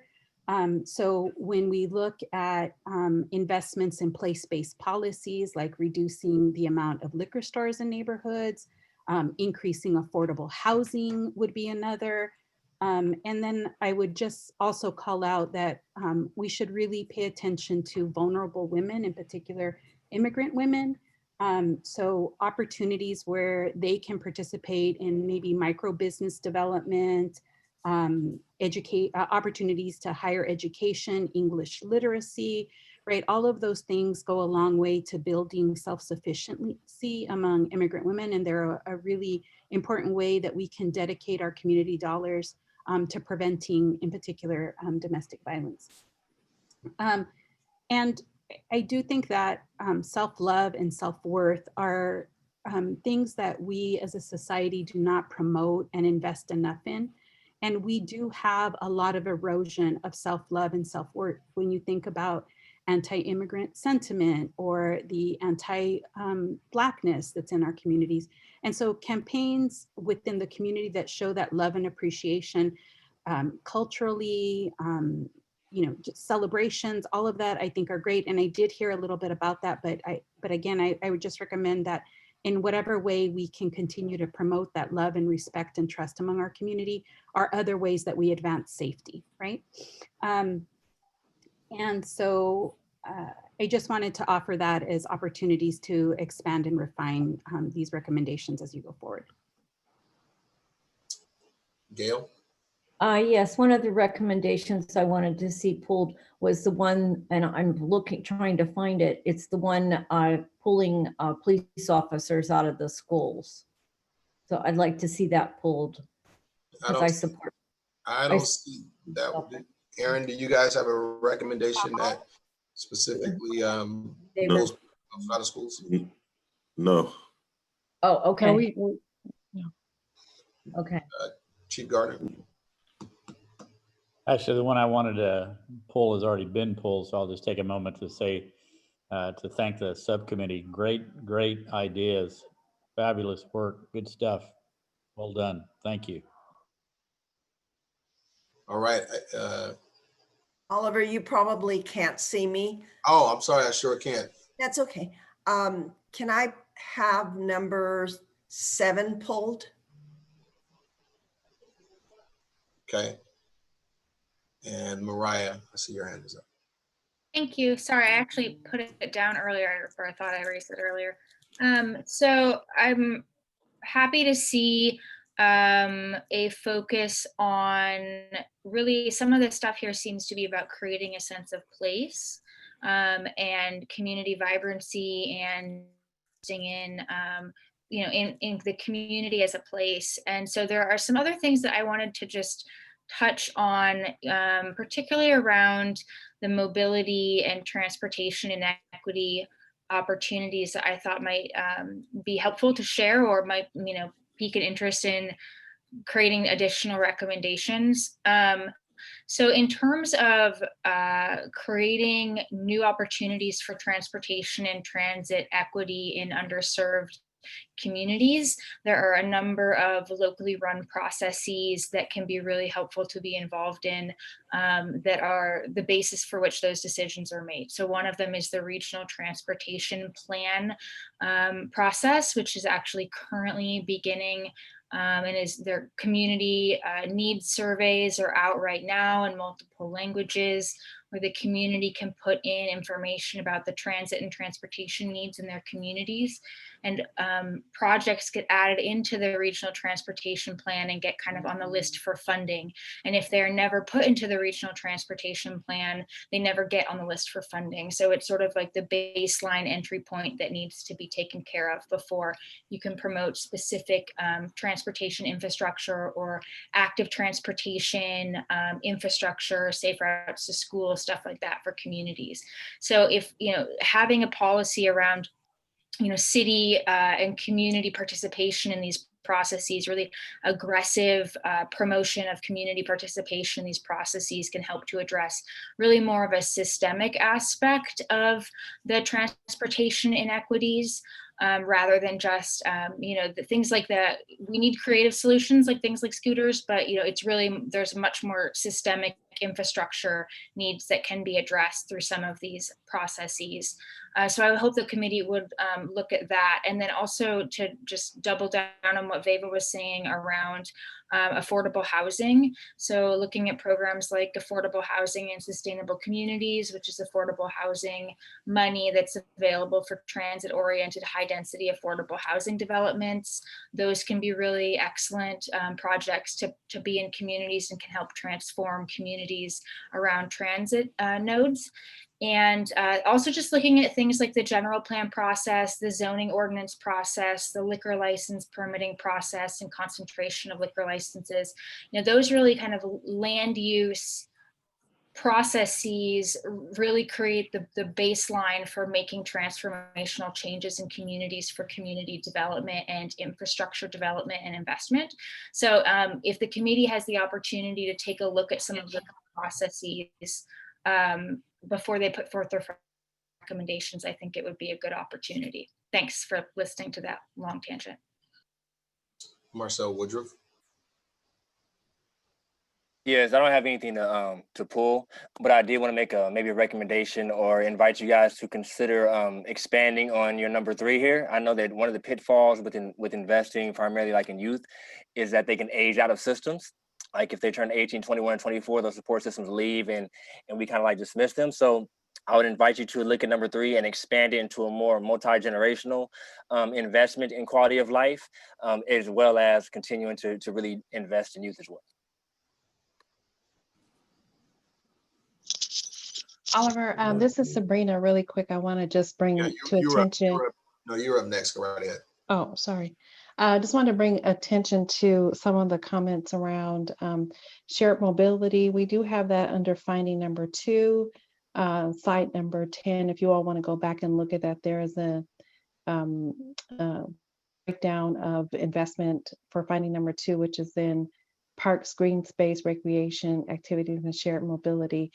And under equitable opportunity, we can definitely, I really like the idea of investing in micro businesses and also looking at housing affordability. And, to be honest, that was not in our purview when we were looking at data that contributes to crime. And I have a lot of the housing affordability data, but I'll give it a second look. But I just want to say some of these were included, and because of our high level review, we didn't go through all of the language in the recommendations, but really appreciate your thoughtful comments and considerations. Thanks. Louisa.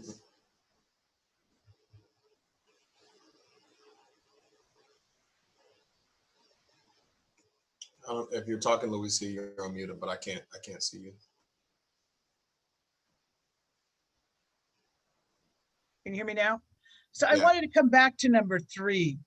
And if I'm lost, somebody please send me in the right direction. When I look at number 3 off of what was sent out, it's finding number 3, youth, health, and opportunity. And then it says in progress. Then I go to the next page and now we're into number 4, which is the poverty plan. So am I missing something on increased youth, health, and opportunities? Because all I can find on page 42 of what was posted on the agenda is in progress. That doesn't tell me anything, because then we jump to number 4.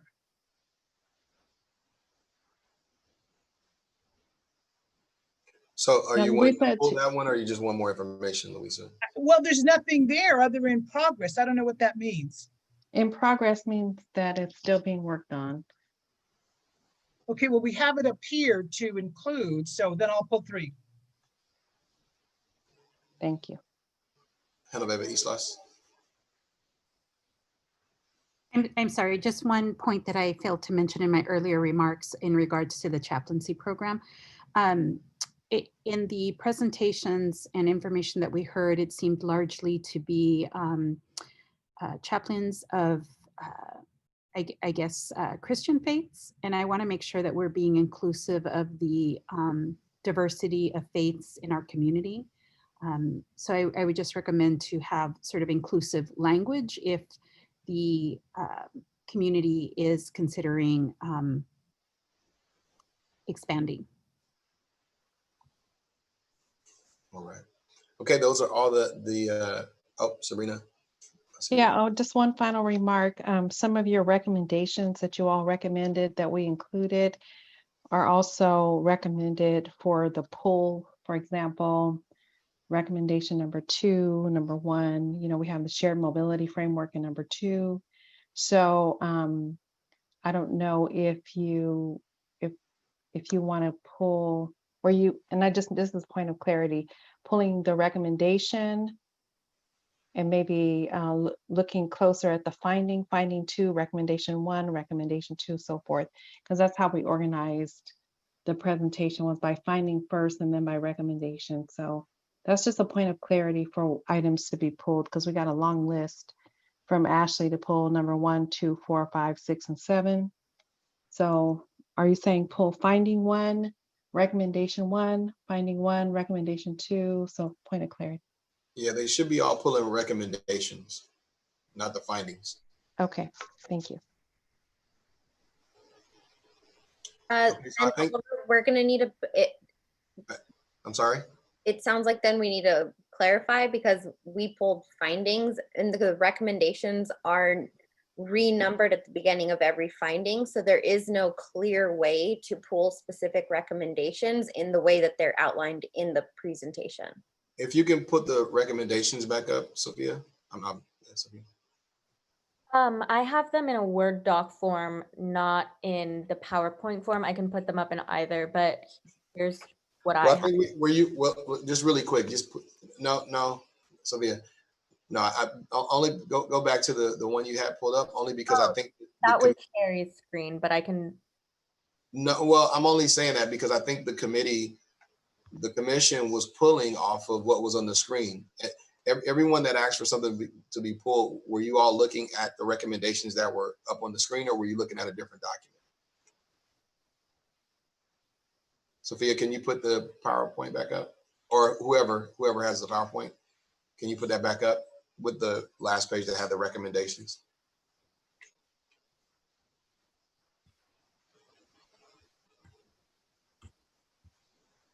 So the way it's outlined, it has finding and then recommendations, and then the Yeah, but there was one recommendations screen are, that had. There's a summary page that we were looking at. I might not have that version of the PowerPoint. This is the one that was sent to me.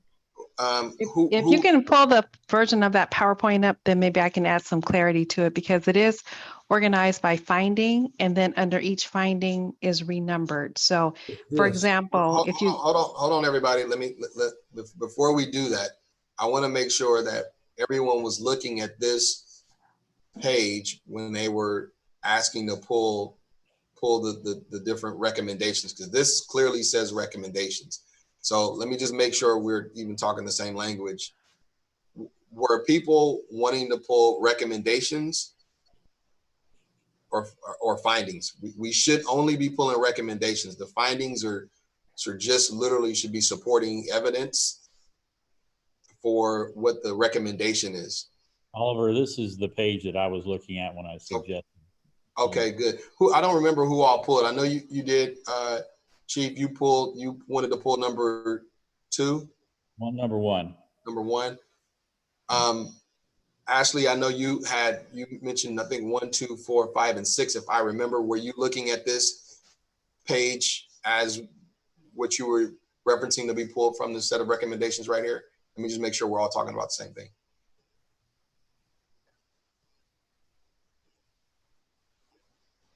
Sophia has a Word document that goes into more detail. She wants to pull that up to help provide clarity for everyone.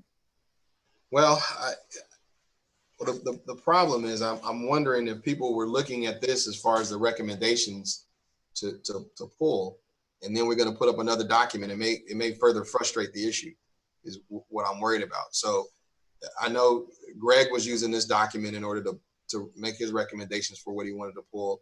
I'm trying to find out if Ashley was also using this page that's on the screen right now as. Correct, Oliver, I was. And okay. It's because there's a discrepancy in the way in which the findings and recommendations were presented and the way in which they're represented on that final slide.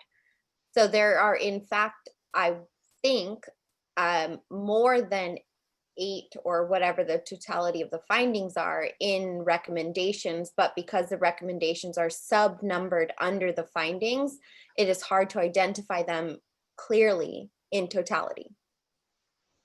But you do still stand by the ones you wanted to pull off of that last page? Correct, yes. Okay. So Sophia, you want to, okay, so we have those pulled. Sabrina, you're asking that Sophia puts up the Word document recommendations? Is that what you want? I think it would add some clarity, and and if we don't need that, I can just provide verbal clarity that we organize. Sophia, if you can put it up, that's fine. If you want to, if you think it'll provide clarity, Sabrina, I just wanted to make sure we were all operating off of the same set of, they were all pulling the same set of recommendations. So while she's working on that, so we organized our research into findings, and under each finding, so we have 8 categories of findings, and under each finding, there are recommendations that are numbered. For example, under finding number 7, which is called increased implementation of evidence-based restorative justice initiatives.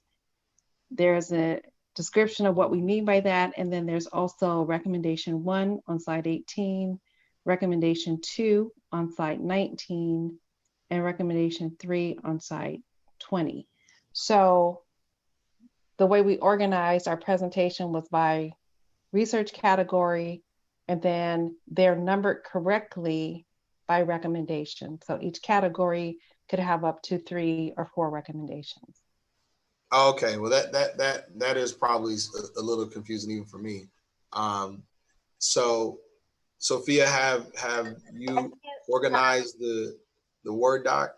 Yes, I just can't share my screen at the same time. Okay, whoever's sharing, yeah, thank you. And then I have a couple of hands up. While they're doing that, Louisa, I'll go to you. I see you have your hand up. You're okay. I think you're on mute. This discussion here got me all confused. I was looking at what was posted in the agenda, and that adds to the confusion, which is why I asked about the youth in progress. I also wanted to pull the poverty plan one. I'm trying to find it again. The poverty action plan. The kinds of things that Mariah talked about, in terms of looking at things from a neighborhood infrastructure standpoint and environmentally sound, healthy, et cetera, are really the kinds of things that need to be part of an overall poverty plan and need to be put in place well beyond the police and the city as a whole. Frankly, I was disappointed today, or whenever it was, that Mayor Dyer responds to how he's going to work with the Hispanic community. And towards the end of that interview, and even the reporter called out, you're feeling like you're blaming or shaming people because they live in poverty. The kind of answer that Mariah said today is really getting at the crux of what a poverty plan needs to begin to look like, and that's equity in all of our neighborhoods. This one just seems to be focusing in on youth and better job opportunities, which we've been talking about for years, and it hasn't occurred. So pull the poverty plan, please, whatever number that is. It was already pulled, I It believe. was pulled.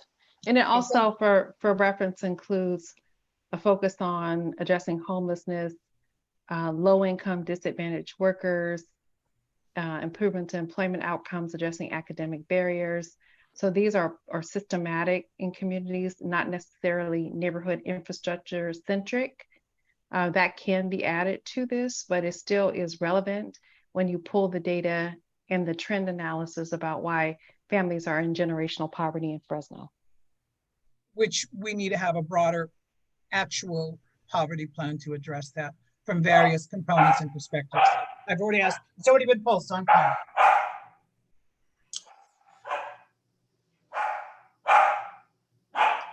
Okay, well, from my count, I think someone, you can, whoever's, can you, thank you. From my count, we only have number 8. Is that right, Lillian? Correct. So we seem not to have any disagreement on number 8 that I've heard thus far. Although I have 3 hands raised, so let me go to those. Scott, you're up. No, we had this 52-page document circulated on Friday. I'm kind of agreeing with Louisa on this. I read the document, and I think what's creating the confusion here is that material is being presented in PowerPoints tonight that was not included in the document in advance. And we're being accused of not having read the document when the stuff we're arguing over is stuff that's in the PowerPoints. It's making it frustrating for us to participate and be on the same page with what we're talking about. Gloria? We're doing it again. It's already 9:40 and we've already pulled 1, 2, 4, 5, 6. We said we weren't going to discuss things. We're going to move on. Well, I'm just giving everybody an opportunity to make their comments, Gloria. They confirmed, the people that pulled them confirmed they used that one document. Let's move on. Greg? I was just going to motion that we vote on number 8. All right, do we have any, and yeah, I was getting there and you're the last person. So I was gonna ask if we have any objection to number 8. Todd?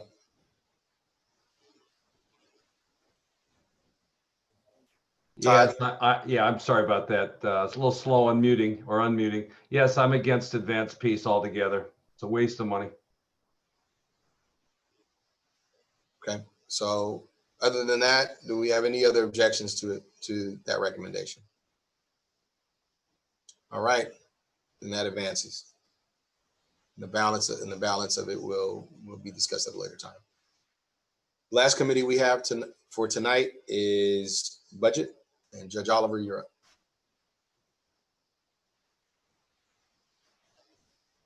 And I think you're on mute. Yeah.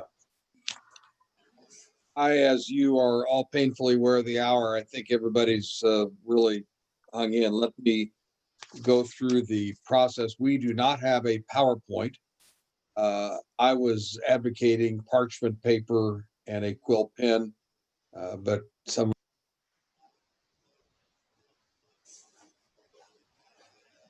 You're back to mute, Judge Oliver, unfortunately.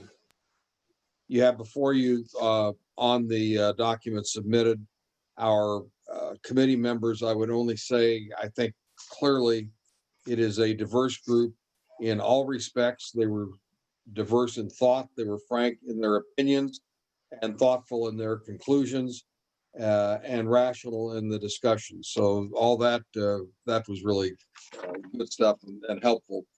The budget subcommittee in many ways is not one might think exciting, but it is the fundamental basis from which a lot of what has been discussed tonight emanates from. And I will not try to coordinate all of these. I will leave it up to you and your respective subcommittees to pull it out. But just by way of example, going back early in the evening to question number 16 in the community input report, I had indicated just in my notes that numbers 2, 3, 4, 6, and 7 had some relevance to what the budget committee had talked about. In the community development report, number 5 had some relevance. So with that, we understand that the city of Fresno's budget is going to be, I would not want to use the word decimated, it's going to be substantially decreased. The city council, as we speak, is working on the budget after doing an interim budget for a period of time. The Fresno Police Department budget was 202 million, of which 174 comes from the general fund. There's a lot of discussion about the amount of money that comes from the general fund attributable to the police department. Essentially, the police, fire, and parks are the primary recipients of that fund. Out of the 202 million, 82% of that budget is personnel driven. So without talking about a wholesale diminution in the size of the Fresno Police Department, it leaves a interesting small amount by which you can make some meaningful reductions. We, in our charter, we were looking for realignment, reduction, or increase. And a number of your discussions tonight, frankly, call for an increase. So as we went through that, we have tried to bear those thoughts in mind. I will reiterate what I did at our first meeting a few weeks ago. Our subcommittee worked on a basis of consensus. That does not mean agreement, certainly because we were not in agreement, but we came to a point that we had a general consensus on the now 11 findings. And our format is finding and then recommendations, as you saw last time. So going to that, finding number 1, and this is core to a lot of the further discussions that have been raised or raised by our committee, goes to the fact that the city's software system and hardware is more than 20 years old. We were frustrated in being able to drill down to some of the unit costs, et cetera, to find out what things really cost. The reality is that there is not a way to do that, which leads to our recommendation number 1, that the city needs to expedite the installation of a modern financial reporting software system. Number 2, in the interim, there should be a manner by which financial reports that deal with such issues as workers' compensation, liability, fleet expenses. Right now, those are not drilled down to the unit or division, level. They are in a separate category, which made it difficult for us to try to determine, as an example, in the workers' comp area, what were there as a particular division where workers' comp issues were greater. Likewise, on liability, we talk more about that later. It was difficult to determine exactly where some of those liability, I'm speaking generally of the civil rights areas, where they emanated from. Did they come from patrol? Did they come from special units? And we'll get back to that. But those are 2 recommendations under finding number 1. Number 2, staffing levels. And this has been talked about a great by a number of the various subcommittees. Our recommendation number 1 is to do an analysis and try to figure out, yes, we know there's X number of folks on patrol, but by the time you take out leaves of absences, disability, and now COVID, there are 26, I think, as of July sometime. How many folks are available for being on, I'm going to use the term, on the street? And if once that is undertaken, it's more readily apparent whether there is a police department of the size, according to a size of the city of Fresno, that is appropriate or not appropriate. The following, and part of that is going back to the workers' comp issue. Number two, what work is presently being performed by sworn personnel, and could CSO, community service officers, be used to perform some of this work? My personal opinion, speaking only as one person, but I think there's consensus, this is one of the most important recommendations that we can bring to this commission. We've heard lots of discussion about having officers used for the purpose that for which they're really trained.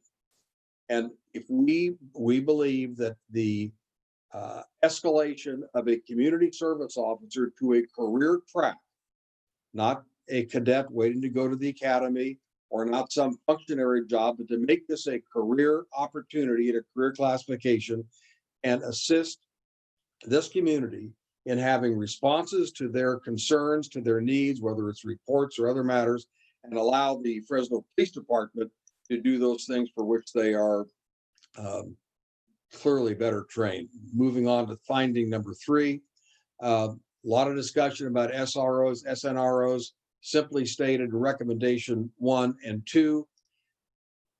We had a prism from which we looked. Why was the Fresno Police Department originally tasked to a particular problem, issue? Number 2, is that issue being properly addressed by the Fresno Police Department? Number 3, is there a better way that it can be addressed to meet the needs of the originating agency and free up more officers to do that for which they're trained? That's the essence of number 1 and the essence of number 2. But when you go to finding number 4, the recommendations really, it's comparable and analogous to number 3. The school districts, we had a lot of discussion. We have the benefit of having Veva as a present school board member and Louisa as a prior school board member. Goes back to our focus. Why were the Fresno Police Department assigned in the first place? Are they accomplishing the objective which was anticipated? And is there a better way to do that?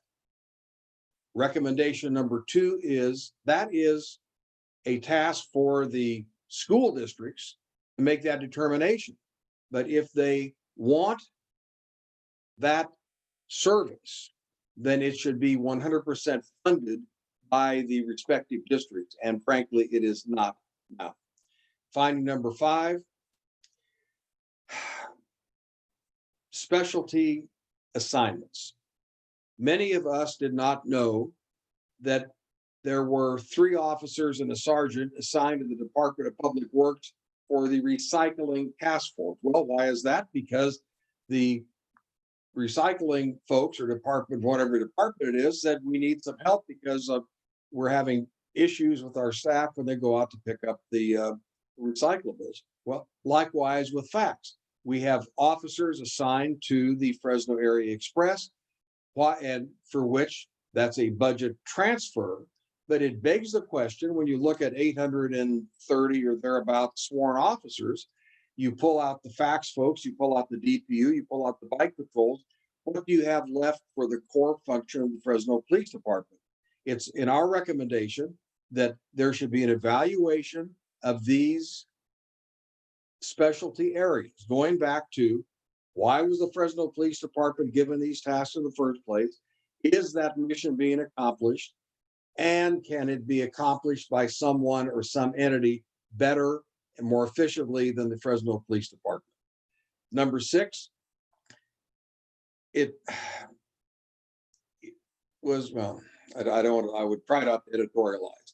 The Fresno Police Department and the city of Fresno does not adequately fund life cycle replacement costs. In a perfect world, they would know that a cop car, a police unit has a life of X, and they would budget for that.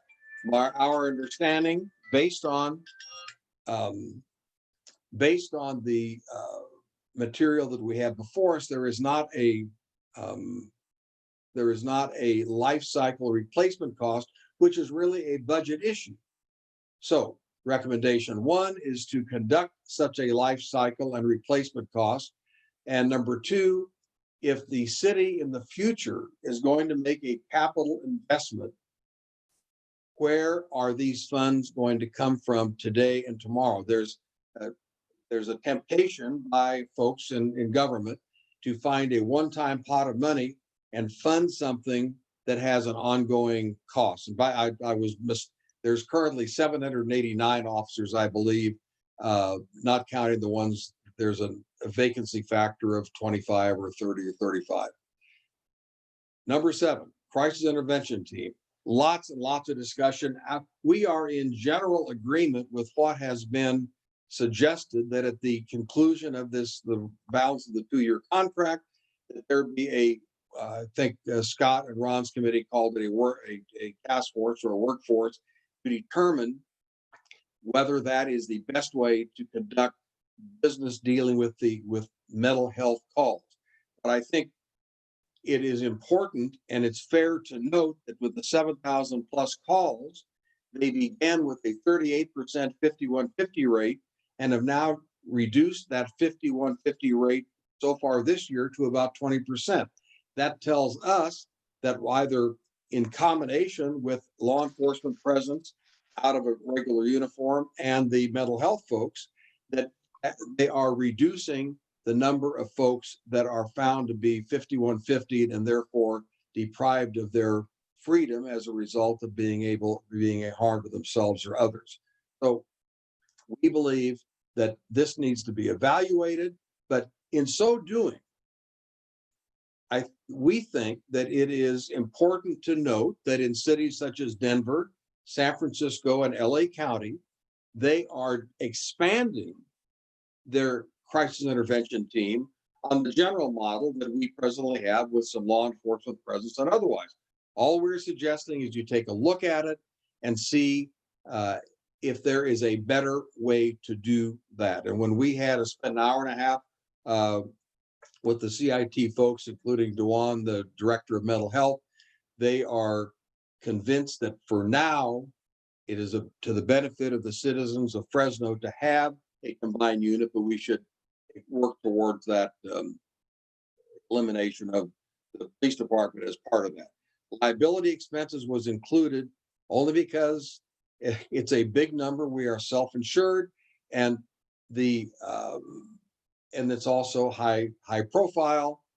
We believe that by conducting an analysis of the amounts that have been paid out by the city of Fresno, we'll find out, are we comparable to other cities of a like size? And also, by analyzing those claims, do we then further determine, going back to the issues that policy and tactics have suggested, are there things that can be done that ultimately impact the number of lawsuits filed? And also then to track, are the lawsuits emanating from the patrol division, from one of the specialty divisions, SWAT, narcotics, etc.? That will help the Fresno Police Department in their training and their assignment of folks, frankly. I think it is only an interesting aside that in the last 10 years, there have been 76, I believe, lawsuits filed. 53 of those lawsuits were dismissed. It's not good nor bad, or it's not an indictment or a credit to the legal profession or the system that we use in the United States to allow folks with limited resources to get their day in court. I think it is at least noteworthy that many lawsuits that are filed are dismissed with no payment at all. Number 9, recruitment, you've heard something about already. When we had Lieutenant Ramos from who's really in charge of recruiting, he was able to talk about some of the things that have been mentioned by some of the other subcommittees, what they're doing to increase diversity, both in gender and ethnic diversity. And importantly, he put forth, I think it went to Scott to your and Ron to your committee also, a very thoughtful piece of how they are attempting to recruit the right kind of person with the mindset. We believe that needs to be evaluated. Clearly, there is more work to be done, but in that recommendation, it's consistent with what other subcommittees have worked with. It will enhance the ability to increase diversity in the Fresno Police Department. And likewise, the couple of you have greater detail. Our thought is to develop annual performance measures. Finding number 10. Now, and I will tell my board colleagues, we did not vote on this per se. This was a lengthy discussion at our last meeting that is among the one or two most important issues from my personal perspective. We all are aware of the litany of agencies and organizations that go towards the issues that we've all talked about: education, all of those things, including parks and public works. It is our recommendation that the city of Fresno should establish an Office of Community Safety to be led by an assistant manager, new position, and that's a cost of about $230,000. Why is that important in our opinion as we discuss this?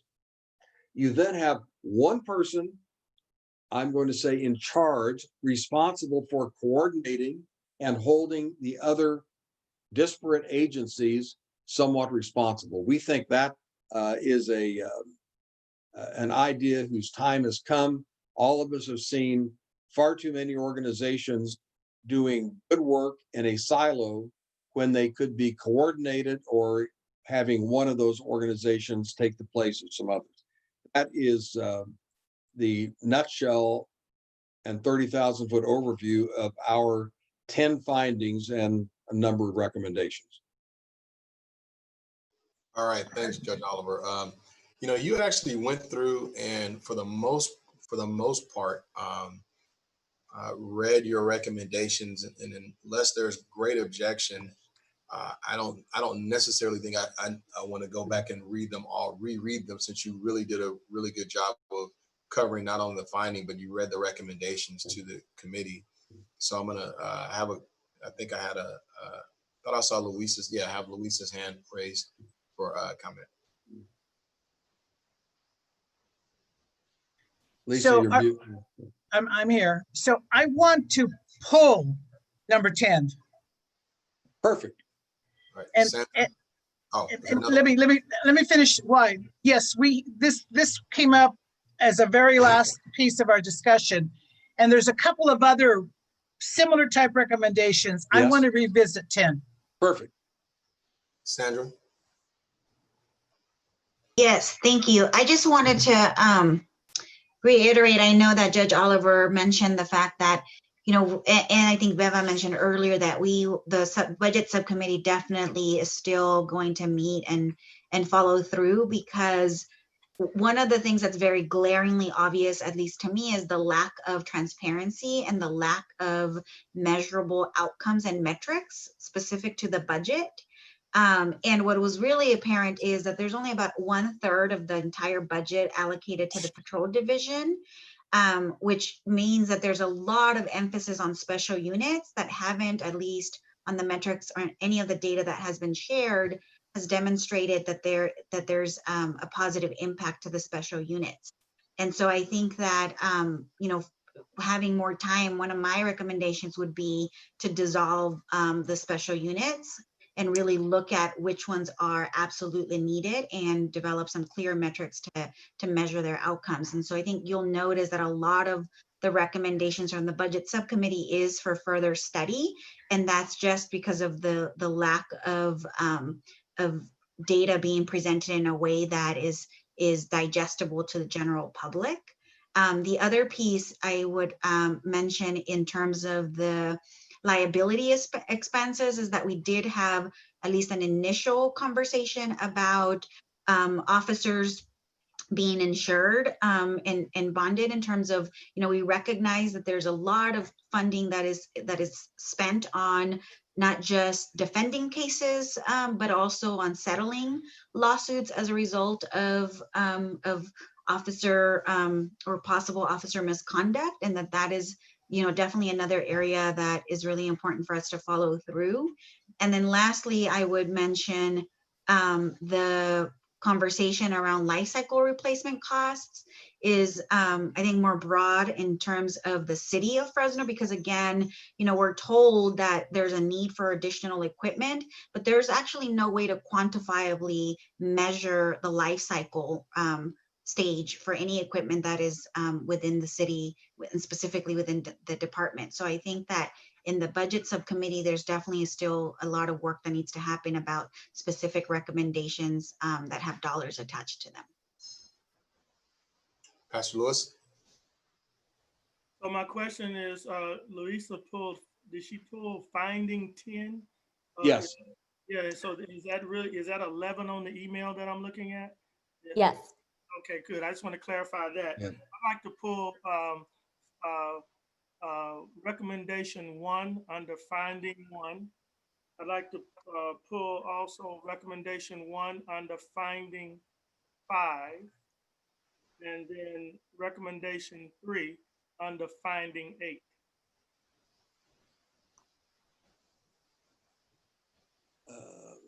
And I'm pulling for further discussion, right? So Yes, sir.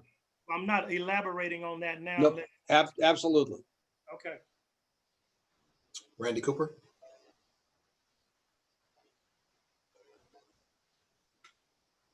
I'd like to pull number 9 and have some discussion on.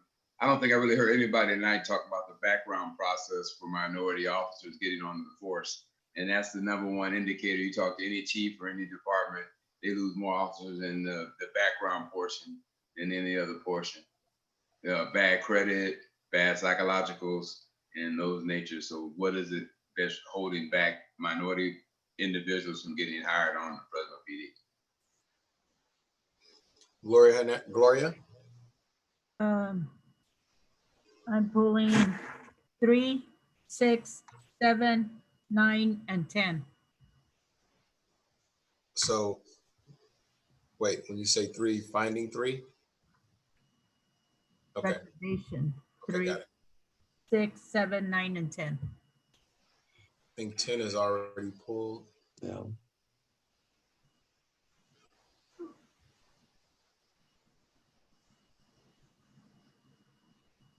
And so is 9. Okay. Mariah? I think that all of the ones I want actually just got pulled. Just for clarification, the document that I have, and maybe you already touched on this, I don't have a number 10, I have a number 11, but no 10. It was misnumbered. Sorry, that's a 10. Just fine. Okay, thank you.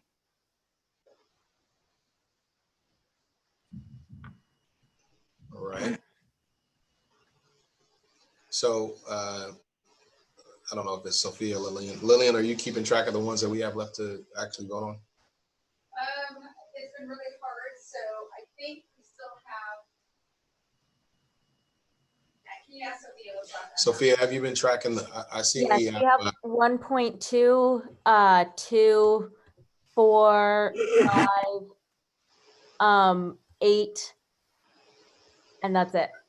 okay. Okay, good. So I see no further objections. I'm looking for hands. Do I have any other, and in case I can't see you, I just want to make sure, do I have any other? I didn't hear her say what I pulled. 3, 6, 7, 9, and 10. Well, Oh, they were actually telling me which ones were left. Oh, sorry. No, that's okay. So those were the ones that were left. So I just want to make sure that we don't have any other ones that need to be pulled for discussion. All right, hearing none, do we have any objections to the balance of these recommendations? Oliver? Oh, sorry, I'm sorry, Sarge, yeah. That's okay. Could you have Ms. Cutler put those that are remaining up? I got lost in the pulling and the numbering and the absolutely. No, finding. you know. No that- problem. Give Sophia, me will you one take- moment. Yeah, she gonna take a moment to just format it, and then she'll put them all up on the screen. So I guess everyone can probably take a 2-minute break or so, just to allow Sophia to get them up on the Sorry screen. about that. I just got kind of. No worries. I mean, no problem at all. I know you guys can't see them all at one time, so.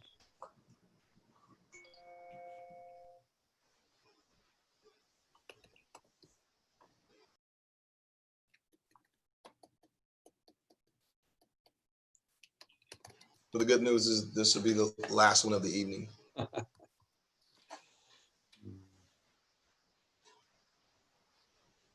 Oliver, just tell them to send my check to the house now. What was that?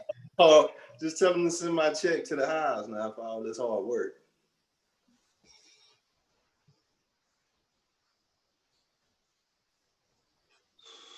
Brother Pitts, it's in the mail. Okay. Well, if it's just coming from Fresno, I should have it tomorrow. I wouldn't run out to the mailbox if I was you.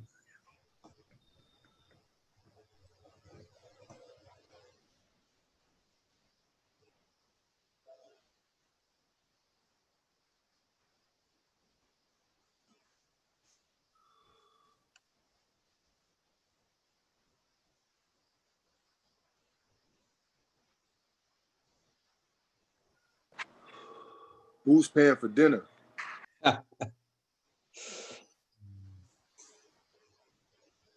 All right, these are the ones on the screen. These are the ones that are left.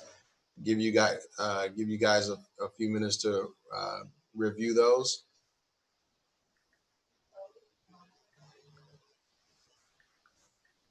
Can you make them bigger, please?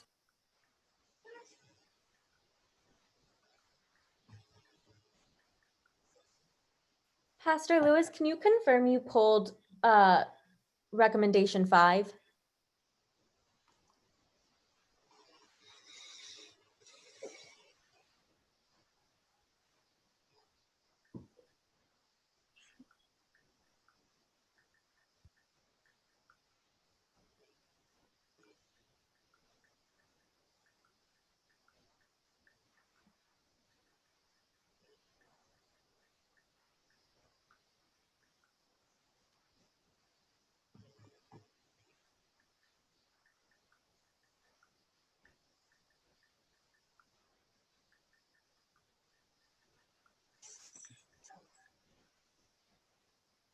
Oh, yeah, I'm sorry. I didn't realize I was on mute. So yeah, recommendation 1 is the only recommendation under finding 5.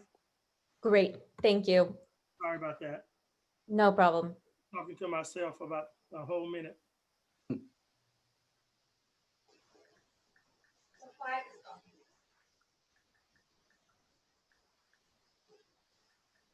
So those are all the ones that are left. Does anyone want me to go back to any portion of it? This is Lillian, confirming number 5 is gone, correct? Yes, 5 is gone. Sabrina, I see you have your hand raised.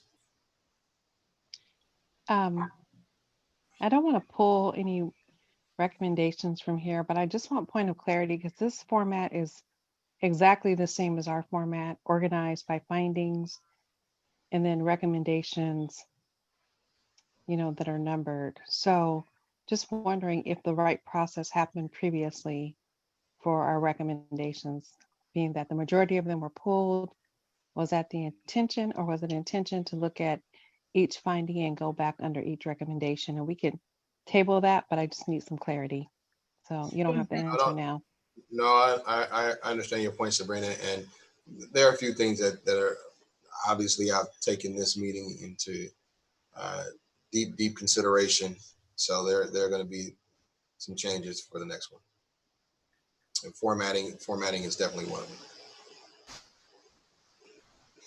All right, so unless we have any further objections, do we have, as far as pulling any of these items, do we have anyone that objects to moving these items forward into a final document?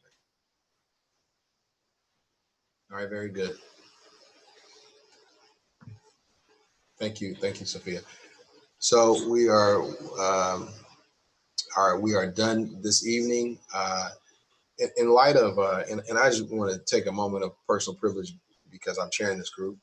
And I want to apologize to the entire commission because what I sincerely believe is that anytime that there is confusion or misunderstanding, that it is always the person in charge's fault.